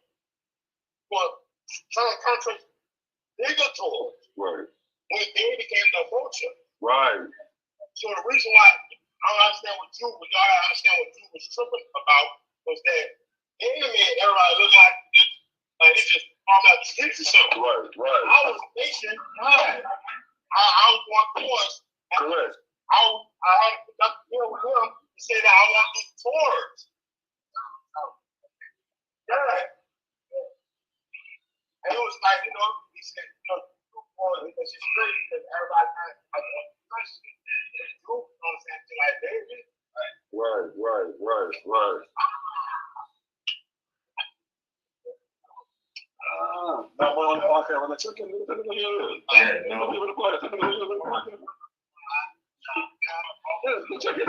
The West Bank was doing their thing, though. Way from California, we live right now. Wow, shout out to the hood, man. That block right there. Yeah. What's up? I'm cool. How you, man? I'm all right. That was up. Great, man. You know that? I can hear the voice. I'm putting it together. It's coming together. I know that why I say it's coming together. I can hear him. How you doing, dog? I'm good, man. Yeah, man. Same, man. It's all good, man. I was sliding when I saw you had a lot going on, man. That was up. You know, though. Yeah, how you doing? I know you good, huh? Yeah, I'm about to go make this run. I gotta go to the school for my baby. And I'm not like, what? All right. Hollywood shit. Tell moms I love. You already know that. Yeah. I'm about to grab this from out the store. I love you, bro. I love, man. Yeah, man, it's just how I know, man. We live on the block, man, talking hip hop, man. That's real history we just did. A lot of people don't know. Junior was already signed. He was already doing stuff. Yeah, definitely. Yeah, he was ghostwriting for Sporty T. He used to be ghostwriting. Come on, in with the issue. Like, come on in. Come on in. You know some shit too. All right. He was from what I recall, Juve was ghostwriting for Sporty T back in the G. So that's where his buzz came from. So when you heard them old Sporty T songs and it was saying bounce for the juvenile, bounce for the juvenile, bounce baby, bounce, bounce, bounce. That was Juve ghostwriting his name into the music, so you know that was him writing it, even though Sporty was rapping. Come on now. That's the reason why Juve took me so personal when he was so young talking about battle rappers. I felt like y'all in the rap, we always had rap. Right. This thing rap, right? You know, I'm going where y'all are going for the rhythm. I'm good, bro. I'm good, man. Today the birthday of hip hop, so we just on you again some hip hop history, man.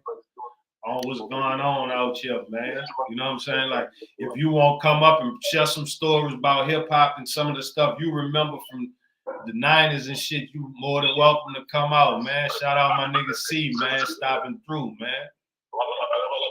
Now, so look, straight up, Juve was on the same mission like me. Juve already had a copy before me. Juvenile was doing tours already. I got the link down there. And he was signed a contract for him. Which was the reason that this is a conspiracy. I just dropped the link at the bottom. See if you want to click and come up. I'm listening, Ring. This what they were holding a little trip bugged out. A lot of people don't know is that he don't really believe that Cash Money would have even got a deal unless they would have came and found him. So Baby was on a mission to go find Juvenile. Okay. Yeah, because he was already buzzed. Yeah, so that brings a whole nother difference to what. So Juvenile, you know, it's not totally straight facts that if whoever they would have put out first would have blew up. And see, y'all giving real historical facts that the public needs to know because it's a misconception that Baby discovered Juve. And Universal wanted Juvenile before me. So basically sent Juvenile and Baby to find him if you want to get that deal. You feel me? Okay. Yeah, so if Juve would have ran to Universal, this would have happened. You know, but the white people come to the hood. So they would have got you outside. It would have happened. And then Jimmy, he started blocking a lot of shit with Juve. It's on his album. He started blocking a lot of shit about Juve. So Juve really couldn't be in touch with nobody. The only person that he really touched and said that I do it for you, Baby. Okay. So when all this money go popping, all that, you was not feel like, yeah, I should be a partner. I should really be, you know. So him for asking for $22 billion after you, all right, y'all got $30 million. Boom, cool. It's $100 million. Let's see if I can help you on 22. And when you add up the whole fact of what happened from the beginning, that's why he felt like all that money. Because I basically helped y'all out to get you a deal. If I do this, come on now. Man, preach this history, man. Please preach this history. Please. So another thing I was talking to somebody about earlier, a lot of people didn't know. Y'all might know though that DJ Khaled used to work at Odyssey in the Character Shopping Center back in the G. Yeah, no, we know that. No, I'm saying a lot of people don't know. So I was just speaking on history. Oh, correct. You're right. I'm sorry. You're right. You're right. That's a fact. Correct. You know. The Kennedy. What you say? What the Kennedy? Who that, Khaled? What you saying? Khaled? Yeah. I ain't know. Now, see, I didn't know that. I didn't know Khaled went to Kennedy. I ain't know that. He's from New Orleans, bro. Yeah, see, I didn't know that. Miami. No, he's from here. Okay. He's from there. Bro, he used to have a New Orleans accent and everything, bro. He used to have the fade, the New Orleans fade, like fucking Boosie, every fucking thing. I'm telling you. Yeah, that's what you do with King Musa. Okay. Because they're the same nationality. The Jewish, right? Okay. And he went from doing that to Q93. Wow. Oh yeah. See, That's Q93. That's crazy. I ain't remember Q93 because David D had it on lock back then. So, like. Khaled was one of the DJs back then. Say, bro, that gas money shit, all that shit down. Yeah. It's a bit in the works. That's a bit in the works. Oh, so that's how the We the Best with Baby and all that. That's now you see what I'm saying. Khaled on the radio. He gonna make sure all the records get played. All of them. Yeah, okay. The crazy part to me is that Khaled on house. No, it took Ross to say it. It took Ross to say it. Like, he's like, baby, you put that nigga, he did all that. You know him. Nigga, baby, you know Khaled, nigga from fucking 89. 90. I forgot the Khaled and Baby New Orleans connection from way back then. I forgot. That's how the records got played. They got played because he was the DJ back then, bro. Right. It's like, listen, for some reason, right. Khaled used to big up New Orleans. He used to, right? But when him and Baby got into it, and Baby was owing him all that money, Khaled don't even mention New Orleans. That nigga ain't at all. I mean, like, nobody at all. Everything from Miami. That nigga, when he was grown. I nigga stop claiming those, huh? Listen, all the great things he did here, he equated with Baby. So all the bad shit that happened to it, he equated with Baby. Facts. That's with Baby, you know what I'm saying? Facts,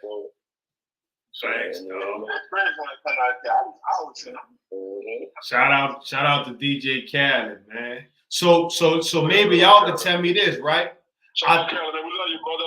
So I think Charlie V used to work over there with Khaled.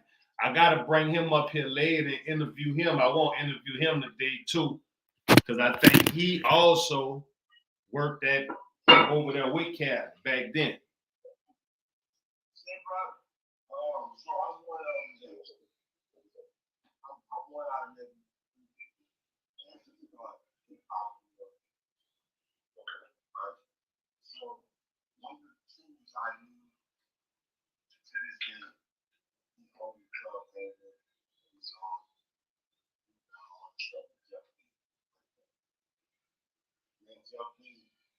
Relationship with hip hop, and nobody jump besides that. You know what I'm saying? Yeah. That's a long time. You feel me? So Jeff was one of the ones who was, even Tulane University, remember late at night? So midnight, we go to Tulane University. They had a radio station, 1.5 or something like that. And they'd be live. Back and stuff. What catapulted us to doing told me how she instead of trying to put a solo project out and show off what I'm trying to do. Y'all around our style. But that's you better not work with that. I think I'm about to say, you sure you need me like you already know?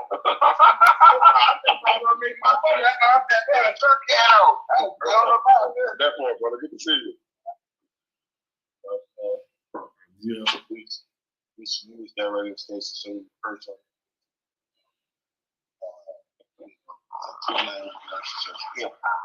Thank you, man. I'm trying to get a kid. You coming right back. Don't leave.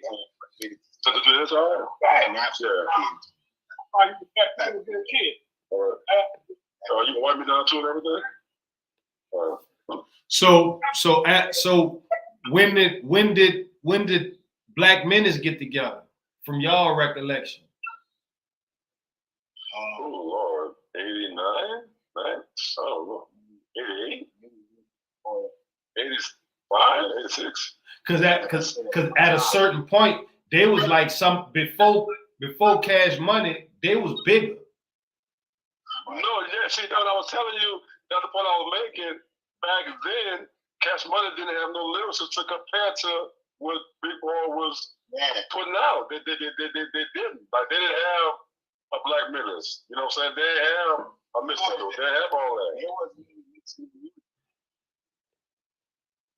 wasn't listening to themselves. That's what the other boy said, like Harriet Tubman on the back of the bus. Yeah. And then that shit go on. That's all right. Yeah. Harriet Tubman on the back of the bus. See, Manny Fresh wasn't. See, you gotta understand, Manny Fresh didn't do all this shit. You could listen to Cash Money and see where Manny Fresh came aboard and pre-Manny Fresh. Okay. The pre-Manny Fresh was the get the gap. You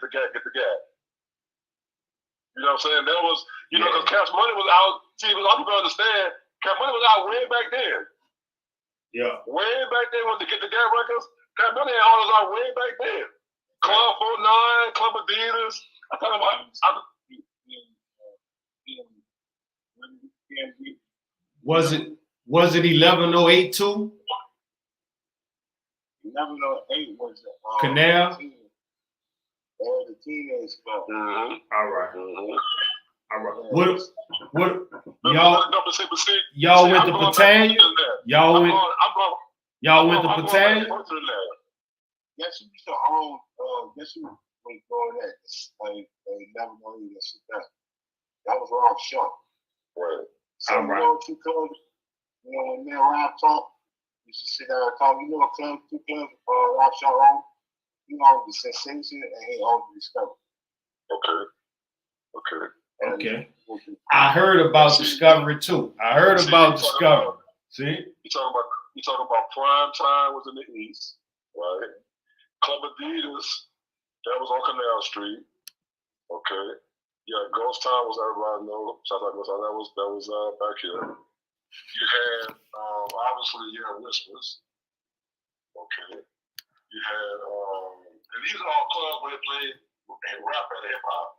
I'm only in a club where they played rap and hip hop. That I can remember that wasn't necessarily a hole in the wall. You know what I'm saying? Like that really gave hip hop a chance and supported it, and would have like a hip hop night. You know, now it was dangerous back then. The hip hop night was dangerous. Look. The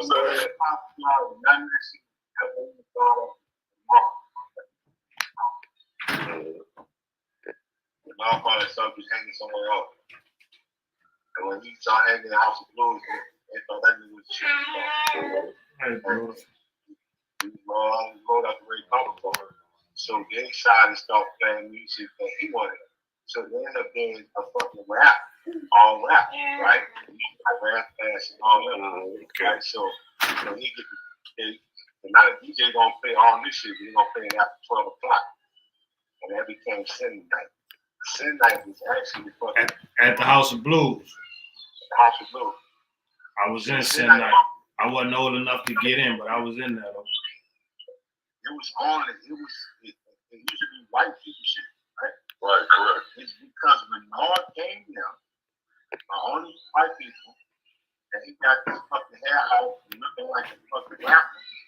And everybody just adapted to him. And the DJ just don't want to play what he wants, what he wants. And that turned into like the doing shit after 12. When all said telling everybody, $5, $100, they start going in. So before we know it, they start coming back and saying, bro, I didn't, but not like a shoe was starting at the House of Blues and all that. I'm like, who else thought to go to the House of Blues? You know what I'm saying? So we go there. Right. I'm like, damn, this shit ain't me paying rap shit. You know, like, yeah, that's what I'm saying. Right? And it just turned to what it is today. They went hospital to the day. So that's how the fucking. So that's how it flipped. Cause I always remember having a highly growth section where the hood go at, and it's like an unwritten rule on the left side in the corner. That's highly growth. Yeah, but no,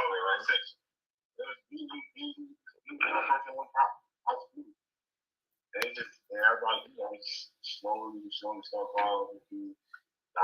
Yeah, see, it did. I see, like Big Boy was bigger, but Cash Money just blew him out the water. Like when Cash Money went with the move, one of my homies commented in the comment. He said, Big Boy did seem like it was bigger, but Cash Money had been around.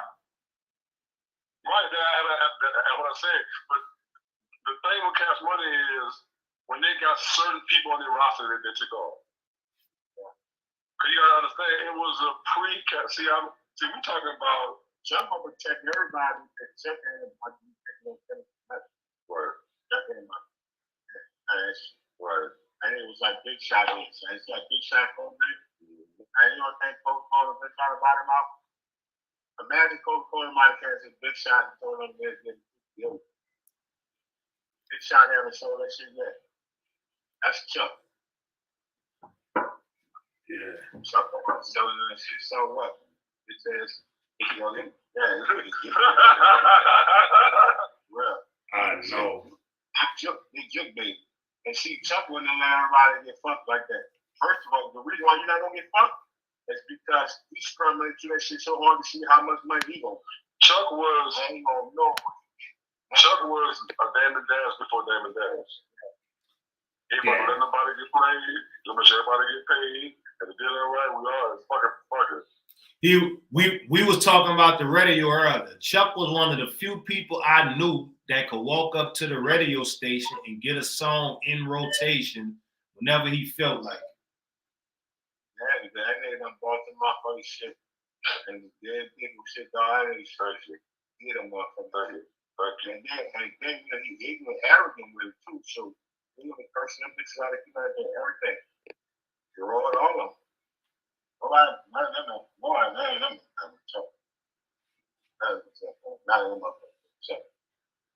But the hard thing about it was that you were never regulated or whatever.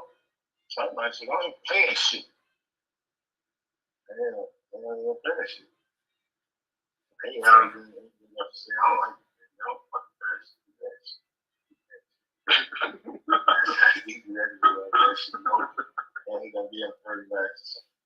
So before we get lost, because I don't want to get lost. No. Look, and David couldn't compete with that. That's the reason why he took a deal.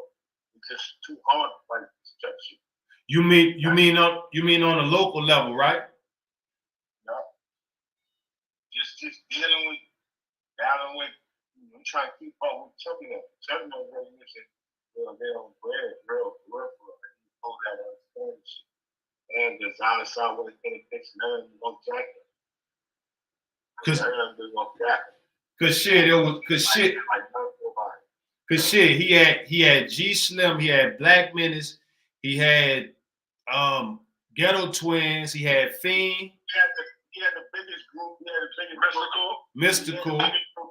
He had the biggest group that made more money than everybody put together. Partners in Crime. Partners in Crime made more money than all of them. I didn't even know that, nigga. Partners in Crime was dropping album, selling $70,000 records. Partners in Crime selling $70,000 records. That's the reason why they never won with Rob. Because the understanding of 7,000, like this money, millions. Yeah, 7 million. You know what I'm saying? Like Chuck, really crazy money. Yeah. Facts. He asks is that who Yella used to be talking about when he said dump his body in Chuck Yard? Yeah, that's what he was talking about, dog. Yeah. He was talking about Big Chuck, dog. That's why you ain't getting no attack from that. Yeah. Because Chuck don't even fucking like rap. I don't like this shit. I don't like none of this shit. I don't like this. I'm not because of jail. Yeah. I'm always doing shit because of jail. I don't really like this shit. Make some money. Man, make no money. Shit, he don't care. Everybody don't want none of shit. Yeah, that's what he was talking about. You look Daddy Funk, you look Daddy saying all that shit on music. Yeah, whatever, man. Like, cause if for real, to me, I kill every last one of y'all. Yeah. And see, all that rap shit, so yeah, I see. A lot of people don't know Chuck history, but Chuck was a real street nigga though. So look,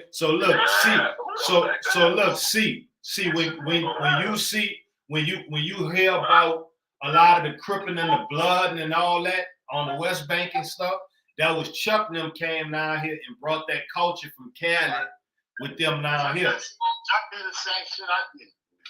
Chuck born and raised here with the Dumbo, all that shit, and he's going to his family in California as young. And that's all he was doing is bringing family back to New Orleans when he was born.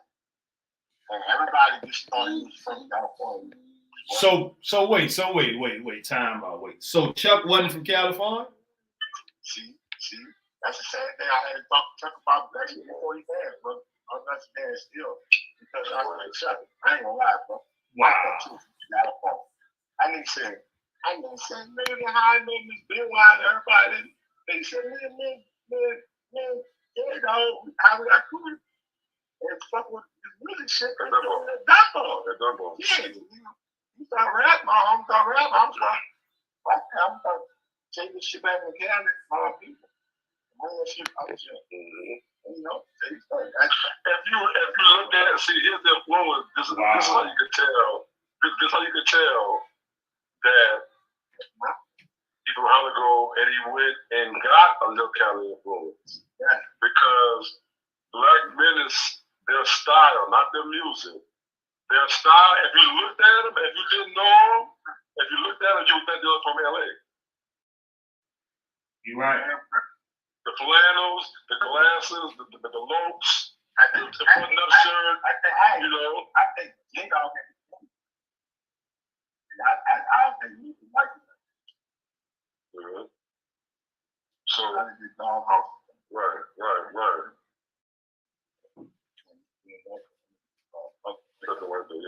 My bad too. My bad. I gotta say Insane because I ain't say Insane name. Insane was on that roster too. I said earlier. I said it. All right. Shout out to the same you did. All right. No, you remember what I was saying? Hollywood Grove to me is the Mecca, and I was naming everybody. I was like, I know I missed some names, but I didn't miss anything. I said Frank, aka Insane. See, right there, the only I have a balance.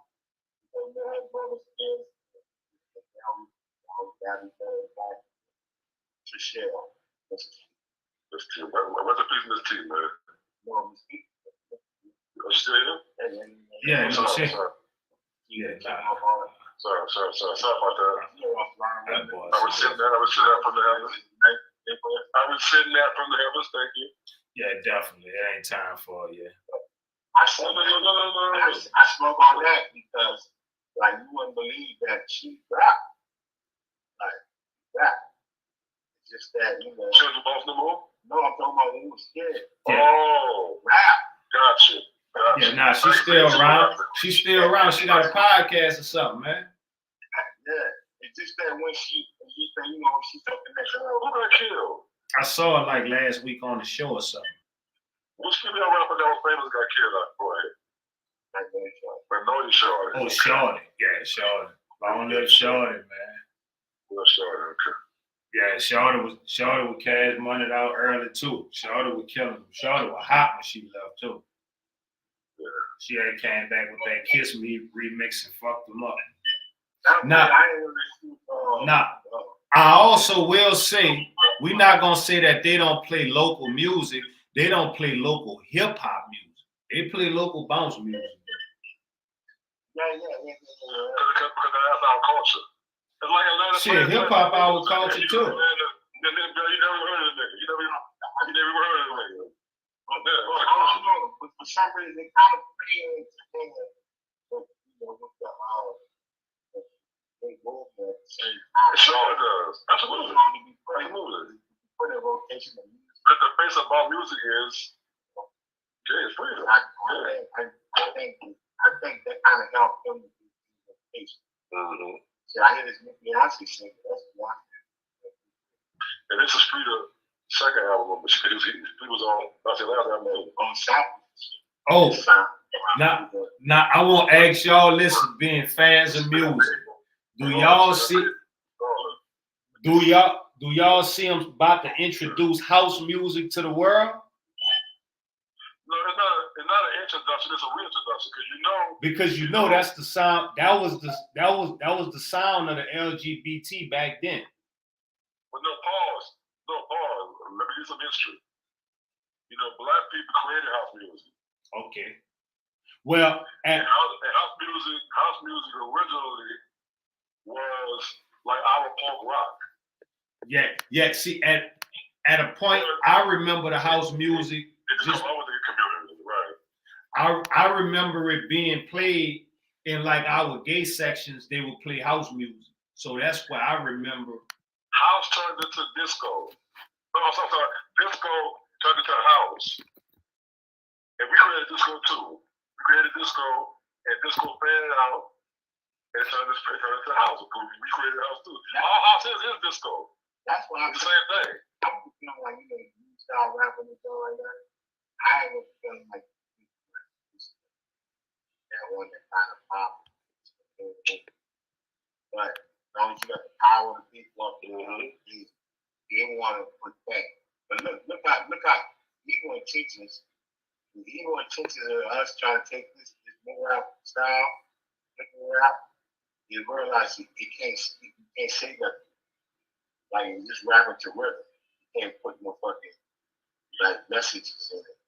And then you got people like J. Cole and Kendrick Lamar, and they show you how you can actually do it. Yeah, how you can do it. Right. I hope something my great. But see, listen, as an A&R, let me say this. I agree with you because the main thing I have to tell artists when I'm working with them is stop rapping on the beat or over the beat. Listen to it first. Take track on with you. Grow with it. Like become one with the music. Sink in it. And then sink in it. And then you're going to be able to gel with it. Gel with it. That's why people were so shocked that a person like a Young Thug was successful. But I'm like, if you know music, he on every ball. He's becoming an instrument. Right. He on cue. But he's a musician, so he's using his voice as an instrument. So he comes, I mean, you gotta know this. Never talk about music. So when you have no music, a lot of people don't know, so back to what you were saying, you're like, yeah, like, that's man, look. Niggas in a big fan of style. Yeah. Right. You could be lyrical over a trap beat. Yeah. You could be lyrical. Like Reem said, like you just said, you gotta sink yourself into the track so you can know where to put the words. Instead of rapping over everything. You get to rap over the whole beat. You're not. That's not how it goes. You gotta, like he said, sink into the. Jay can say that to me. You just said that Jay can say that on the podcast too. He do that too. See, right? Majority of the biggest hits in hip hop always stand from the producer with a track that might have been 4 tracks, 5 tracks. Like a lot of producers sometimes over do it. Right. Then what they don't realize what they're looking for, what you really just need after some of them, it's just a nigga to rapper. Right. Instead of just doing that, then it comes got a whole bunch of this stuff. Right. And I can remember I had put that together after Big Mick. But Big Mitch, you heard me? One of Hollow Grove finals, yeah. Shout out to Big Mitch, man. Yeah, man. And he was making What we talking about, man? For the Black Minister. When it came to me, I didn't really live. I just knew like a clip. Boom, boom, boom, boom, boom, boom, boom, boom, boom, boom, boom, boom, boom, boom, boom. You know what I mean? And I didn't need all that too much, stuff inside me. Right. And so that's why I used to find myself in the studio out right to the track. The track was already saying shit on it. Right. There you go. See, now you're talking. Yeah. See, now you're getting into what I'm trying to express right now. You know what I'm saying? Like, boom, clap. Right. You know what I'm saying? And then when you get it, a lot of people get it. You even not know the clap or whoever. It's really just boom, clap. So you just kind of go overboard. They want big facts, see. I think it's those tracks though. No, well, let me put back on that a little bit. I think from sitting from the other side, those tracks, I'm gonna call those complicated tracks, right? For the sake of argument. I think those tracks are meant for artists that can do it. Because I've been in the studio 1,000 times where artists say, man, I can't rap over that. Or I can't rap over this. Or I can't rap over that. Right. Not sort of like there you go. Not going to figure out what there you go. And then when I thought it was right. So and then I heard the producer say, like, oh, that's like, that's what I need. You know what I'm saying? And they put a lot of shit to my mind, like, oh, right, and what I'm dealing with. Some producers sending me tracks. And it's already said so. And think about this too, right? Making music back then was more of a universal thing. Now, when I say that, I say this. Now, a producer gonna make tracks only for Reed and only for E. It's gonna be tailor-made for that sound. But back then, it was just and right. Whenever they, like a nigga didn't even know how to pick out beats back then. You know what I'm saying? Like a nigga didn't even know, wasn't knowledgeable enough to know what was written. To know, to know what was like good, not good. To know what was too much percussion, too much bass. You know what I'm saying? Like back then, a nigga didn't even know. I just knew that early on, I knew I wanted to be on the side of making the music, the business side early on. I knew I never wanted to be a rapper. Even early on, I didn't write though. Early on, I was a hell of a writer. Yeah. I was a hell of a writer, so you know that. I was a hell of a writer. But I started out in rap. I can't rap shit. You know what I'm saying? But back to what we were talking about, I think certain tracks are made, like for example, certain MCs can tackle any type of, like a Jay-Z, or a Biggie or a Pop. They had every feature in the world on Wayne.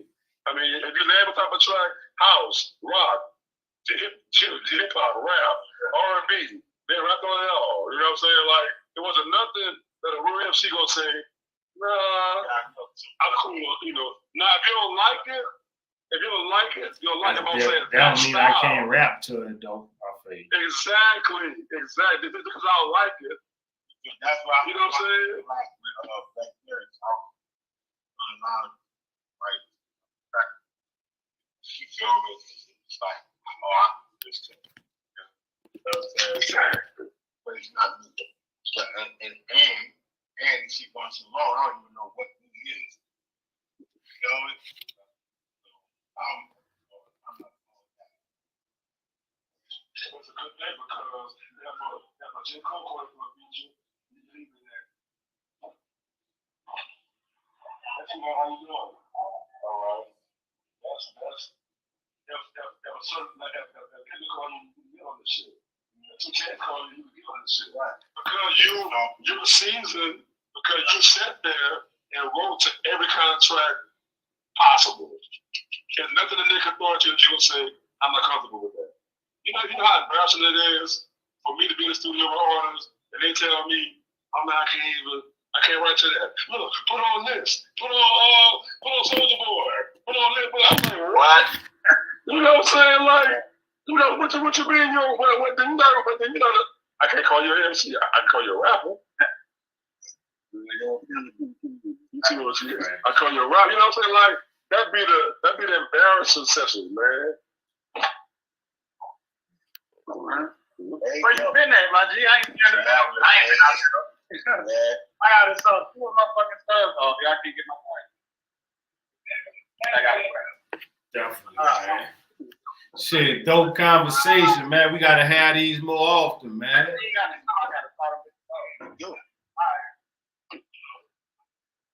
Man. Yeah, we gotta have these more often, man. I gotta get y'all on the panel. We can get y'all up here live where they can see the interaction and the talking and stuff, man. Man. Boy, if you don't say the answer today, they would have been tripping out. We are on the sets. I know, look, Ring phone died, man. I definitely was tap in with y'all to get all this live, man. But we gonna have time for all this, though. This just the beginning processes, though. We gotta lock in together and make sure we build these platforms to have these conversations, man. Correct. Like I told Sheila, like I can explain our shit later, you know, but why do that? I shouldn't have to wait till I do a documentary about myself. You know what I'm saying? Something. Then I'm gonna talk about me. So like I was telling you, we gotta do a documentary about us. And we create. And there's something about having more than one person saying I feel like this. She gonna get in there. Yeah. Ching. And what we doing, we just everybody wants stuff. And once everybody knows, get the back seat. Get the back seat. That's right. Get on the other side. Back seat. Get on the other side. Yeah, you can't go to sleep. What's that? I was down like, hey, buddy, we're on the podcast live. We're on live. We're from LA. You know what I'm saying? I seen the dream checking in. You know what I'm saying? When Hollywood find us. You seen me? Hey, wow, we live right now. We live. And we talking about you. We talk about Hollywood history of music. I'm gonna tell you about Hollywood history. It ain't the list. I sit down with a film and then sit down and think about it, run it out, smell about it. And took a bath for 5 days. I'm yell about it. On the corner, drinking and smoking that marijuana. What's up with it, man? We got easy money. Easy money. Definitely, man. Y'all doing, man. How back do you go with the history? How back can you go? Oh man, I can go back to the history of here, but with the group, how it grew, the singing group. So all the way back, that's my road dog, man. They died all one by one. Yeah. Then it was that was before rap took over. That's back in the day when the first rapper come out that really hit the street, changed the game. The only kind of young people that were rock killing the street. That Day 4 album kind of changed the game, like you know. So that give me a chance to think what. And so that's like 87, 86. Yeah, man. So there you go. That's what we just want to kind of figure out. Now you're saying like who came out? Who was the first people came out? Like as far as I can think back, like with Devious, Black Menace.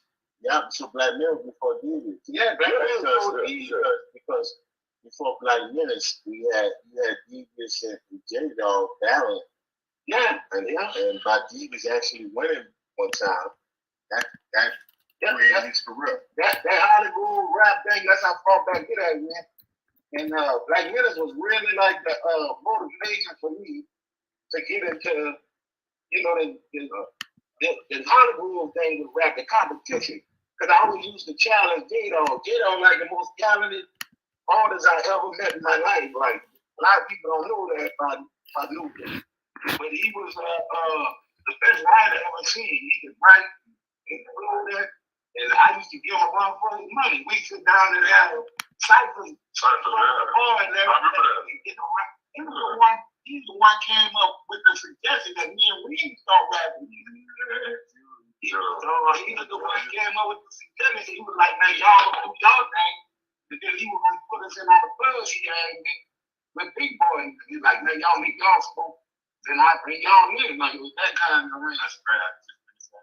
But we used to go with, that's what I understand about the music shit now. Because we used to go with it first. We got in the public. And they like, hold on. And he just, that nigga start rapping. And he's a rapper, so he's going to come back. And next thing you know, he's like, oh, man, we're in the circle. Listen to everybody just go overdose like this. Like, it was all that fun over there. I miss those days in hip hop, man. Like, it just you start trying to rap like one of these black cats, they gonna think you live or something, nigga. What you mean by that, dog? So when I got down to the part was I rewind a little bit and say that some old cats here tell me, bro, said, bro, if you ever dated a female of Hollywood, she was bad as fuck. It's like, it was like, man, don't got you one. And it's the reason why, because she gonna be nice. She's a family. She got, you know what I'm saying, both. So what that brings it to the other side of the people that ain't come with the bras, it's the other dudes is like, that's where all the clubs is. That, my wife, 20 years in Hollywood. You feel me? But you gotta make sure you ain't 10 to them. Background check, man. So when everybody back, so when you had the plugs, I niggas got island wherever they was living, they got chance to buy them back there. And there was old niggas, that's a lot of plugs. We had Mr. Eli. Right? Right? So that's how we got a chance. That's how we got a chance to get a vote. Like, Hollywood, really. It's like, wherever, it's kind of like an outlet for us. As it goes down now, there's an outlet. It used to be like big business like that. We used to get Airbnb, Kia, a Spice, I mean, they were big names like back then in the 50s. Yeah,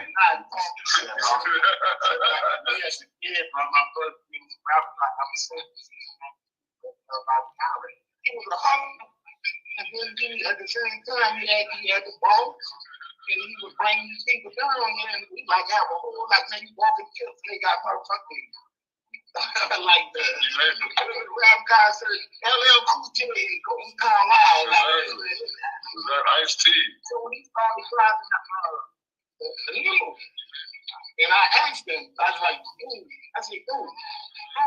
when you do the show, this governor movie, come out of games. I need to get 3 artists down and then he said that's not the problem. The problem be insurance. Well, insurance on it to be. And the insurance is $1 million. Yeah. Like the insurance.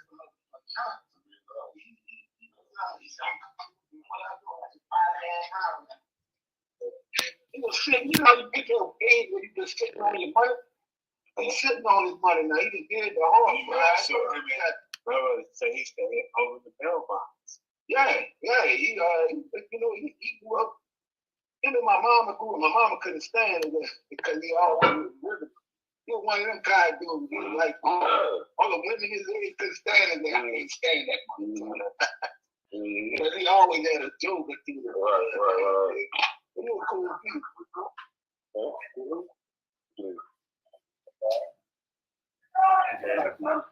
Definitely gotta have you in the documentary, man. We gotta start putting some visuals together, man.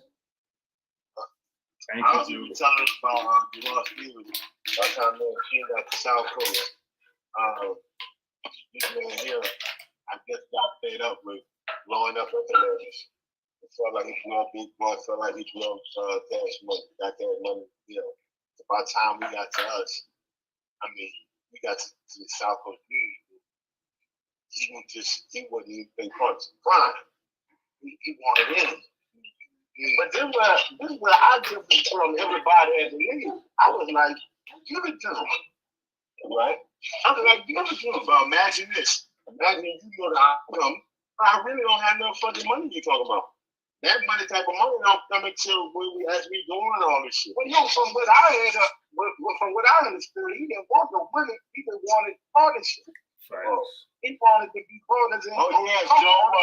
He wanted in on the company. And he was like, I'm gonna make y'all as big as Cash Money, as big as No Limit. I'm gonna put y'all in rotation with the biggest labels. I got the power. The only problem with that is telling everybody that. Oh, so you know, Last Chance Records, all these Chance Records, but we was in a kind of different situation. I feel that everybody from this group. You really had a reveal called Last Chance. Hey, why would you want to song and Randy Eyes started playing our manager, right? Yeah. So Randy Eyes making sure you remember rapping and shit to the Last Chance Records? What was Last Chance? The one that was in the shopping mall. Yeah, my time he was mad. Randy Eyes was saying like this one, this the money. Live on I Still Love Hip Hop. Say he? Yeah. You came to that one time with Last Chance Records. Say that again. With Last Chance. Yeah, that was. I won't say that was Randy came, got us to bring us the Last Chance. Right. He brought us over. That was all us. That was me, you. That was me, you, Reem, Sheen, Reg, Black Menace. Insane. Yeah, he was over there. We had went over there, and he brought us over there to rap. But they already had their roster. They had like the Power Rangers and a few more groups. And remember, dude was like, we was about to leave. And dude in the back was like, man, nah, I want y'all to spit something. I want to hit them niggas anyway. And we spit. And it went all the way around. Dude was like, nah, go again. Want y'all go one more. They was so mind blown today. They was hurt. They was hurt like. Like they wanted to cut everybody from record. It was hurt. I would have fell out laughing. No, look. S, you gotta imagine this. S, this like 98 S, and they got their whole roster together, right? And nigga bring me and Reg at our youngest early ages. They brought Reem and Sheen as a group. They brought Black Menace as a group, and they brought Insane. And they was like, y'all rap one by one. And they put one of their beats on too, so you know we destroyed their shit. Like all that shit. But you know, it didn't pop for them to the point that I'm at South Coast Music Group. It's a little time passed, maybe some years, well, or whatever. I'm at South Coast Music Group. I'm just sitting in the office, and the phone rings. By the time me and Sheen, we didn't go to this. I answer the phone, and it's fit for a week, right? He don't have the name yet, but he, bro, look, I'm a dancer for a group called Power Rangers. Yeah, he came on with them, right? And I told him to come through. I thought you should just come forward to the company and talk to them. But they gonna hang up on you, huh? Said, "Are you gonna be there?" I said, "I'll be up." So, you feel me? And so when he came, I can remember touching him. I said, "They gonna come on the box." But you know that they don't really tell me really. I love the whole fact that you got to South right now. One fucking little word. Nigga mix the tangle with any shit. Now I ain't right. I ain't write no lyrics to my own shit until my third album. The whole I don't remember going to last year, but you know the whole thing started when Sweet Pea saw them niggas that cash money getting that money. Shout out Sweet Pea, man. Shout out my fucking dog. Sweet Pea. Sweet Pea used to come get me everything. Me too, dog. How we gonna put this together? We gonna put this together. And they were like, man, all them niggas uptown under all them niggas, man, they be scoring for me. Man, I can put why all these Hollywood niggas rapping with these niggas in the third world? That's it. You see, man, we need somebody to put it together. Shout out Sweet Pea, dog. Sweet Pea was coming get a nigga to rap at the Cold Wars too, dog. Yeah, that's what he was putting it together. Fucking right, bro. My fucking dog, bro. What he did was he was putting together a beach party in Biloxi. When we see the headliners to rap and you know, it just that was a big deal. Wow, I never knew that, dog. That was me and Blue was staying in Mid City. Sweet Pea came by the fucking house that night, dog. I never knew that, with the dog. poster, he had the poster already made up, but that's the headliner. Smoking the fucking shit gone so fucking big. And you know how you talk that shit, man. Like, I told you. I got this. We going tomorrow. You know what happened the very next day? That fucking he fucked the fuck out. It's like they gotta get out. Soon as that shit nigga about to do something, they dropped the ham on me. If that's the case, we gotta tell them the story about the owner from Kurtown who was the best of the world next year. Oh, yeah. You gotta tell them about Cat. Shout out Cat, man. Shout out Cat. So I got if you ever see a picture where I'm wearing these 0017, I just felt like it's an awesome camera on the shit. So they got a fucking DJ at Conrad Park. I go up in that bed bar, that pink fucking 0017 squad on, pink Christmas car, you know what I'm saying, all this type of shit. And I was like, bro, but I was like, dog, I was just giving you some time, and then you just can't, you know what I'm saying? I was trying to give you some time, but we're gonna do this, and I'll figure out a way how we're gonna do this. Trying to do people. So they have in on the company. That's like family type of shit. You know what I'm saying? And so $22,000. This merchandise, I also call that on the order. And he was gonna pay for his shit Tuesday. And then he got killed that Friday night. I think I killed like Saturday night. He ain't running. Saturday night, I said Saturday night. Yeah, you forgot about Paper Cheese record. Paper Cheese. And they was about to fucking, soon as they were about to drop that album, fucking, it was some of the most wildest drug dealers I ever fucking seen.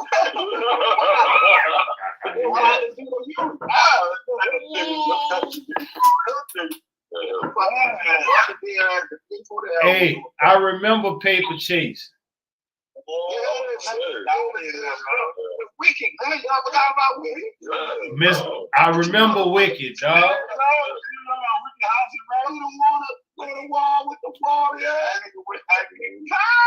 Shout out Wicked, man. Wicked was Southside, huh? Shout out Mr. Wicked, man.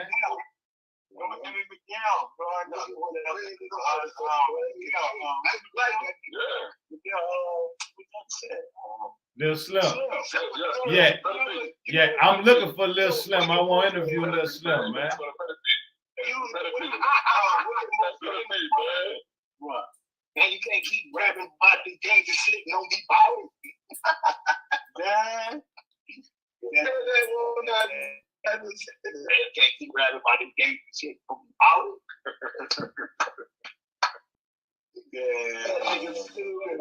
I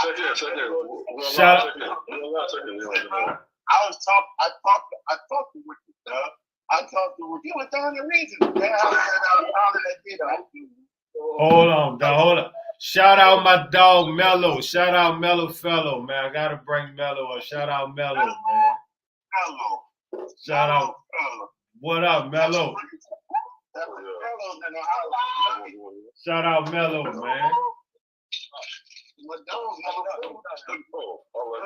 Mello Mello and Gideon was getting together, making tracks and stuff. So they ended up making that track for who Juvenile was on first album? For the team. Jimmy. The whole album. Oh, Jimmy. They was on a company called Selecto Hit. Selecto Hit, distribution company. We'll allow we're not talking about the history of how to do it. Selecto Hit had Martin Brown.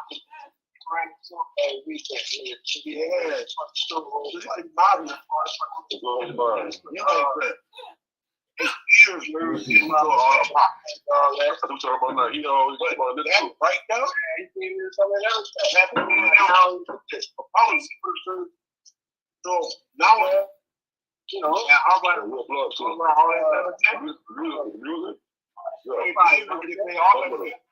and that's it all came because he run it, and it didn't seem like nothing at the time.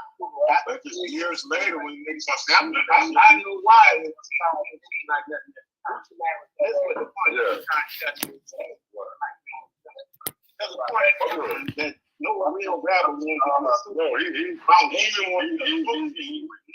happened in the game. He said he want to associate it to something. You call it acting. So we didn't even know them niggas doing no shit like that. I know. I know. I didn't ask something with it. I didn't know but what music is on the tracks, and I know people was doing it right. Jimmy was just a figurehead that they couldn't get it. We will get it out of there. We'll get it out of there. Got right. But that's how the music things go, I guess. But it come from a time when they did it like that, instead of DJing on the bounce working. And even Jimmy, that's why they needed Jimmy. Nobody ain't gonna be associated with power. Even his was saying it on his song, never gonna bounce, never gonna bounce. Like, nobody gonna be associated with bounce like talking about. It wasn't taken seriously. So you had some kind of like bounce artists like Lil L. I used to like to listen to and get the gat and you know, that kind of shit. Like, I know. But it wasn't, I didn't look at him like you know what I mean? Like a lyricist. Yeah, I know the battle on my shit. It had its place. Because I'm from New Orleans too. So people ain't like this. Nigga in the club, nigga hear that shit, man. You know, on the rock like it. I used to like it again. I used to round with it. That motherfucker. Yeah. You know, that's a hip hop track, man. It was called back then. It was called Bounce Rap. Right, like you had some rappers, like you had rappers that was like, What I'm from what I remember, I thought it was like Trigger Man was like the instrumental to rap to if you wanted to rap.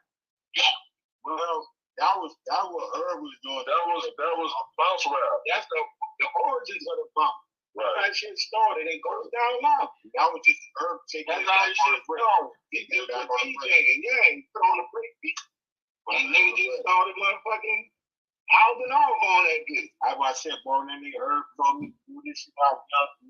Like that shit. Come up and now you want this shit. Look, T Tucker was trying to keep this so. Was the original Lil Jon. You heard me? Because if you think about what Lil Jon did, all Lil Jon did was did chants, right? Lil Jon and the East Side Boys, most of the album was chants. They did chants on the R&B. All they did back then, T Tucker, it did chants. It was just chants over fucking the hard break beats. The same shit. Same shit. Same shit. That's why I remember, bro. Fucking Bird. That was like adamant. Just get up the fucking stage. Yeah, that whole fucking You know, that's old school shit with niggas like, man, who this motherfucker is? Him, all the fucking shit. And the only reason I stayed on stage before Roy was up. And I knew the person. And like when nigga jumped on him, he taking that day. Yeah, yep. So then a nut jumped on his ass. Talking about Morero and the raps up now. You shit on Morero. We were going to back and you talk about Morero. The raps up now on you album.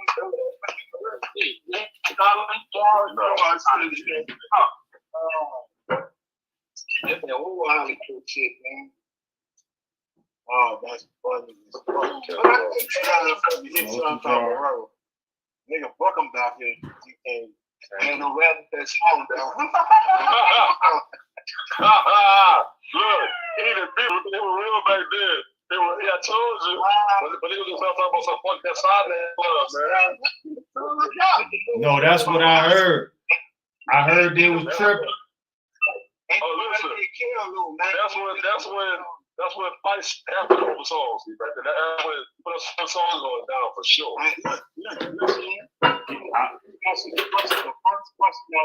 Down. He jumped on you? You get out of here. What happened to the MC Dick fight or some shit to say? And then you come, and now you should say that's how that motherfucker started. That nigga came that bit rapping that Morero shit. They go fool in that bitch and we used to have a hard time kicking that coach back then. Because they were underage. I told you the only way I got in. My DJ Earth, when I joined the game, yeah, by Earth showing us how to fuck with the concept during the game, sugar. I'm there one night. This how I started because Earth said, "Look, you know what? Help me get all my shit in there. I just sit my hand just stay there." And I sat on the free right behind him. They used to let us in once, because I can't fuck, dude. They used to let us in when it was packed. Like, it had to be packed. And niggas do it like, you come on, y'all slide on in the bitch. You slide in that bitch. Don't make no fucking noise. Sit in the background and watch everything. But I used to sit on the crate behind them. I need business. Okay. Man, you know what's no crazy, bro? I haven't heard you go ahead. You know what's crazy, little dog? Okay. Look, that was a listen. Okay. I had that other diet, had that big stallion, fine red, beautiful Beyonce looking bitch with a mouth full of gold sitting next to him. Man, listen. You cannot underestimate the attraction to young people. Listen, you know they got they have a museum down here that just opened, dedicated to like a definitely the culture. They got a museum. I forgot the name. I think it's called Back in Time Museum. Something like that. Yeah. That's the thing, though, man. There was a time when I did come of age, nigga, they wanted to time called 18, whatever it was again for it.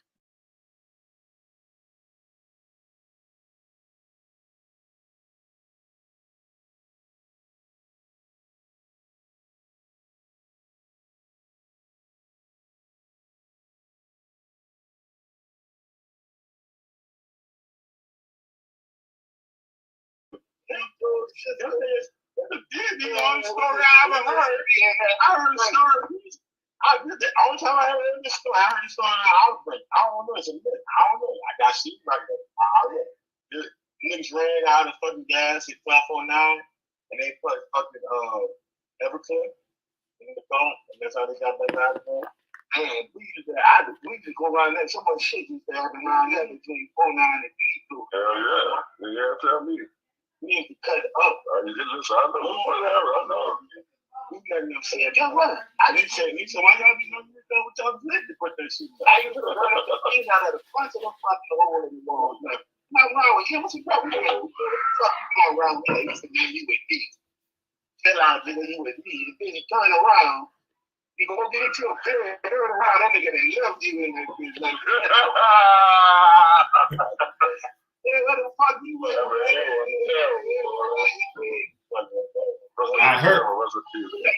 I heard back then it was 49, Detour, Discover. What the fuck that was? I got something to do with it. I believe in niggas. And that's how my song. That's how it was. Yeah. Hey, what the name of the club was that was on Drive Street? What's up there? On Drive? It was on Drive, right? It was right across from the No, it was right across from the funeral home. On Drive? It was on Drive. It was a club. No, not Tam. It was down the street from the old Venus Garden, man. I know you talking about sisters. Damn, it was can't think of the name of it, man. Sisters, man, that was a real hole in the wall. I know you trying to see where you never hold it on shop. I ain't talking about Tammy's. I know y'all not Tammy's. On the wall club. See, real consider on the wall club. The bars. Oh, that was clubs back then, man. No, that's a bar. That was a bar back then. Whistle was a club. 49 was a club. Yeah. Club Adida was a club.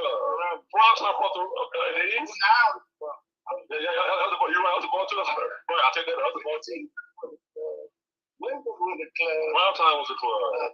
The one right there by the track, the train on St. Cloud.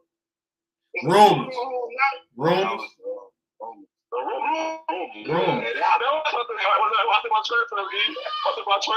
Yeah, no, I'm talking about Uptown. The one I'm talking about was Uptown. Yeah, I know. What was Nightwalk? I know. Yeah. On Drives? Yeah, it was on Drives and like Drives in between. It was like Drives and Josephine, something like that. I don't know what they're gonna do now. Was it a bar or a club? It was a club. Oh shit. My phone, you talking about Sam or something. Trip this. You know why? They sold weed in that bitch. Sure did. They sold the envelopes in there. They sold the envelopes in there. Garbage can the envelopes. And The brown, they sold the brown envelopes in there. It's super, Yup. Yup. Black, Africo. Yup. Everybody. Elvin Hooker, all them. Yup. Yeah, man. Yeah. One nigga had a fight. This some wide open miles. The bartender, they got a fuck garbage. Right. You know what I'm talking about. Fact. The whole thing is filled up. The whole thing. When you ask for one, I had to put it. I was like, Fact. They used to have to tape that bitch closed.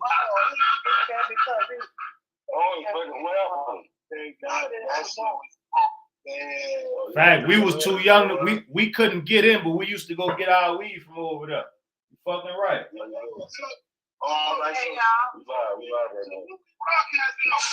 Over the podcast at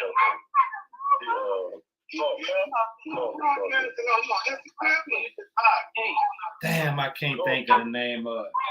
So we chop it up. You want the tea? You want some more? It's just audio?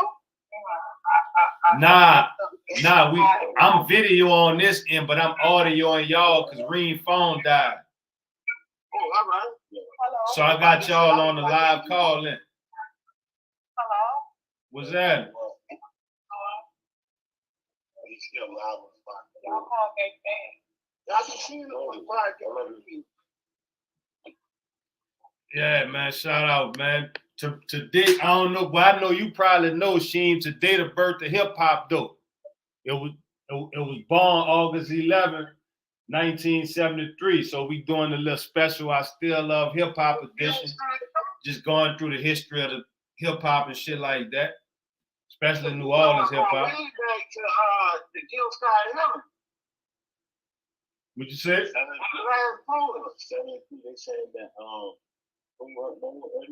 No, before they go to Gil Scott-Heron. Listen to the revolution would not be televised and tell me that ain't a rap song.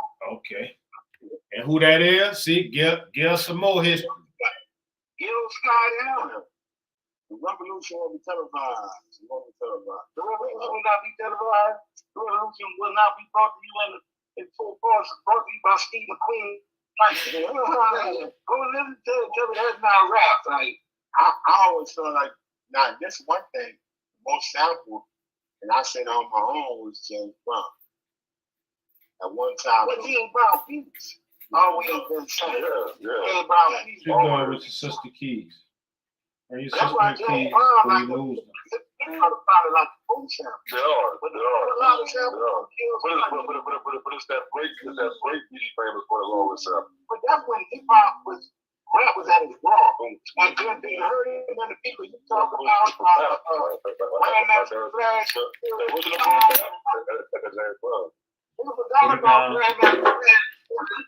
out of there. You heard yourself. That's what I was telling my Rakim. So by the time Rakim came, he took that shit and put a focus to it. Like you did. So you know, the older niggas was listening to us like that. I mean, yeah. So check it, look. Check it, we live. Check it, we live. Everyone in LA right now, we're on live. Check it. That's up. I mean, yeah. Oh, what down? We never said something real live. What's poppin'? Boys killing. What's out with it, baby? It's E, nigga. I'm good, man. We live on the podcast, man. Oh, that was that. I mean, you're fucking right.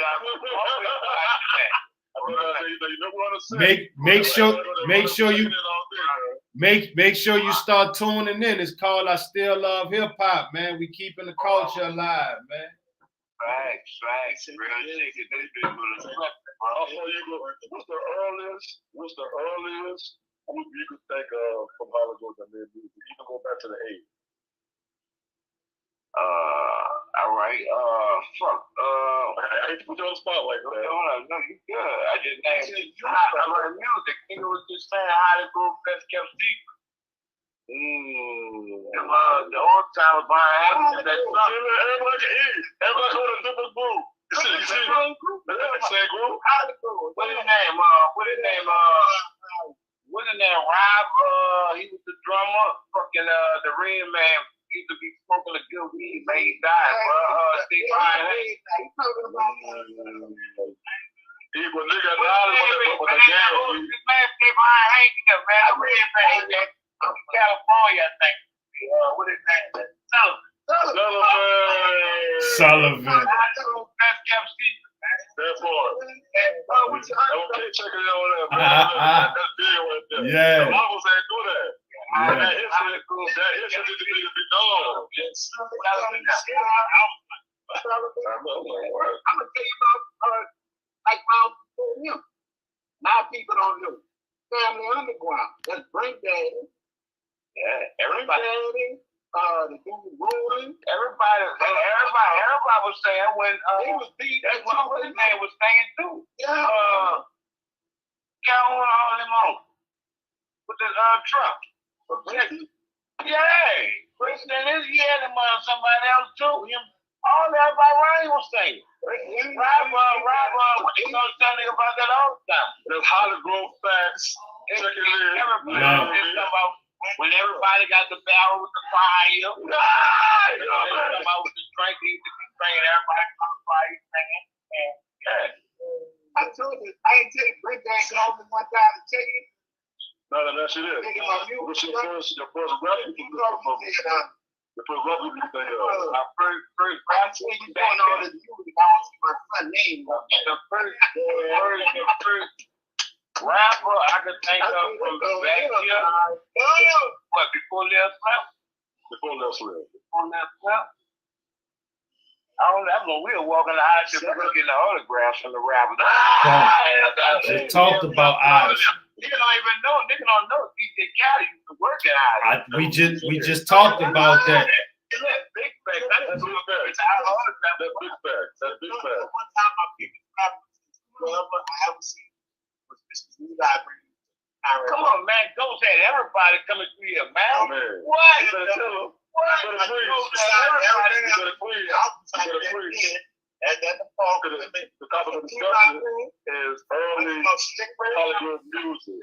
And who made it pop? You know what I'm saying? Who turned it up? Like without Ghost, a lot of shit would be popping. I'll come through this bit. No, like, I'm like, damn, you're not shooting everybody. Say about, so check this, y'all. On Rampart Street, right off of Canal Street, on towards Tulane. What you see right there? Oh, Tulane. Canal Street, take a right on Rampart. And if you take a right on Rampart, that's going to take you right there. Right there, cut right there. Right. Okay. Well, I'll do it fast. Holly Grove Records. Yeah. What's up with you, brother? How you doing? All right, huh? That makes you. Tell people say what's up. I was stunned. I was stunned to the point that why I was like, shit, man. They got the Holly Grove Records up there. I mean, that's different. He got the Holly Grove tattoo. But then really, you not went to label, but turned into like Hardhead Records. Yeah, get flipped the Hardhead. So that was the origin of Hardhead Records. That's why Hardhead. Okay, see. I think that might. Yeah, and just notice that it's kind of been more easier to push that instead of calling it Holly Grove Records. Right. It's a big misconception that it's only the 7-1. It's starting the 7-1. We gave them a style to run with. You get started to run with. Yes. I want Hardhead now. What down with it, Big John? Cool, man. I'm on you with ST Ream Machine, man. We just talking about the history of the hood and the history of music, hip hop music, Holly Grove music. So they was just speaking on Holly Grove Records with Ephraim and Roderick, and then how it transformed into Hardhead Records later on. I still love hip hop. Jones, Jay Jones, he wasn't even born yet. Jay Jones just called him. No, they ain't Jay Jones. That's John. Oh. That's John, Black John, man. Big John, out the hood, man. Okay, for sure.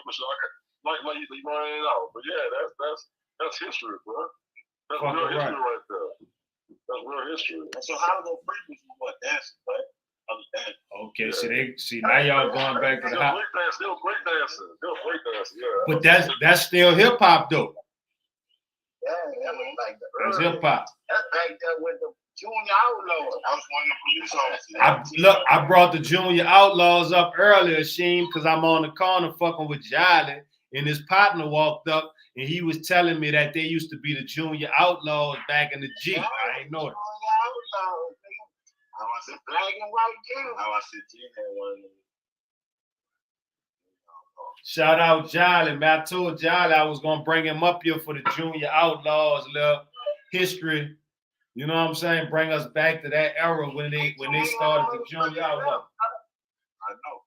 Huh? I know. Hey, one thing I was gonna say. All right, so let's 18.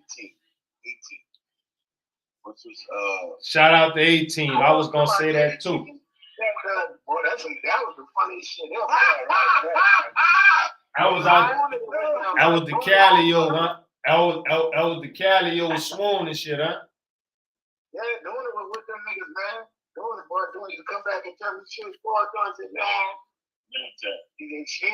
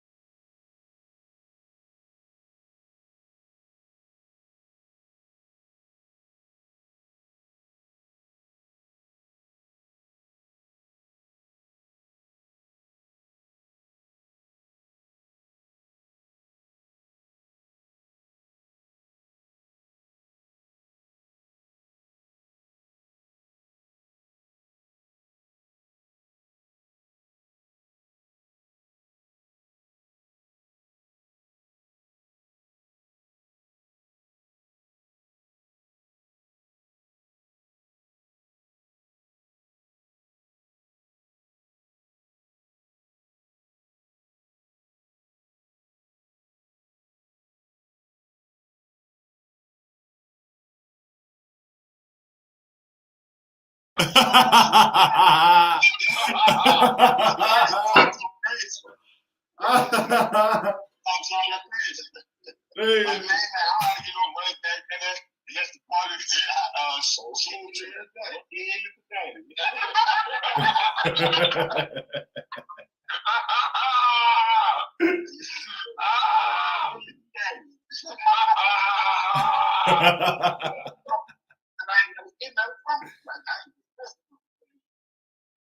know how rap is, nigga be getting advances, nigga be going there. The bill always comes through. The bill comes through. I just spend my pay with him. On some street shit, it's all the time. Like, you know what I'm saying? He really wasn't built for that shit. They around like Logic, all that thing. All of the people, that was a million to me. All the people dead now, man. For a handful, like, what's gonna make it home? Then they're prison, they never out there. You know, I think all profit. Well, you know, they only let y'all to jail, like prison like that, when you get cancer or something. So that the jail don't have to pay for your treatment. They can put you on a state dime and let you get medicated and stuff. So they let you out when you can't hurt nobody. That's how they get enough. I'm telling you, when niggas be locked up for 30, 40 years and all of a sudden they let them out of prison, I always tell them that's when he died. He got cancer.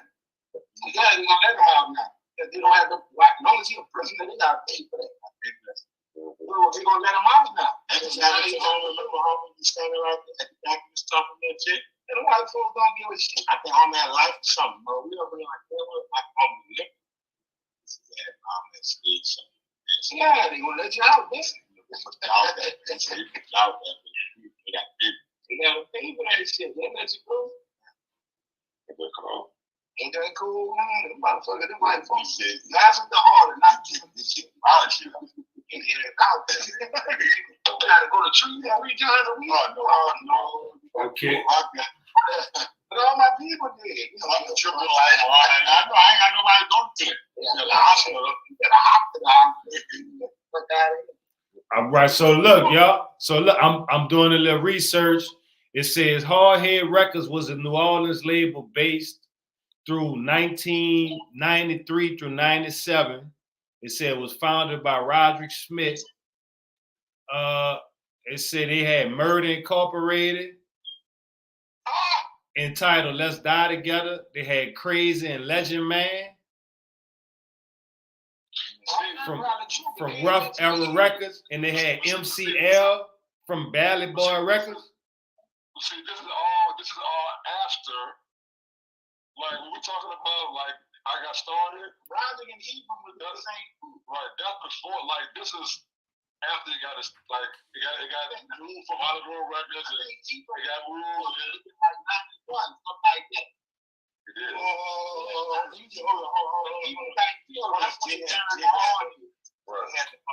They had the top, and I was riding down the street. All right. Wow. I get the Eagle Street. No. Look, y'all, look. I went a little deeper. Look, hip hop history, right? It says Holly Grove Records was a New Orleans-based rap label with signed artist Black Menace, founded by Ephraim Payne and Roderick Smith. Yeah, and that's what started. That's Hardhead Records. Yeah. It turned into Hardhead Records after he got killed. Wow. Holly Grove, they say it was in 92, and the name of the song was Ghetto Ass Nigga. Ghetto Ass Nigga. Wow, you black ass nigga. Y'all remember that song?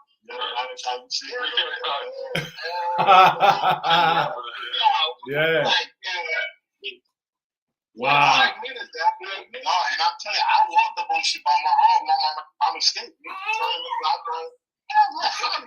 Records. And that's what happened. That's all that built up. That's all that built up. That's all that built up. That's it. I don't know what y'all mean. No, but look.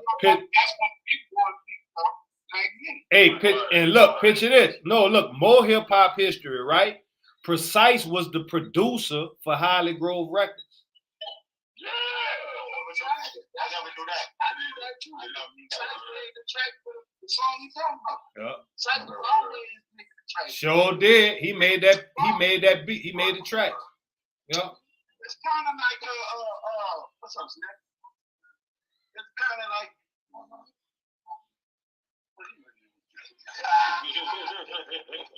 kind of like Big Boy did to a Hollywood Records what Master P did to Big Boy. They picked up the scraps. You know what I mean? When the shit fell down, then they came and picked up all the orders. Master P did the same thing to Big Boy. When Big Boy fell down, Master P stepped in and picked up everybody. But this is what you gotta realize. At the heart of all that shit is always some fucking Hollywood down. Right. That's always. That was the point that was the topic of discussion. It wouldn't be no fucking cash money if it wasn't for the Hollywood. But when I bring it back to it, I had to bring it all the way back to that the Bugs moved here. Okay. The Bugs was selling drugs, all that shit. They moved here. Right. You know what I'm saying? Right. To the point that when they start raising their children, they're raising their daughters, they buy them pretty, they well grown, everything. That's to the niggas act tell me like, man, back in the fucking 80s, 60s and shit. Right. Nigga boy used to buy this fucking girl from Hollywood, you know? She was on. Right. And where that comes from, motherfuckers hustling. Mm-hmm. They wanted to get away and get away from Hollywood, and this they got you got Italians here and shit. You know, it was the kind of a get away place. So what happened is you starting to have way more people here with money. So you have robots, all those people that live back there. You know what I'm saying? They live back there. Now these people are supplying the whole fucking cities. Yeah. But on the hip hop level, they had to earn your fucking stripes in Hollywood. Right? Yeah. Like you ain't just looking and say, "Oh, I rap now." Nigga be like, "You rap." John said DJ Lil Daddy produced it. And see, back then they had more competition. So you know what I used to do, John? They had more competition back then too. My little kid was rolling on the wheels all week long. I'll be putting some new shit together. So because I know I'm gonna go out there win. They gonna come try to come at me. So I need to go ahead somebody else. So I've been working all week. I got you right. They say it won't run. Right. That's hip hop. That's hip hop.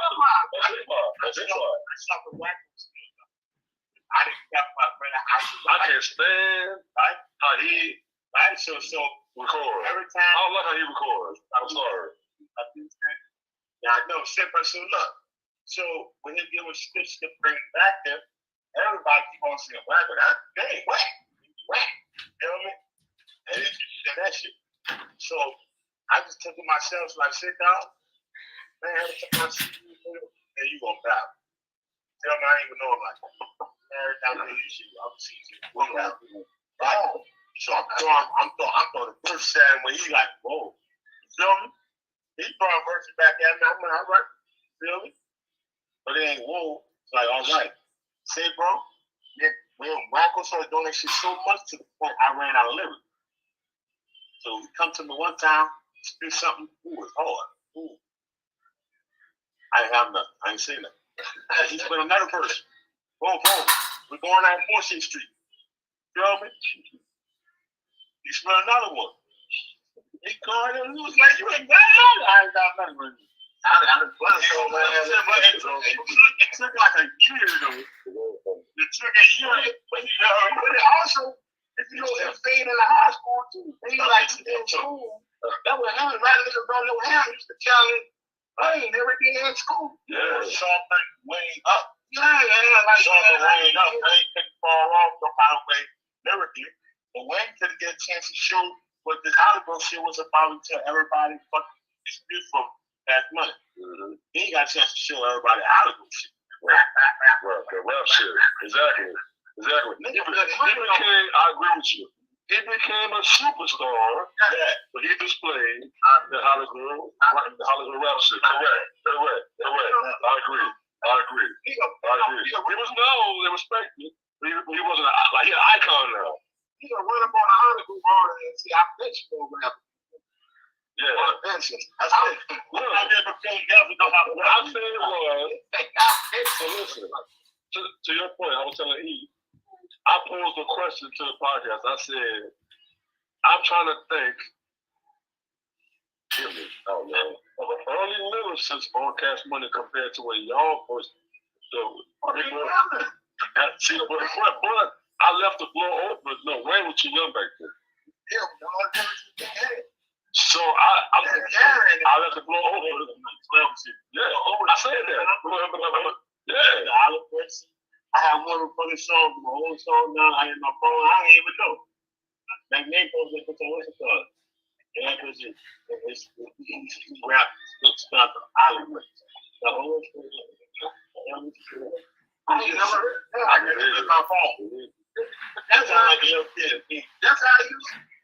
Like when you dealing with a Hollywood. Like one time I was up there by Skip, chicken and water. It was up there. I was up there. And now I say something to the nigga like, next one challenge up. And the nigga comes up, sign me up, I just start rapping. Skip, you don't do that. Don't do that. Oh, shit. Like, so we had rap a lot. All of us with Jay Prince, we all laughing, running this shit. And I'm fucking with Jay Prince behind the watch. And, he dies. That's what right? But he was a stunt dog, and I said, you that watch. This shit watch, myself, that watch. He said, I bet you put this on and bodies, they're going to work on your phone. And that's how he learned to come out. He ain't stuck, but I just started doing it.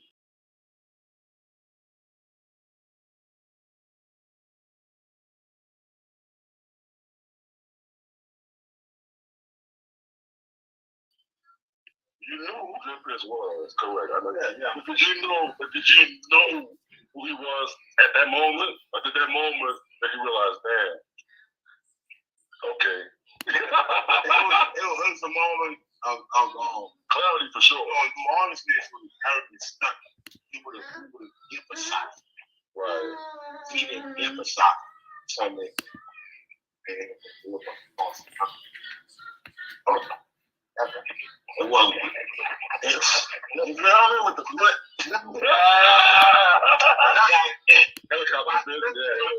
You call this the I Still Love Hip Hop Podcast? Yeah. I'm gonna take the time to see what I think was wrong with it. People are too fucking serious nowadays. Like too many people dying over this shit. When at the heart of it is all about music. Ain't nobody supposed to be dying over music. Nah. No, because honestly, Sheen, I feel like right now they feel like you need all that other shit to be good at music when it's really the music behind it, but it's so much marketing that's going in it. Everybody is over marketing and they not spending as much time on the actual craft of it. But you know what it is, though? I had this argument before on the phone on Conrad one time. Okay. When people evaluated who was the best MC about how much money they get. Yeah. And I said, I don't know. Right. Like you like we all knew that the money is there and and how you get the money. But the art form of this thing that we in, I think it's getting fucking, like laying over where everybody's just chasing dollars and marketing and want to be on top of the show. Well, after the value is playing, whenever we talk about the most of coffee and work.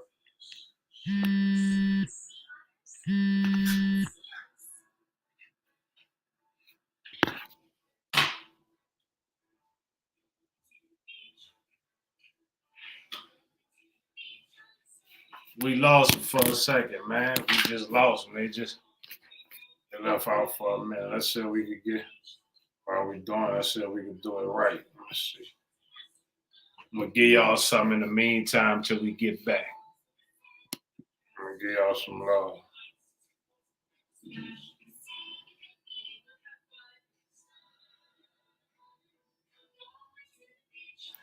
As we go, I'm gonna try to go a little deep. I just text you the link. Click the link.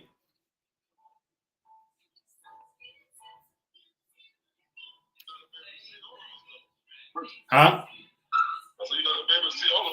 Yeah, I'm gonna be able to sit all y'all. Yeah, if you sit it down, it's gonna pan the whole car.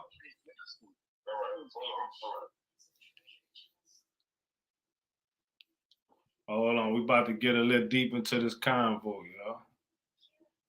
Give me a minute. I'm gonna run this in the meantime, though.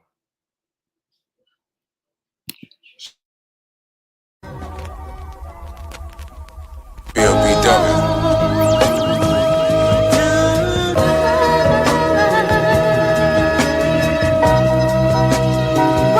That's the one.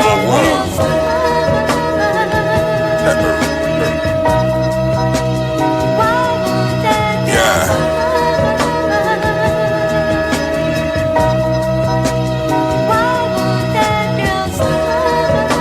You know what I'm saying? Yeah. Night fights in prison showers, nigga. It don't come with pistols. Niggas will hug your mama and wear your white tee, but they'll never miss you. They'll never get caught slipping, boy, and let it go over your head. That bitch will catch that insurance check and your kids will never visit your grave. Deep enough to touch the dead, I'm big dealing. Got that Mitch feeling. You owe me money, you're looking funny, you a fucking dead. Man, 14 bricks, I'll get a whole family fed. Look, for 14 bricks, they'll leave that whole family dead. Nah, if you probably right, so wherever they keep them, that's where heaven is. The only cup we put on this blue magic was black excellence. They thinking stupid, but I go to bring back the food. They Frank Lucas, I think more Frank Matthews. Maserati interior alpaca. I sell packs of different a different way. That's up until my sentence date. Been this way, relentless clay. On the app, big ratchets with the realest for real. Them niggas Brad Pitt acting, I'm Achilles for real. Got a fist full of bills, I could fix in the field. I'm a sixer for real. Leonidas, when I wrote this on the pill. Niggas coming down here expecting of that drill. Foolish nigga, when will you learn vicious U-turns turn into a kill? For real, I took a deep dive, and if I'm ever looking your direction, I don't even see you, nigga. Book a Eli, you see why.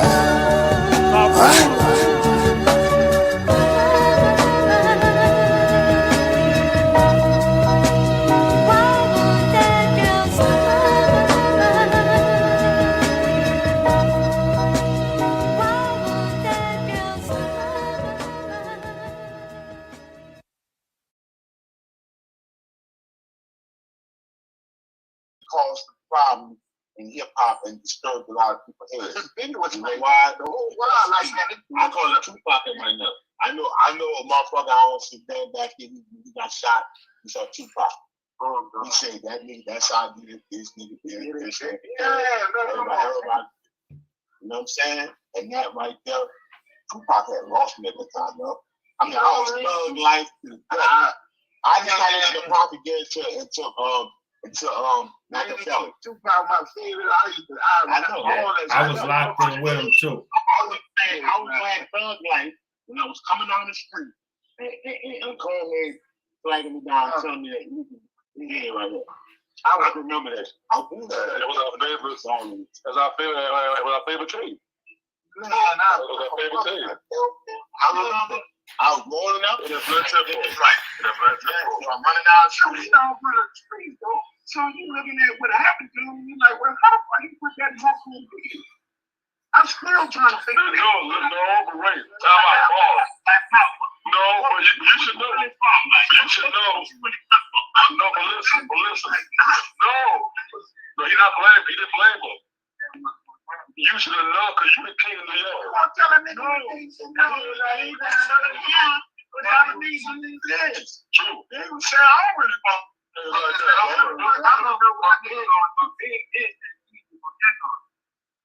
Right, yeah, so like he said, like what I heard, he said,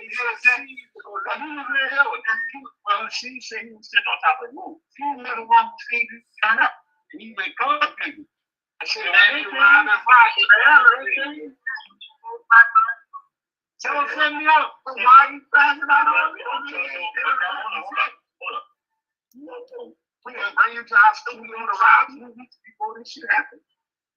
He started beefing with what the fuck did Haitian Jack? How about this? Haitian Jack said, imagine me, a hood nigga. He get looked by Madonna. He said Madonna looked down and was like, hey. He said, now understand, I've been this couple times now by Columbia. Understand that he's a Haitian type of nigga, so they ended up giving him some kind of feeling for him. So he ranked him for it. But she ended up digging on him so hard. Yeah, I see y'all ended up with Madonna in the house, all this kind of shit. He said, not thinking nothing about Tupac. Not thinking, I don't even know that around, right? He took out my dude. He said, so by her, like, kind of like, stop fucking with Pac and strictly just went at me. He said, Pac took it like that way. He said, so the first thing we do is go on the interview, and I haven't heard it. He said, motherfuckers like Haitian Jack, like you, in the interview. So what I'm thinking about Jack said, how you want to do this shit on the radio, and then put some shit at the studio? All my, you know what I'm saying? What I'm trying to gotta be me. What I'm trying to say is, which streets are you in? If I want to do something, I'm going to bring you to my studio and do it again. Right. That don't even make no sense. Run to the song, like, you see what this dude MOS anyway. How you fucking going to interview and start talking about your little radio when you want a rapper? I mean, a real shooter. Like, where you trying to start doing that shit? That's wrong. To the studio, that's wrong. You come out there like everybody knows that's wrong. Everybody knows this. And we don't ever talk about who that got killed. They don't talk about who that got killed. It's big and shit up there like, like he true that dog. And I'm gonna get killed. And I'm gonna get killed. I'm back home and never heard something about him like out of him. It was a never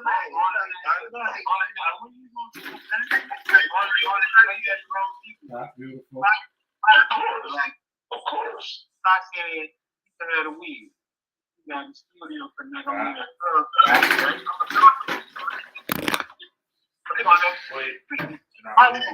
was like that type of nigga. You got the weed, you got the connect. So that was his crew, anybody. Because he had no money. Anybody. He had no money. But he had too much of it. See, I know he had no money. I kept saying that. I kept saying all this shit I'm doing, everything. I just thought I had no money. I would have that until he needed them drugs. No. That's why he was talking about it. Yeah, we're talking bad about him. But you can understand what I'm saying.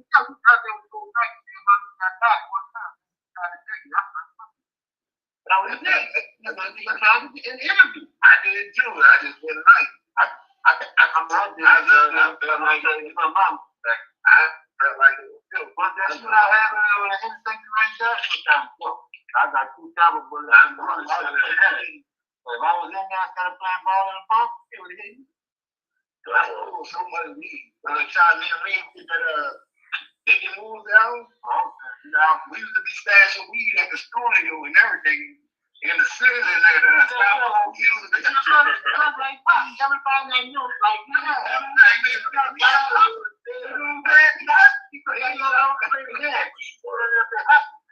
we go to everybody.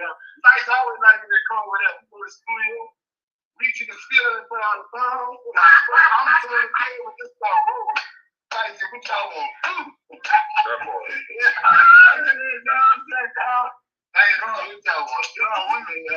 decided we start so much, dog. So niggas just want to stand by us and try to show me. So kind of my house. Menard them go next door, man. They ain't really going next door. There's a lot of fraud. But what's standing inside right there? Yeah. It's like trying to not arrogance, like panicking about fucking shortstop. And you know what's crazy about the hood? That we just trying to tell them. I was the hood weed niggas started giving me. Didn't even want no money. Niggas like, shit, I know what you need. You know, I fuck that cool shit. But a nigga owed me some money and he gave me these $5. Yeah, baby shit. They're like, you know what? I said, how much you know? I don't know nothing. You know what I'm saying? Like, man, what? You lost the fucking bottom. That's what they used to do. That's all I'm saying. I'm going to top. You don't take something. I'm gonna go get about 10 pounds of weight. And that nigga look. It was, you know how shit look? But it's with bugs. Those small bugs and shit. That nigga shit. Man, just check the whole rest of the crate. I said nothing about it. Paul paying for the 10 pounds. I come down there with 30 something. It's like, what's that? It eventually gets to that point when you thought enough prison in the trust. When we were working together, we had to connect in Texas. So we all had to take turns going to get the pay to come back. It's like when it's your turn, it's your turn. You have to go until it's my turn. Like when I went down there, man, and every time when I went down there, we on the bus. I went down there, I got out back. Sometimes we were back. All I was trying to say while I was school, like, cause you know, you go down like in my state, they got the glass windows. I thought it all the time. I feel you. And all I can do, I be fun, but I and then I went to the airport one time. That's how we was leaving, bro. We took a turn. I told the man, on the airport one, and motherfuckers, went. I said, no, I already know.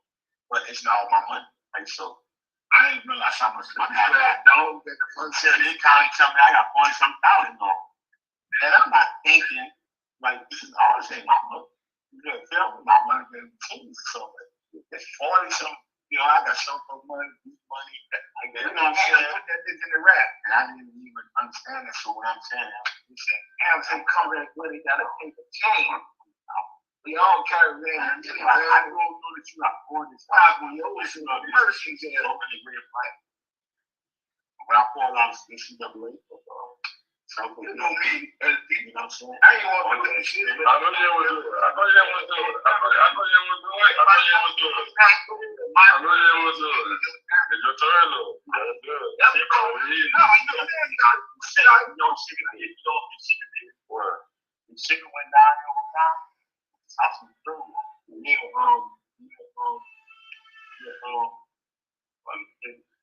were back from the team. Okay,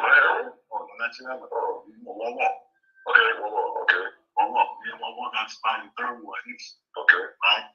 And he shoot one of that spot and Mike quit. The one quit all the way on our side. Fractions. See, that's street. I need Sugar went down that bitch down and fucked with a prostitute. Right? And she died at the end. On the way.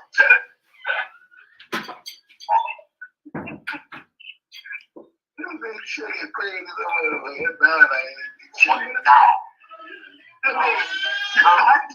I told the internet we had it. Yeah, tell me you did that one. You told me you did a lot of shit. Tell me you did that one. Yeah. Big Ken was like, I told him to stay around. I told him I'm playing around at that I'm just saying in the house. I told him to sing about going. But now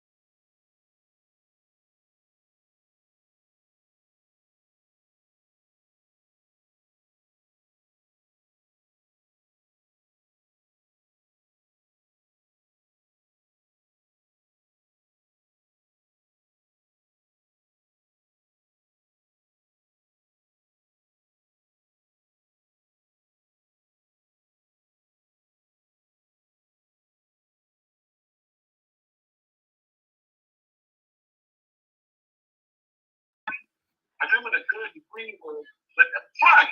Look, what? I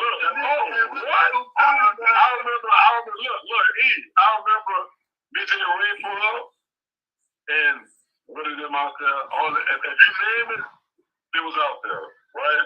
They all in their trucks. We pull up in our trucks. They like, see, bro, y'all said another dinner tonight, nigga. What's going on? What's going on? I'm that fucking Montero, like that goes to sports stuff. Yeah. And I just felt like, we don't you can be ready to look. I'm talking about we had a lot of people know like we had to have 450s. We had to have 250s. Listen,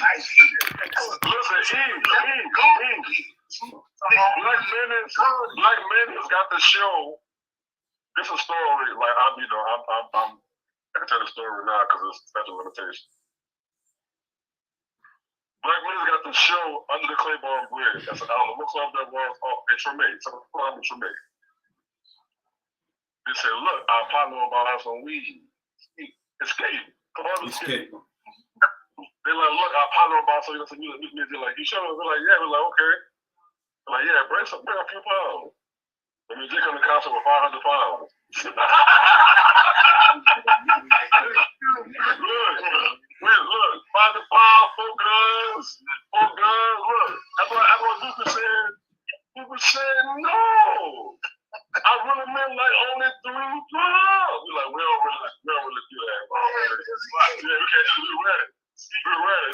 How to go to Black Menace night, man? He's still on that? Yeah, he's in it. Yeah. Say, bro. You had 20 pounds in the trunk.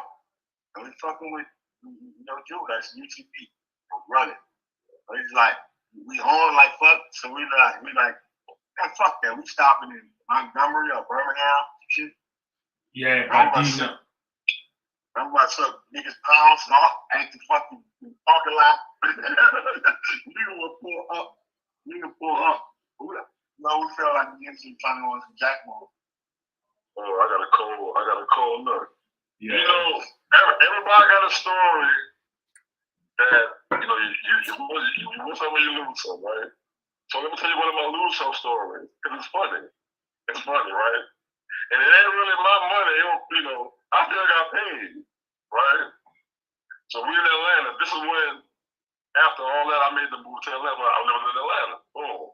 So one of my partners said, look, I got to play for 50, right? I said, well, how you going to do it? Nobody, nobody can come to how you going to, And he was like a 2-3 pound nigga. He just pop away with a 50-pound plate. You know what I'm saying? So nigga was looking at him crazy, right? So the Mexican was like, you go with him. I'm like, I'm done for the whole. And I made y'all nigga $5 million. I'm not doing anything else for a while. I'm about to live, I'm about to live in there, you know what I'm saying? Yeah. That nigga, so I want to go with him anyway, right? So we want to go into a parking lot. Right? We in a parking lot. Now, mind you, I'm fucking with BMF niggas in Atlanta, so and we can tell you that because he fucking with the 2 out there. I'm super duplicate. This nigga fucking with some backwoods niggas. Nigga never met him or anything. So look, we pull up, he throw the 50 in the back of the truck. What? Look, I'm in the passenger seat. I ain't nothing to do with it. I just want to make sure you'll be killed, right? You don't get jacked. So look, the nigga from Atlanta to throw some money in the front seat. Right? So I'm like, oh, shit good. So you put it up, right? He's like, yeah, see, look, I told you. I'm like, all right, so I hit the light bulb when I start counting the money. Man, this all was. And look, the nigga put like $500 on the front and back of each brick. Yeah. And the minute was all one. Boy, the Mexicans almost beat that boy after that, boy. You ever met your king? Joe Jacker? No. I met him, bro. Joe Jacker? Yeah, I know him. I know him. When I was on Island Street. Yeah. I remember that when I had a record man before. I went to to this line. You started to go get some. When you really hearing that dick, you know what the situation. So when I come out the store, I learned to a nigga I've been to. Like, you know, me and the nigga went way back. When my man was having. That nigga told me, he said, dog, what you doing around here? I said, man, I'm about to grab his house. You know, my house. Like, yeah, like, I'm like, you terrible motherfucker. I didn't know that I was thinking that terrible motherfucker. And you quite got that feet, got that food over there. I'm about to grab I said, oh, yeah? Say, bro, all right, we jacking. And still, if you're in the car, then too, we jump out, we do this shit, you know, midnight jam. Oh, say what? Then Jay go, we see these two kids.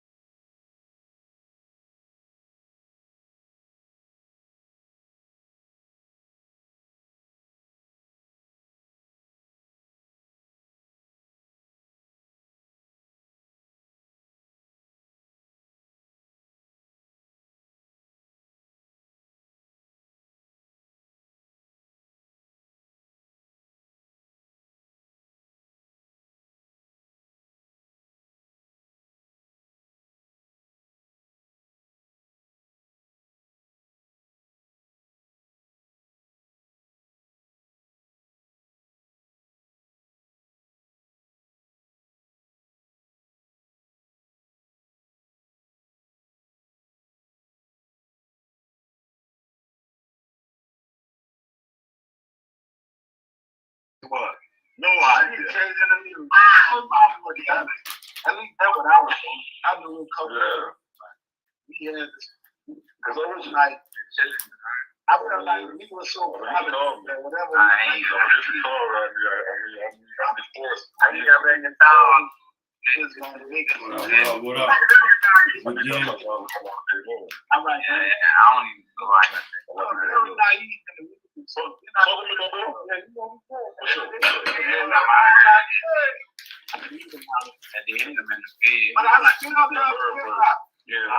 a lawyer. Definitely. That's scary for us. I don't know, man. Charles, he was like that. He gonna get a bid fine. You gotta be a stick. How you just go straight up to that? That is not going in the metaverse. Bring me in the metaverse, bro. That is not going in the metaverse right now. Okay. Either somebody saying something or they found something. Okay. Beautiful. And 9 times out of 10, it's probably.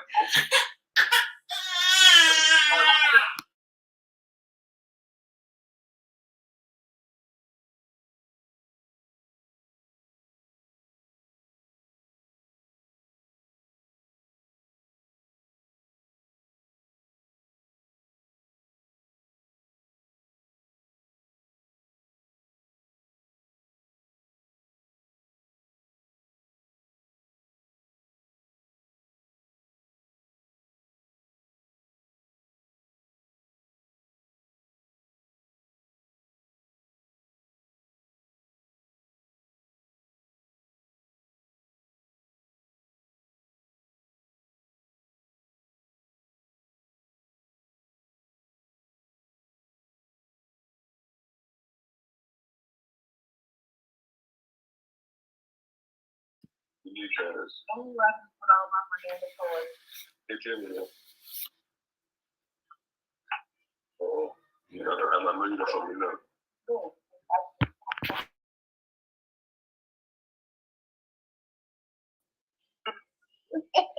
She probably got freckles on.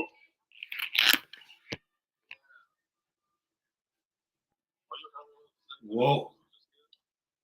Appreciate y'all tuning in, man. We've been having a dope show.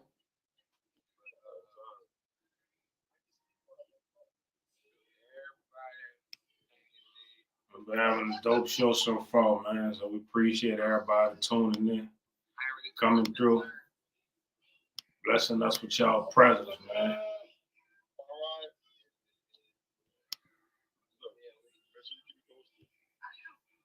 We appreciate y'all blessing us with y'all presence, man.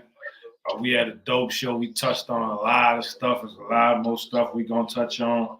We may come back live later on tonight with a few more people and a new panel to share some more stories, you dig? So we appreciate y'all coming through, man. Y'all make sure y'all hit the like, share, subscribe. Y'all can catch it on Facebook, and you can also catch it on YouTube. So y'all make sure y'all tap in. Y'all come through, show some love, man. Make sure y'all subscribe. Make sure y'all share. Make sure y'all like it. You can catch the rebroadcast on Facebook or on YouTube.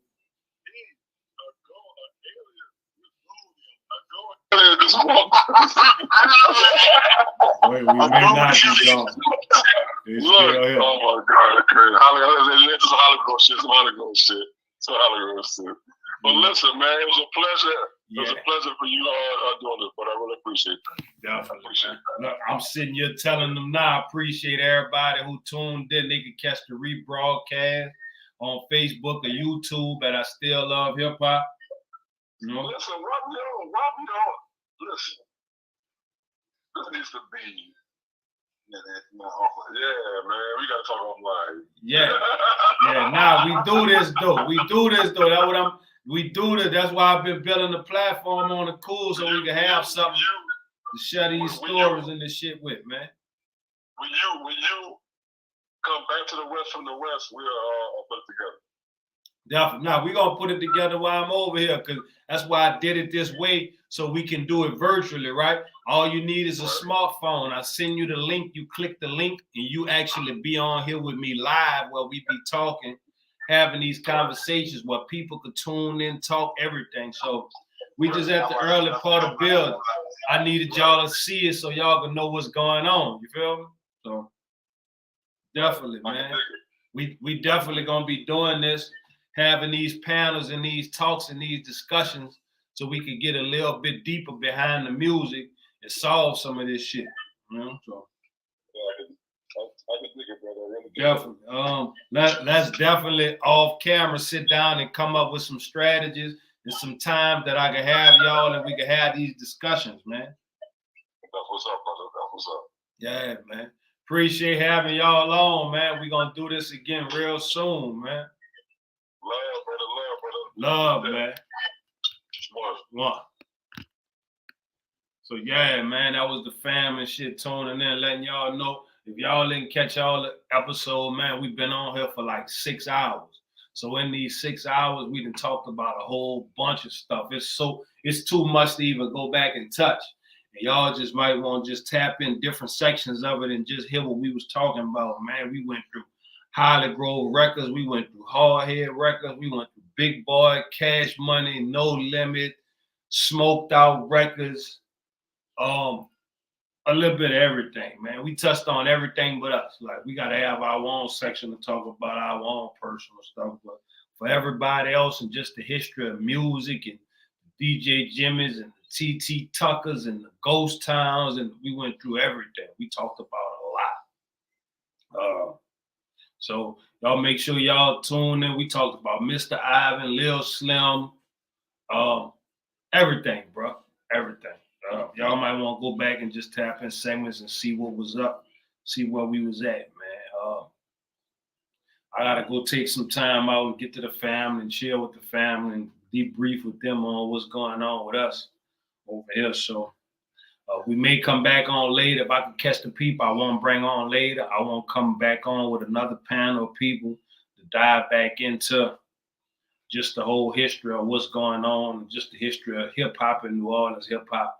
Today is the birthday of hip-hop, August 11, 1973. They say it was born in the Bronx from my research. Sheem said go back a little bit deeper, and it started a little bit earlier. So we appreciate y'all tuning in, coming through, man. Make sure we got the hats at Purple Monkey Face Slap, Organized Thinkers. We did. Y'all make sure y'all pull up, get y'all one, get y'all other smoke products so y'all can sit down, smoke, and watch these episodes on what's going on. We like about 4 or 5 episodes deep. We interviewed Black Troy, Skip, Reem. We got the Black 00. We got I can't thank everybody. We got a lot of people. We got L.A. Earhart. We got we did Biddles with the Vittles. We did a bunch of people, and we got a lot more coming. So we just early in the process. I gotta get better on my behind the scenes skills because I'm in front of the camera and behind it too. But we're gonna work on that. We're gonna definitely improve on that. We're gonna get a lot more structure going to it. We just gonna be back with a bunch of panels talking about music, the history of music, and what's going on right now, the future of it too. So if you ain't know, I still love hip hop, man. My favorite. So thank you for saving my life, hip hop. I owe you a lot more than this, and I'm gonna definitely be working on giving back and leaving you better than I found you. So for everybody who tuned in and passed through and showed some love, we appreciate y'all tuning in, passing through, showing some love. We're gonna come back with some more content for y'all later. This was I Still Love Hip Hop. I've been through it, ain't let none of it faze me.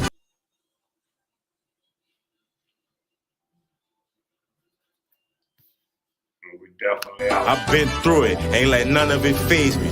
I spit fluent, boy, I'm one of the greatest. When you go to the bank, you don't see none of your haters. Never mind what they think, be one of the greatest. Yeah. See, I'ma get it right and get the money.